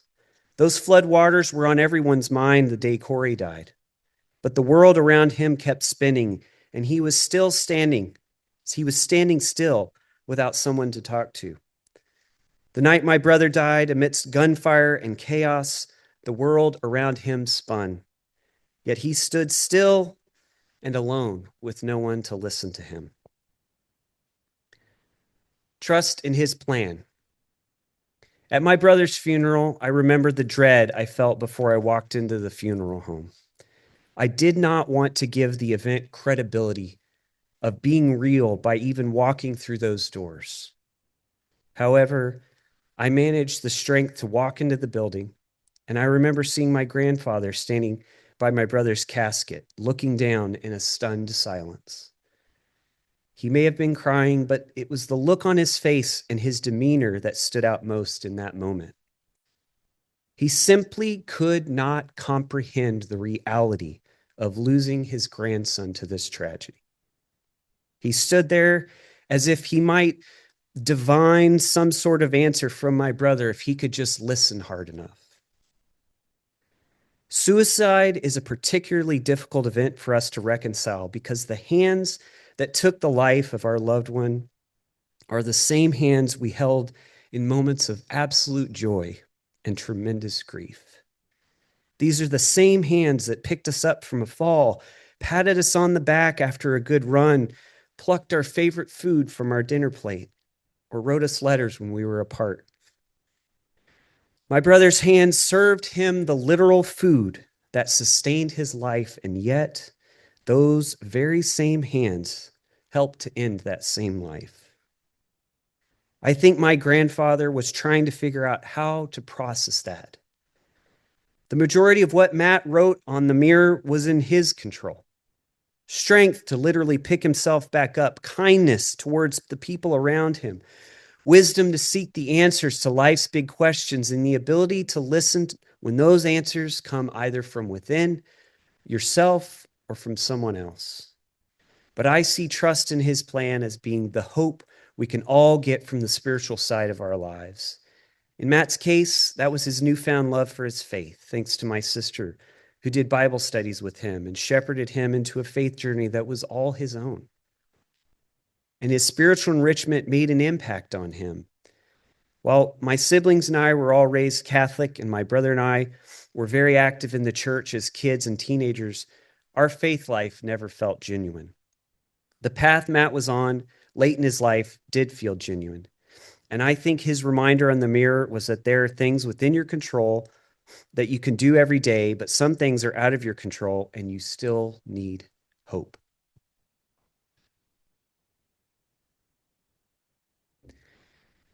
Just the other day, the youngest of 4 boys who live across the street from me clambered off the bus behind my 3 daughters. As he walked, his footsteps seemed labored and overly dramatized. I looked down to inspect his feet, thinking I would find untied laces with the loosened sneaker slipping off the back of his foot. Instead, I saw a familiar sight from my childhood. This little boy was wearing a heavily used, but definitely cool pair of shoes worn by his older brother. This little boy convinced himself he could wear them to school that day. He may have worn an extra pair of socks or tied them extra tight that morning so they would fit a tiny bit better. But he made it the whole day, and he was proud of that. I'm also wearing my big brother's shoes today. The heels are still worn from his runner's stride. The weight of his body still evident in the insoles. And the scuffs still visible from the stone steps he climbed on the day of his wedding. Just like that young boy, there are days I might fill my brother's shoes, but I will never take his place. Others in the audience might relate to this sense of connection to a loved one, and that small bit of confidence it can bring. We might wear something to help us inhabit a space for a few hours to remember. For me, I remember those words my brother left on the mirror. Be strong, be kind, be wise, listen, trust in his plan. At the end of the day, when I look in the mirror, his words often come to mind, but the face that looks back is my own. And that's the person who still has work to do. Inhabiting that same space is a good reminder that we still need to move forward. We can look back every now and then to remember how we got here, but we need to keep moving because the journey is not finished. The great American poet Wendell Berry once wrote about a dear friend, mentor, and fellow farmer in a poem that he wrote called Rising. Any man's death could end the story. His mourners having accompanied him to the grave through all he knew, turned back, leaving him complete. But this is not the story of life. It is the story of lives knit together, overlapping in succession, rising again from grave after grave. For those who depart from it, bearing it in their minds, the grave is a beginning. It has weighted the earth with sudden new gravity, the enrichment of pain. There is a grave, too, in each survivor. By it, the dead one lives. He enters us a broken blade, sharp, clear as a lens or a mirror. As he comes into us helpless, tender as the newborn enter the world, great is the burden of our care. We must be true to ourselves. How else will he know us? Like a wound, grief receives him. Like graves, we heal over, and yet keep as part of ourselves the severe gift. By grief, more inward than darkness, the dead become the intelligence of life. Where the tree falls, the forest rises. There is nowhere to stand but in the absence, no life but in that fateful light. Ended, a story is history. It is in time with time lost. But if a man's life continues in another man, then the flesh will rhyme its part in a mortal song. By absence, he comes again. Thank you.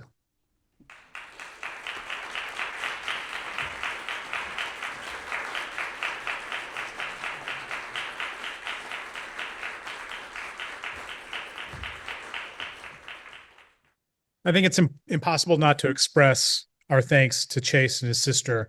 Matt's spirit is here today, and he remains proud of you and the work that you do to make sure that his memory and his legacy have a positive influence. Thank you again very much for that.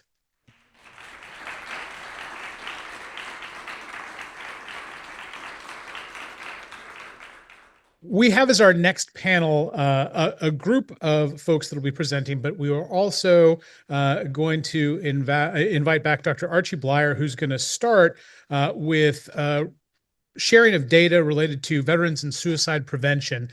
So we'll have Dr. Blyer do a presentation of that data, and then we will move to Kara Smith and her panel. So we'll have Dr. Blyer up, and then we will switch over to Kara and her group in a few moments. I was asked, how much time do you want? 10. You don't have a 10 sign there. Okay, good. My personal experience goes back several years when my grandson's teammate and classmate in one of his classrooms suicided with a parent's firearm at the age of 12. And then a year later, a child who I also knew a little bit about, but not as much as that son, had been bullied in a bathroom at the upper class high school within view of our home. He was one of 2 black kids in the entire school, went home and suicided. The 12-year-old, and he was 14, he was a freshman. The 12-year-old I mentioned's parents were healthcare providers. One of them worked in the hospital that I was serving. So I had to mention that personal experience since it's relevant. It's not the only reason I'm standing here. I married into a Army family, a military family. I went to a lot of military events. My wife was Little Miss Japan because after occupying Japan following World War II, she, with her dad in the Army and her mom, well, her mother had died earlier in life, actually. She was Little Miss Japan. So I know something about Nagasaki and Hiroshima, and I've had to visit that because of it. So we all have these personal experiences that are so relevant. But here's one that let's see if I can put it on the screen for you all. All right, so I showed you this for the entire United States, but just as a reminder, in Texas, Tejas, if you are over 18 years of age, that 20%, 22%, 1 in every 5 suicides in Texas are in your military, either current or former. If you're over 50 years of age in this state, it's 27%, almost 1 in every 3 are in the military, not in the non-military environment. And down there at the bottom, over 70 years of age, as we saw earlier, similar for the entire country, 1 in every 2 suicides in the state of Texas are in the military. In this case, would be veterans. So you saw that this morning. I just wanted to do the same thing for Texas. Let's look at that black number, black round number. That's the number of deaths last year in the United States, as updated by the National Veterans Prevention Suicide Annual Report in the entire country. But if you look below, something like 581 in just Texas alone. And I heard Representative Courage say 581, but not, it is just last year, 1 year. Okay, this is the number of firearm suicides per 100,000 current or former members of the military by age, starting at age 18 on the far left, because that's when you enlist.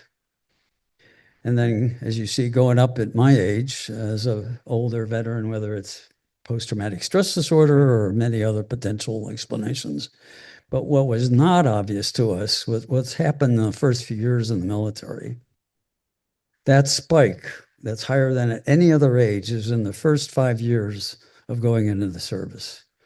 It's between 18 and 24. So it's again the youngest and oldest, and we have to understand why and make a diagnosis. But that peak is extraordinary, alarming, and speaks for itself. Solutions. Here's that journal I mentioned this morning, and you can see authors on the title page on the front cover that in an annual first ever summit held by the military in 2022 had those 10, which you can't read, specific recommendations to reduce, prevent suicide in the military. A group of us, and I showed you our photos earlier this morning, have now submitted a manuscript that adds another 10 specific strategies to reduce firearm suicide, especially in the military, whether current, active, reserve, or in the veteran. Let's go to the state of Texas and show you the counties that have at least 20 firearm suicide deaths over those years in the upper right corner that you see. Otherwise, the CDC wouldn't release information. It has to have at least a minimum of 20. So these are the counties with the larger population. And you can find Behar County. And if you look at the number of deaths per 100,000 in those 2 or 3 years, it's about 8. And if you look at the top, you see a scale that goes from 3 to 36 of those 100-some counties, 126. So actually, our county here is below the average. The rest of those counties with a large enough population are even worse off. And I think I heard Representative Courage say that you were worse than the others. I'm not sure about that, but what I do know is the military issue. Here, from the Comprehensive Suicide Prevention Blueprint for Adults and Youth, COSPLAY, which, yes, I'm recognizing our COSPLAY experts, Jose, thank you, is a map I found just a few weeks ago that shows your county and the surrounding area and the suicide attempts density, where the most of them had occurred according to your hospital ERs, emergency rooms, and so forth. And I looked at that map, and the darker the green, the higher the suicide attempt rate is per population there. It's the density. And see if I can make it move forward. I wondered about those circles that I drew around the densest areas of suicide. And then I learned that San Antonio was Military City, USA, one of the largest, if not in some sense, with the Air Force bases, of which there are 2 or 3, the Army, etc. This is Military City, USA. And there are the Air Force bases and the Army and the training sites and Bonif and so forth. Actually, I should say Bullis, Camp Bullis. Well, it turns out the attempts at suicides are where the Army base and Air Force base and training sites are, with a few exceptions when they're at the bottom. So I think this is more evidence that San Antonio has got to deal with military, veteran, current and former suicides in the service.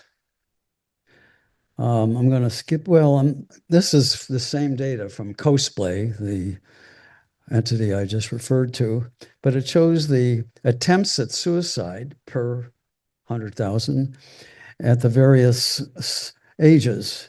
And what's striking to me is that even before the age of military, there on the left side, you see the highest rate of suicide attempts in 10, or as I say, 10, 11 to 14-year-olds, which is what we've been talking about most of the day. Now, that's not in the military, but it does show that COSPLAY is letting us worry more about the youngest of all. Okay. All right. I'm going to thank you, and let's get the panel up here so we can really solve the problem along with this COSPLAY. Okay. Our next panel is carrying on this conversation about veteran suicide prevention, tailoring suicide prevention strategies for one of the highest risk populations.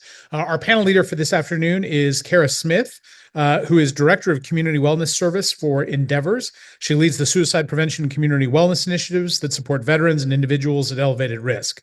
With more than a decade of experience in suicide prevention efforts at the local, state, and national levels, she works to build suicide-safer communities through evidence-based strategies, training, and collaboration. Please join me in welcoming Kara Smith and her panel. All right. I assume these, oh, there we go. I was like, I assume these are on. I did bring notes because we have an amazing panel for you, and I want to make sure I don't miss any important information as I introduce them to you. But I do want to thank everybody in the audience for joining us this afternoon to discuss veteran suicide and what these esteemed panelists are doing about it here in Bexar County. So first, I would like to introduce you to Dr. Jeffrey Tabares. He's a UT System graduate from San Antonio, Texas. He's currently an assistant professor in the Department of Psychiatry at the University of Vermont Larner College of Medicine. His interests in suicide prevention include nonlinear modeling temporality, transitions between symptom states, military health, and behavioral outcomes. Jeff has received advanced training in complex dynamical systems and applies these computational and theoretical concepts to understand how people move in and out of suicidal states and recover after experiencing suicidal crisis, trauma, and other forms of adversity. You can see why I have notes, right? Like, yes. Okay. Thank you. The next, I want to introduce Dr. Jeffrey Howard over at the end. He's a professor in the Department of Public Health at UT San Antonio. He studies the links between exposure to trauma and subsequent mental health disorders and suicide, with specific emphasis on combat trauma and traumatic brain injury. He's particularly passionate about developing and promoting veteran suicide prevention programs and other support programs that enhance veteran well-being. I would like to introduce Dawn Kacharis, and she is a licensed clinician and a suicide prevention care coordinator with the VA. Dawn is committed to the critical issue of gun safety and suicide prevention, particularly in South Texas. Dawn is passionate about supporting veterans and community members experiencing suicidal risk. She's focused on reducing stigma around mental health care, encouraging veterans to seek support, and informing the community of the resources the U.S. Department of Veterans Affairs provides to prevent suicide. Next to her, I'd like to introduce Sharonda Patrick. She's a licensed clinical mental health counselor with over 20 years of experience across various mental health settings. She currently holds the position of a suicide prevention program coordinator at the South Texas Veterans Affairs Medical Center, Audie Murphy. She's dedicated to raising awareness and providing education on suicide prevention and risk mitigation for veterans and their families. She's committed to promoting a holistic approach for each veteran, ensuring that they are seen, heard, and that their comprehensive needs are addressed. And lastly, I'd like to introduce you to an individual I am very thankful to have on my team at Endeavors, Ms. Jacqueline Conroy Wild. She's a program manager at Endeavors, where she leads veteran transition and suicide prevention efforts through the Transition Support Program.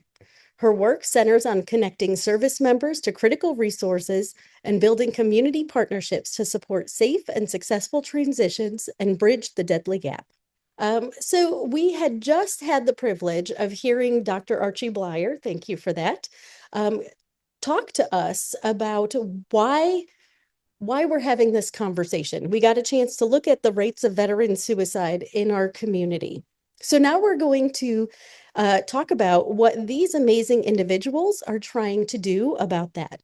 Dr. Tavares, if you don't mind, I'd like to start with you first. And my question to you is, as we looked at the data that Dr. Archie had shown us, what have you seen kind of makes this population's suicide rate more elevated compared to their civilian counterparts?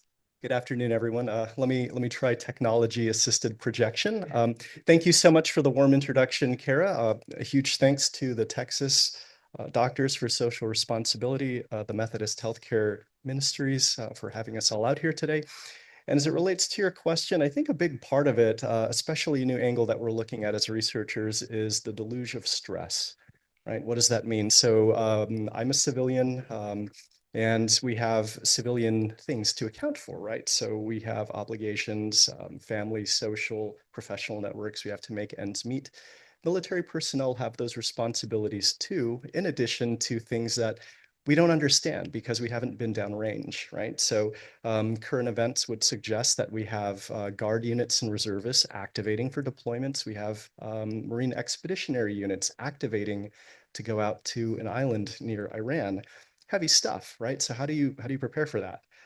You also have folks who are transitioning to get out of service. What does that mean to transition if the core of my identity as, say, an F-35 pilot is now no longer there, and I have to find meaningful work that syncs with my identity in the civilian sector. And then even after separating, I might have to manage healthcare conditions born out of service, so service connected, and perhaps others not. Right? So you can already see that this huge multiplication of stress is on the shoulders of our military personnel and veterans. And I think also core to that point, we're not exactly our best selves under the influence of stress either, right? So who's ever said anything out of anger is a common example my boss uses, that perhaps that expression is later regretted, right? So if people are deluged by stress, they're not thinking clearly, they're not making the best decisions during those times.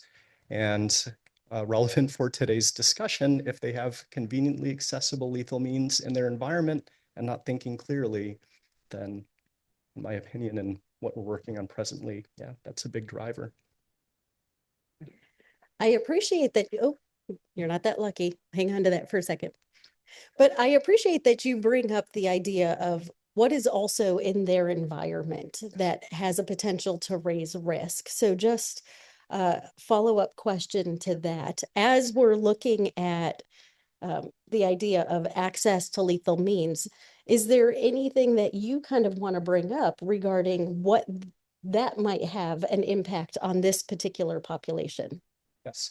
So work with Craig Bryan, Mike Anestis, Ray Tucker, a lot of leading suicide prevention researchers would suggest that it's not even so much a matter of how upset we are necessarily when deluged by the onset of stress. We could have a lukewarm kind of upset about perhaps a life circumstance that had gone awry. But the biggest determinant of attempt outcome typically is what is immediately conveniently accessible, right? So if there's a bad breakup and a firearm is there and it's literally a pickup, trigger press, and discharge of a live round away, then with firearms carrying 90% mortality, the outcome is probably not going to be good.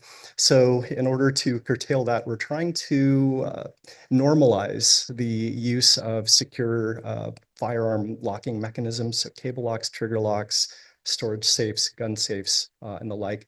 But even beyond that, we're trying to have folks normalize conversations with trusted family members, friends, again, community engagement, such that if someone is perhaps not up to their usual thinking in sorts, right? They're very stressed out, not thinking clearly, hey, I'm not in a good place right now, having a rough run of things, hold on to the keys to my safe or hold on to my firearms until things get better. Hopefully there will be programs in Texas that can take in firearms incidentally and acutely for circumstances, kind of high risk personal. But also these resources can be used especially for circumstances whereby, hey, you know, there might be a risk period because my kids are having a birthday party. I usually put my loaded pistol in the sleeper section of the couch. They're going to be using the living room with that couch to watch movies, hang out, and spend a fun weekend.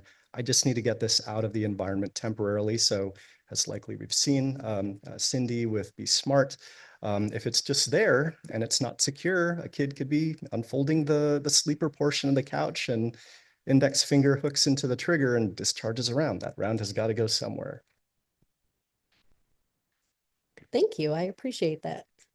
So as we recognize some of the data regarding veteran suicide rates and risk here in Bexar County, thank you for sharing kind of some things to consider regarding just our close environment. Dr. Hauer, I'd like to turn to you for just a minute as we look at what is happening a little further upstream. So I know that you have been kind of fervently working in the space of how do we get upstream and prevent suicide risk from even starting. So can you kind of talk to us for a little bit about what you've been working on? Sure. So I'm what I would call a traumatic injury epidemiologist. That's a lot of the big words that just mean that I study what happens after folks are exposed to some kind of traumatic injury. And what I've learned over the last dozen years or so is that trauma isn't just physical injuries, it's also emotional, psychological, and even social. All of those things can impact future health trajectories, including mental health.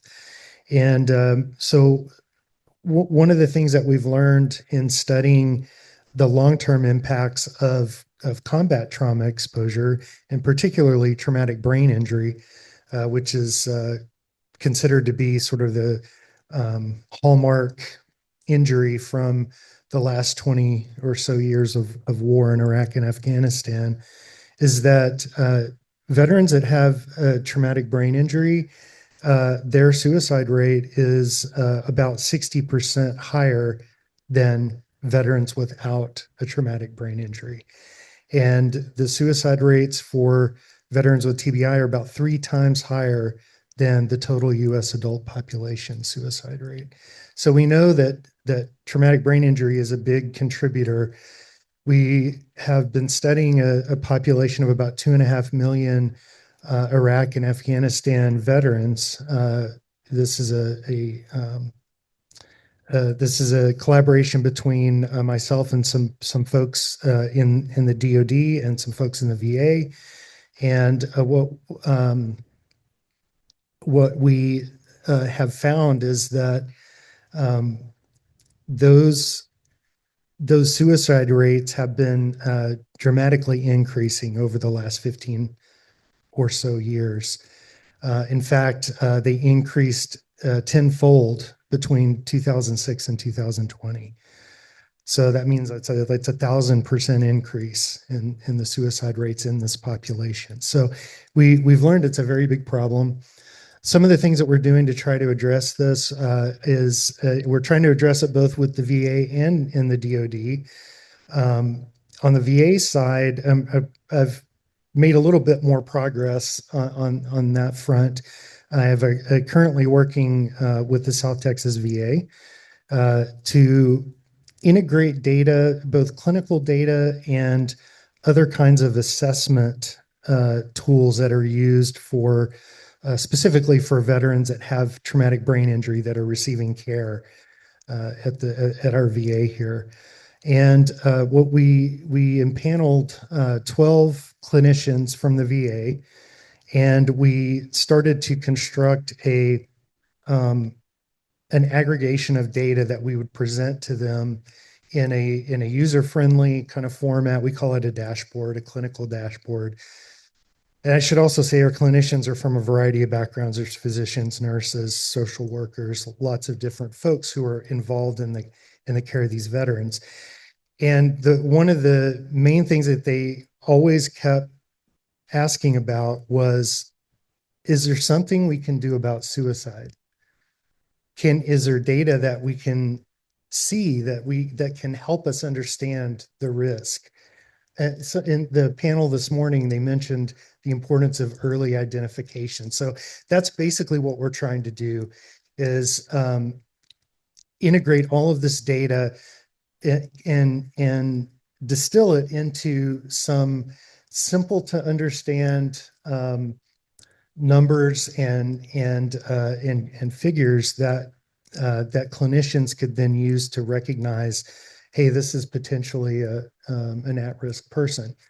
On the DoD side, and that work is ongoing with the VA, we're moving into our second phase of that project. The goal is ultimately to actually launch that tool not only here in the VA but nationwide. The work with the DoD, I was also involved in a group of researchers that performed a comprehensive mortality review of all fatalities that occurred in Iraq and Afghanistan from around 2012 to 2021. And one of the things that we discovered that we were really shocked by is that in Iraq, almost a third of all of the fatalities were suicides. In fact, there were more suicides than combat deaths in that time. And that really shocked us. And so I've also been involved in a subsequent study. That study was published a few years ago, but I've been involved in a more recent study where we're trying to understand before service members are deployed, they go through a pre-deployment assessment. And so what we're trying to do is take data from that to see if is there anything in there that could be predictive of a suicide attempt or suicidal ideation while being deployed. And we did actually identify a handful of things that were significantly related to that outcome. So now what we're trying to do now is move that forward to do something similar to what we're doing in the VA, actually create a tool that would, in real time, as these individuals are going through their pre-deployment assessment, would identify risk and would provide for a more targeted clinical approach. And there's some discussion about it's a sensitive topic in the DoD, but trying to recognize soldiers at risk and provide support resources both before, during, and after their deployments. Thank you.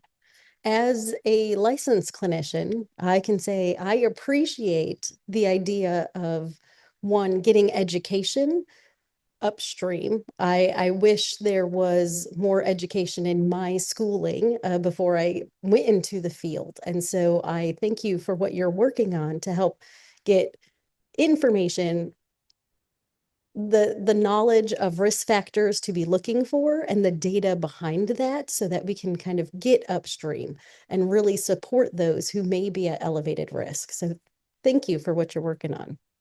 And I know that you had mentioned you are kind of working in collaboration with folks in the DoD and at the VA, and we have some amazing folks from the VA that I would like to talk to next.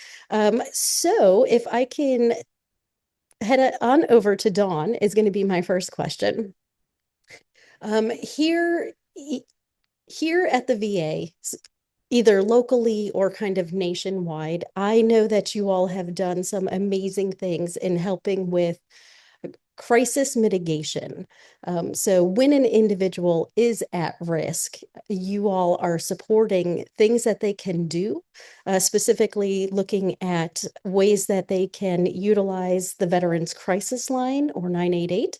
And I was wondering if you could kind of walk us through what that experience is. So we have kind of had a chance to talk about like upstream supports that we are looking at in ways to prevent suicide. And now we're going to move to like, if an individual is in crisis right now, what are some of the things that we can, that they can do or a support person can help them do and that the VA is supporting? So many of the things that we're doing at the VA to support veterans who are in crisis is one, we provide resources, but as you were mentioning with the VCL or the Veterans Crisis Line, is we're really trying to emphasize the availability of that service. As has been highlighted here today, there's many people who are unfamiliar with the availability of the Veterans Crisis Line. Also, we do offer additional resources at the VA, such as our same-day access, where veterans can come in Monday through Friday, 8 a.m. to 4 p.m. to seek services. And I personally will help veterans who might be in localities where access to in-person resources are not available to access those same-day services. We also have our suicide prevention coordinators who follow up on our VCL calls. Miss Sharonda Patrick could definitely speak more to that. So that's another way that we support the Veterans Crisis Line. We also do have our local emergency department here at the VA that we really try to encourage our veterans who need that immediate access to seek in times of crisis or emergency, as well as through providing restrictions or barriers to lethal means, such as our gun locks or our VCL swag, if you will, such as providing pill boxes to ensure that veterans who are in crisis are having the ability to take a second, have some time between themselves and that lethal means. But also we try and intervene before our veterans are at that point of crisis, where we offer additional services at the VA, such as our mental health programs. We offer a variety of that. We also offer holistic services through Whole Health. Currently, we're just really trying to address crisis, but also address the needs that contribute to crisis. Thank you so much. I love to hear about the varying different ways a person can get connected. So they can call, they can show up. Specifically, they have walk-in services during office hours, but even at the ER. And it's encouraged that if needed, like we're here to support. Love to hear that. So I am going to send it over to Sharonda next, because as we talked about, they can call in 24/7 right to the Veterans Crisis Line. So anybody who's experiencing a crisis, or if you are an individual kind of supporting a person who's experiencing a crisis, that individual can reach into the Veterans Crisis Line. What happens after? Like, what level of support can that kind of offer to a person who is calling in? Well, to first answer your question about what happens. So when veterans or loved ones call the Veterans Crisis Line, They get routed to their local catchment area, which is South Texas. And then the very next morning, we get a list of veterans who have called from our catchment area and through Medora Force, and we call each individual veteran one by one. We have a team of program coordinators who specialize in if they're still going through a crisis, we follow up. If we follow up with providers, if they've gone to the ED the night before, if they've had a mental health warrant, we follow up on all things. And so we ensure that the veterans are still safe or getting them to where they can be safe. Sometimes the crisis still kind of comes over into the next morning, and we have to kind of actually work with other providers at the VA or either with the Veterans Crisis Line to get the veterans the appropriate levels of care. They may go missing if the police are looking for them. And so we have to definitely follow up to ensure that they are safe. So we also, as program coordinators, we coordinate with the providers like mental health treatment coordinators. We update them as it relates to what's going on with the veteran, why they call the Veterans Crisis Line. We give them all of the information that we have. We pass it along to providers. So that way everybody is aware of what's going on with that veteran. No team member is left out. We're a team at the VA, and we try to keep each other abreast to what's going on with our veterans. And also, if we need to do assessments regarding the veteran just to kind of assess where they are, we do those clinical assessments. And then also too, we do the next steps after that. If the risk assessment or the evaluation is positive, we do the next steps of either mental health warrants, all of those things as it relates to getting the veterans kind of the care, the wraparound care that they need in that moment, or connection with services if need be. Nice. Thank you so much. I appreciate it. So now we're going to head over to Jacqueline. And Jacqueline, would you mind spending a couple minutes and letting us know what is the Transition Support Program? Absolutely. So the Transition Support Program is partnered with USAA, Face the Fight, Onward Ops, and the VA. And we are working to end veteran suicide. And so within the Transition Support Program, we specifically focus on the deadly gap, which is the year after a service member takes off their uniform for the last time and starts transitioning into the civilian world. And during this time period, risk doesn't just increase, it skyrockets. You look at someone who is losing their job, their healthcare, oftentimes their housing, their community, their purpose, their identity. And so it really makes sense why this is one of the most dangerous time periods of a veteran's life. And so within the Transition Support Program, we really work to make sure that veterans aren't transitioning alone. We try to help them transition successfully and with dignity. And I think we do that in a couple of different ways. We want to make sure that they understand their benefits and we help them navigate different resources and connect them to community resources. We do ongoing CSSRS suicide risk screenings because we know that risk is fluid, and if and when risk elevates, we want to know and we want to be there to meet that need. And I think that the most important thing we do, though, is simply being a point of connection. So we are somebody who's going to call in and check on every single new veteran that we have. We want them to know that there is someone to listen to them, judgment-free, that cares about what they're going through. We have had numerous veterans express things like, if it wasn't for you calling, I wouldn't have anybody calling to check in on me. So just being that connection and giving them just a small piece of belonging back is what we try to do. I think I've heard it explained that when you're joining the military, the on-ramp is so strong and so well thought out, and everything has a purpose and it's so carefully designed.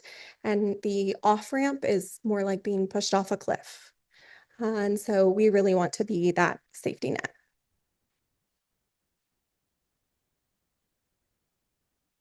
Thank you. Dr. Tabares, earlier you had talked about the importance of safe storage and access to lethal means. I know a lot of the conversation today, this panel, is focused on firearms. Is that the only thing that we should be thinking of when we're having either a conversation or encouraging kind of secure storage? What else should we maybe be thinking about? That's a great question, Kara. So conveniently accessible lethal means is just a blanket term that could mean different things in different contexts. So other places, it could be poisons or inhalable gases or things that are common for the country, culture, whatever's available. Unfortunately for us, it's firearms. So if we kind of have our mindset kind of broader, then if there ever comes a point where perhaps firearms aren't misused for death by suicide, we already know what to do for the other emergent case. Alternatively, it could be multiple streams of means by I guess lethal means access and suicide. So kids who don't have access to firearms might try to find something else that's improvised. And there might also be mortality, aggregated death trends that are brought to bear, and then we could be responsive to those too. So in short, as we are able to get firearms not conveniently accessible, pick up, trigger, pull, discharge of a live round away in like maybe a couple of seconds, as we understand other emergent means, then we could intervene on those appropriately too. So secure medications, lock cabinets, secure ligatures, sharps, that kind of thing. Thank you. Dr. Howard, so based on some of your research, what are some of the risk factors that we should be aware of that might not widely be known? Yeah, thank you for that question. I mentioned earlier the traumatic brain injury exposure. That is a big one. But another thing that's emerging through some of our research is this sort of constellation of things that happen around mental health issues. So increased risk of depression, anxiety, PTSD, all of those things, and leading into sleep disturbances, and that aspect of sleep has been emerging in a recent research as a very big contributor. And I'm not sure people realize it's becoming a little bit more acknowledged these days that how important sleep is, but it's if you're consistently not getting good sleep, that's going to impact you in a lot of different ways. It's going to impact your impulse control. It's going to impact your decision-making processes. And so if there's any other kinds of risk factors present, it's just going to exacerbate that. And, back to what Dr. Tabares was talking about with regard to immediate deadly means, oftentimes suicide is a very impulsive act. And if there is an immediate means, that's, it's in that impulsive decision that it's actually utilized. And so, those are a few of the things that are that we've been discovering are big risk factors. I'm trying to think of some of the others. For the work that we've been doing with DoD for the pre-deployment assessments, sleep was another one that emerged, and things related to sleep, like reporting severe nightmares and things like that. Also things like reports of feeling sort of disenfranchised or isolated. You mentioned earlier the importance in the military of having those bonds and having that strong sort of social connection within the military that oftentimes when they leave the military, that's taken away. And so that's something that kind of, if somebody's already feeling that even while they're still in the military, prior to deployment, that's kind of that's a kind of a red flag that they're feeling that way. So those are a handful of. Oh, one other thing I failed to mention, alcohol use disorder is another big one.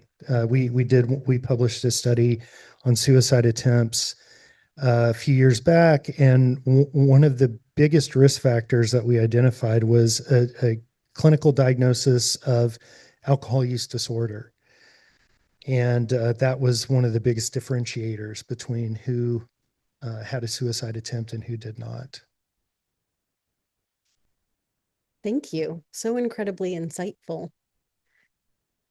Dawn, I was wondering if you could kind of talk us through what if we were just a friend or a family member of an individual who's at elevated risk, what are some of those risk factors we could be looking for or paying attention to? What are some of the things we might see or hear from an individual who's at elevated risk?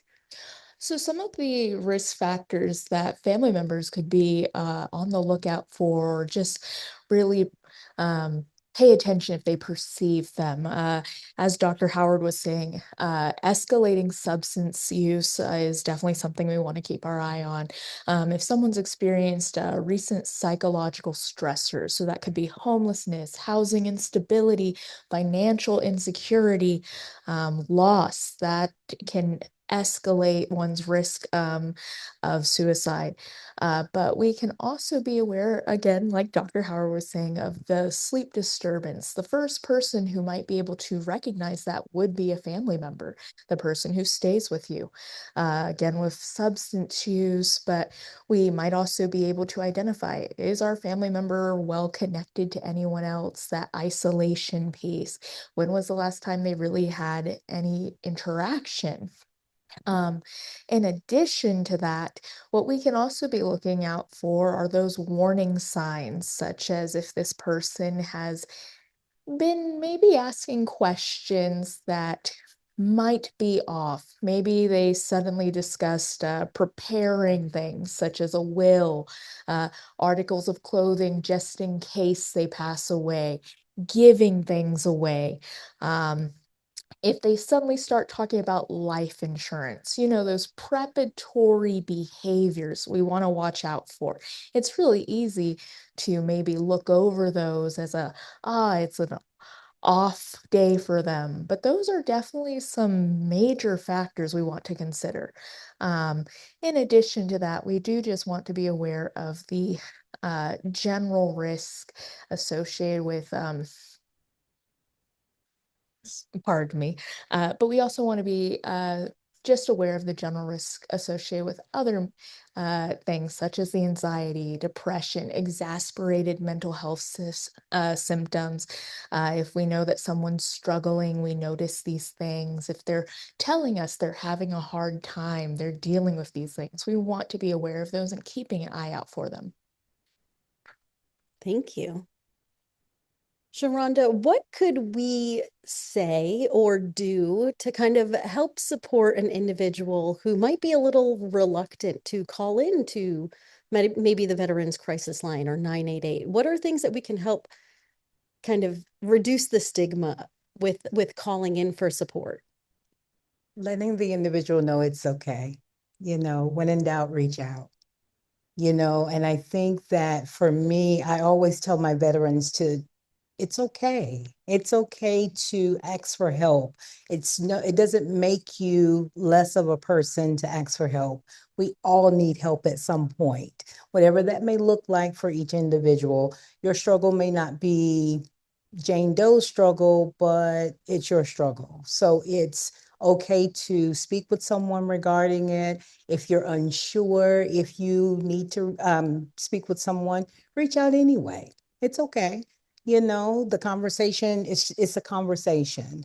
And so I always say, meet the person. And I think someone said it earlier within the panel, in their panel, regarding meeting people where they are. You have to meet them where they are. If they do not want to call, please, please, please do not push them to call because you want it more than they do. But when they're ready, you just keep giving the encouraging word, it's okay. It's okay. And so, and I think that goes a long way, stating to someone, it's okay, and saying, when in doubt, reach out. It's simple. It's just a simple, loving conversation with the ones you love, the friends that you have. It's just a simple, it's okay. Thank you.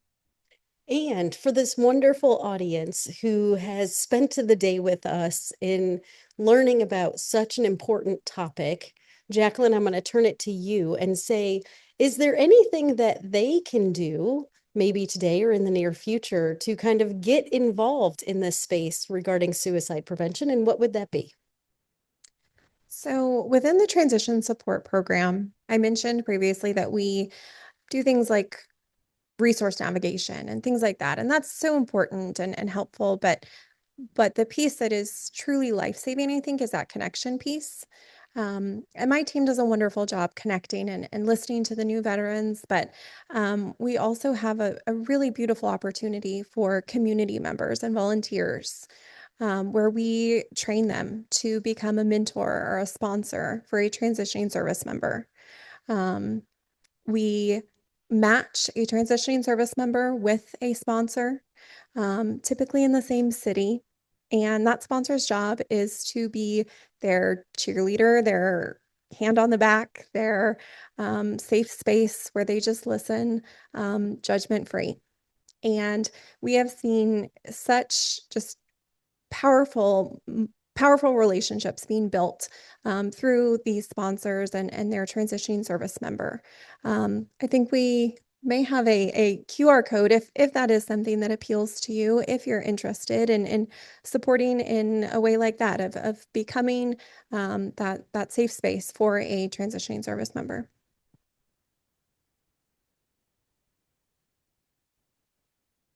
And I think we do have a QR code, but we'll get it there in just a second. And so if you've heard anything today and thought, I do want to get involved, I could be a mentor, we're going to have a QR code up here in just a minute. You could scan that. And then we will get you connected to the training needed and opportunities to support some of those individuals who are transitioning out of the military into civilian life.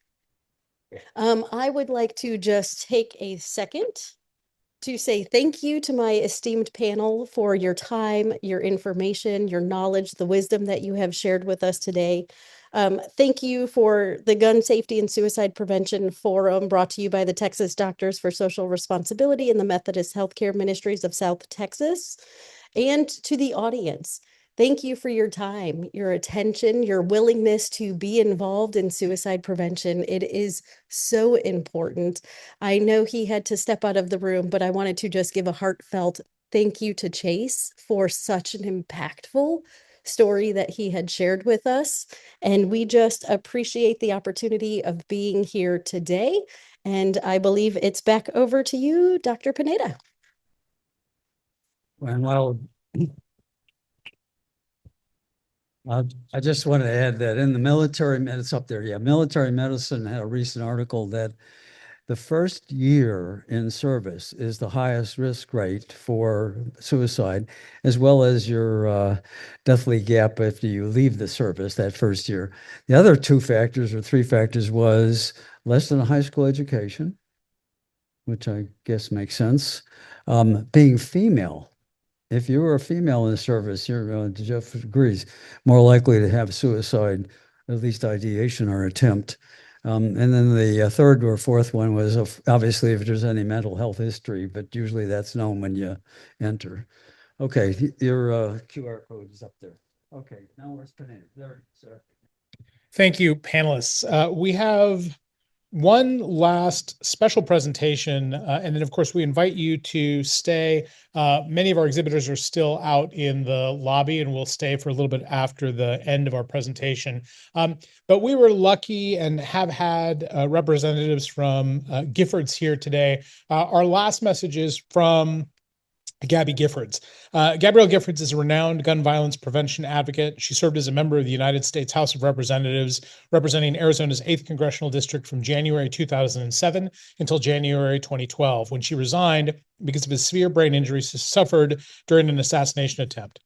Giffords had just begun her 3rd congressional term in January 2011 when she was shot in the head in an assassination attempt and mass shooting just outside of Tucson during an event with constituents. Giffords has devoted her post-congressional life as an advocate for gun violence prevention and gun safety laws. In January 2013, she and her husband launched Americans for Responsible Solutions, a nonprofit organization and super PAC that later merged with the Law Center to Prevent Gun Violence to become the organization known as Giffords Law Center to Prevent Gun Violence. As an appropriate closeout to today's events, we have a call to action pre-recorded by Representative Giffords, and we'll have that on the big screen. Hello, Texas doctors. Thank you for inviting me here today. I've known the darkest of days of pain and uncertain recovery, but confronted by despair, absolute hope, confronted by paralysis and aphasia, I responded with greater determination. I put one foot in front of the other. I found one word and then I found another. My recovery is a daily fight, but fighting makes me stronger. Words once came easily. Today I struggle to speak, but I've not lost my voice. America needs all of us to speak out, even when you have to fight to find the words. I'm also in the second fight, the fight to stop gun violence. It's also a fight forged by tragedy and pain, a fight that can change lives. We are at a crossroads. We can let the shooting continue, or we can act. We can protect our families, our future. We can vote. We can be on the right side of history. Please join us in this fight. Thank you very much.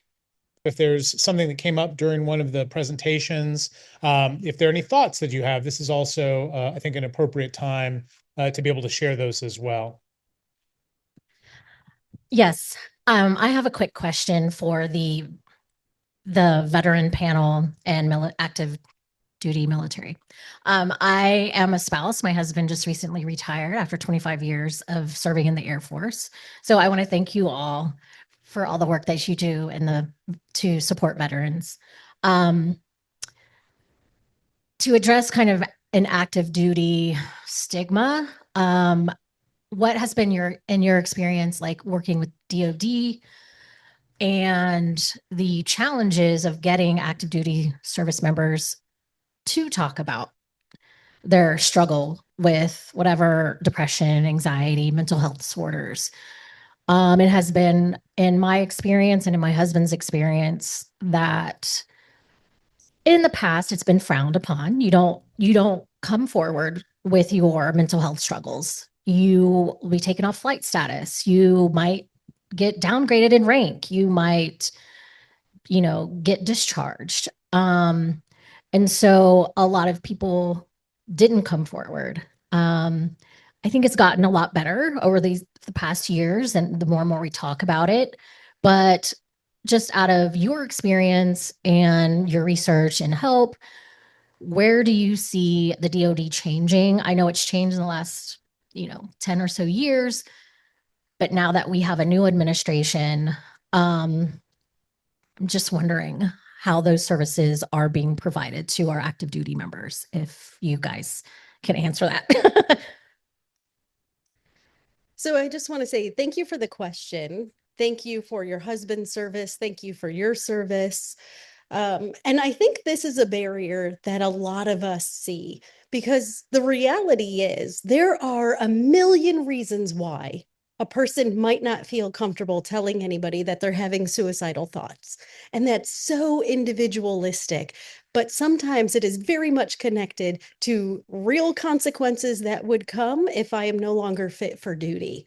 And I think in a room that's talking about military suicide and veterans suicide, that is so important to acknowledge. We have a couple of different programs that work in the suicide prevention space with folks who have jobs that if they start talking about suicidal risk, suicidal thoughts, the very reality is their current job as they know it is a concern. And so in this space, less talking about DOD, but more talking about like, what can we do? I love to encourage folks to think about connections. So in Military City, USA, we have veterans throughout our communities. My hope is that either somebody else in the home, my next door neighbor, or my husband's buddy would be willing to raise their hand and say, hey, I'll hold on to that for you for right now while you're struggling. Because the reality is here in Texas and San Antonio, we don't have a lot of safe storage options necessarily available to us that allow us to get that firearm back when that crisis has passed. And risk comes and goes. So just because you're at risk now doesn't mean you're at risk forever. That doesn't mean the firearm has to be out of the house forever. So having somebody in your social circle that you feel comfortable with, letting them know like, hey, right now is not a great time. Would you mind hanging on to this for me? And hopefully a lot of veterans are comfortable around firearms, which concerningly also leads to the higher suicide rate in that population, but also provides that opportunity of, I might know somebody who's willing to hang on to this firearm for me for just a little bit while this crisis passes, I stabilize, and then it can come back into the home.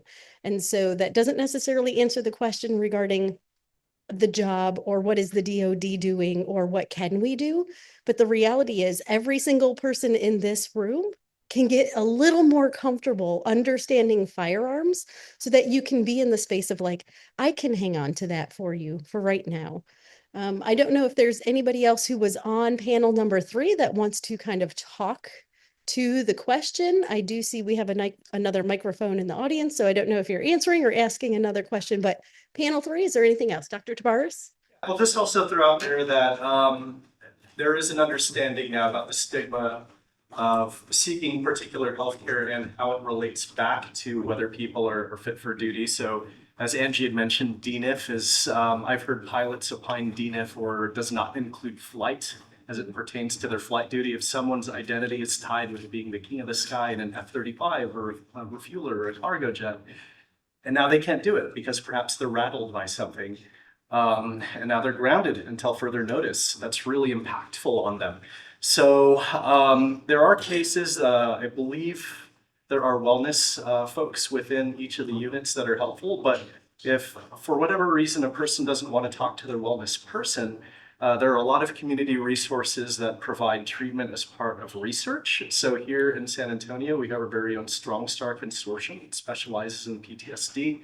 And then not a shameless plug, but yeah, we provide PTSD and suicide prevention stuff up at University of Vermont. We're getting a clinic up and going. I believe we're getting telehealth stuff up and going as well. So typically for groups like Strong Star and perhaps like the group in Vermont, it is evidence-based, which is good. So the same stuff folks would get through TRICARE or VA.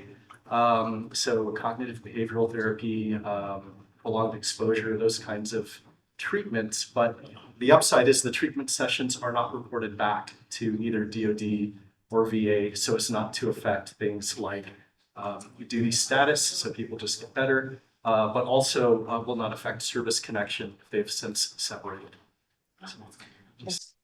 Thank you for that. There's also, we can encourage for connection to chaplain services. So a lot of times chaplains are embedded into active duty ranks.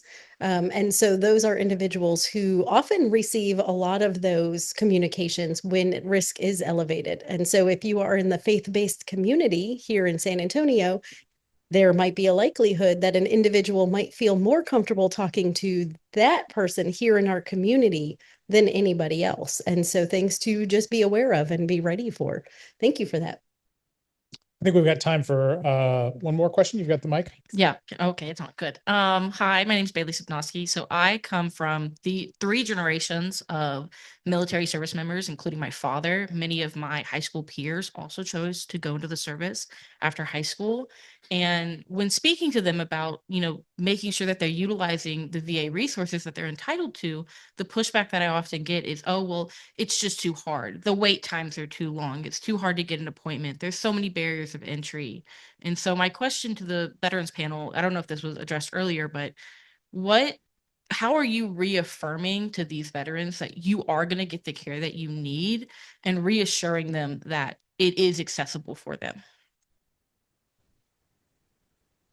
Well, we do have pardon me. Okay. We do have where when veterans come in for services, they are speaking with an intake professional, and then they are given the time frame of when an appointment is scheduled. And they are asked, are you okay with that time frame of waiting? Or if it's after a certain time, i.e. 30 to 60 days, you can be referred to the community. So that way the veterans are not losing, care or not being seen or having to wait if they are in crisis.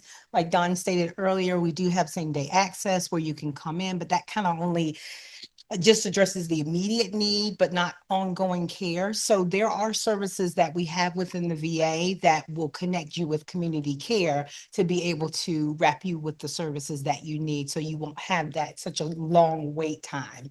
But that is a responsibility of a provider, i.e. us, to be able to communicate that to the veteran and say, this is what we have, and so that will not deter them or discourage them from seeking the care that they need. So we take that responsibility. Well, I know Don and I and our team, we take those, but we can't speak for all VA, but we do want to speak for all. We encourage being able to say, this is what the wait times are. So this is what it will look like for you. Also, Also, for our veterans who might be at an elevated risk, our team has taken upon ourselves to offer what is being called bridge therapy.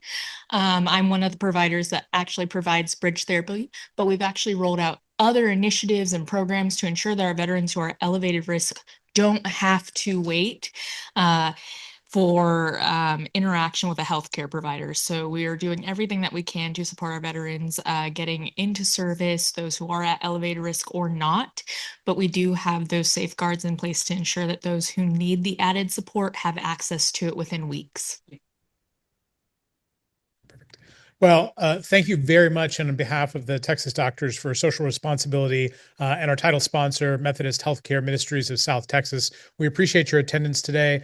We know that many of our exhibitors will still be in the lobby, but thank you very, very much for spending your Saturday with us. And we hope that we can make change happen out of these kinds of conversations. Thank you very much.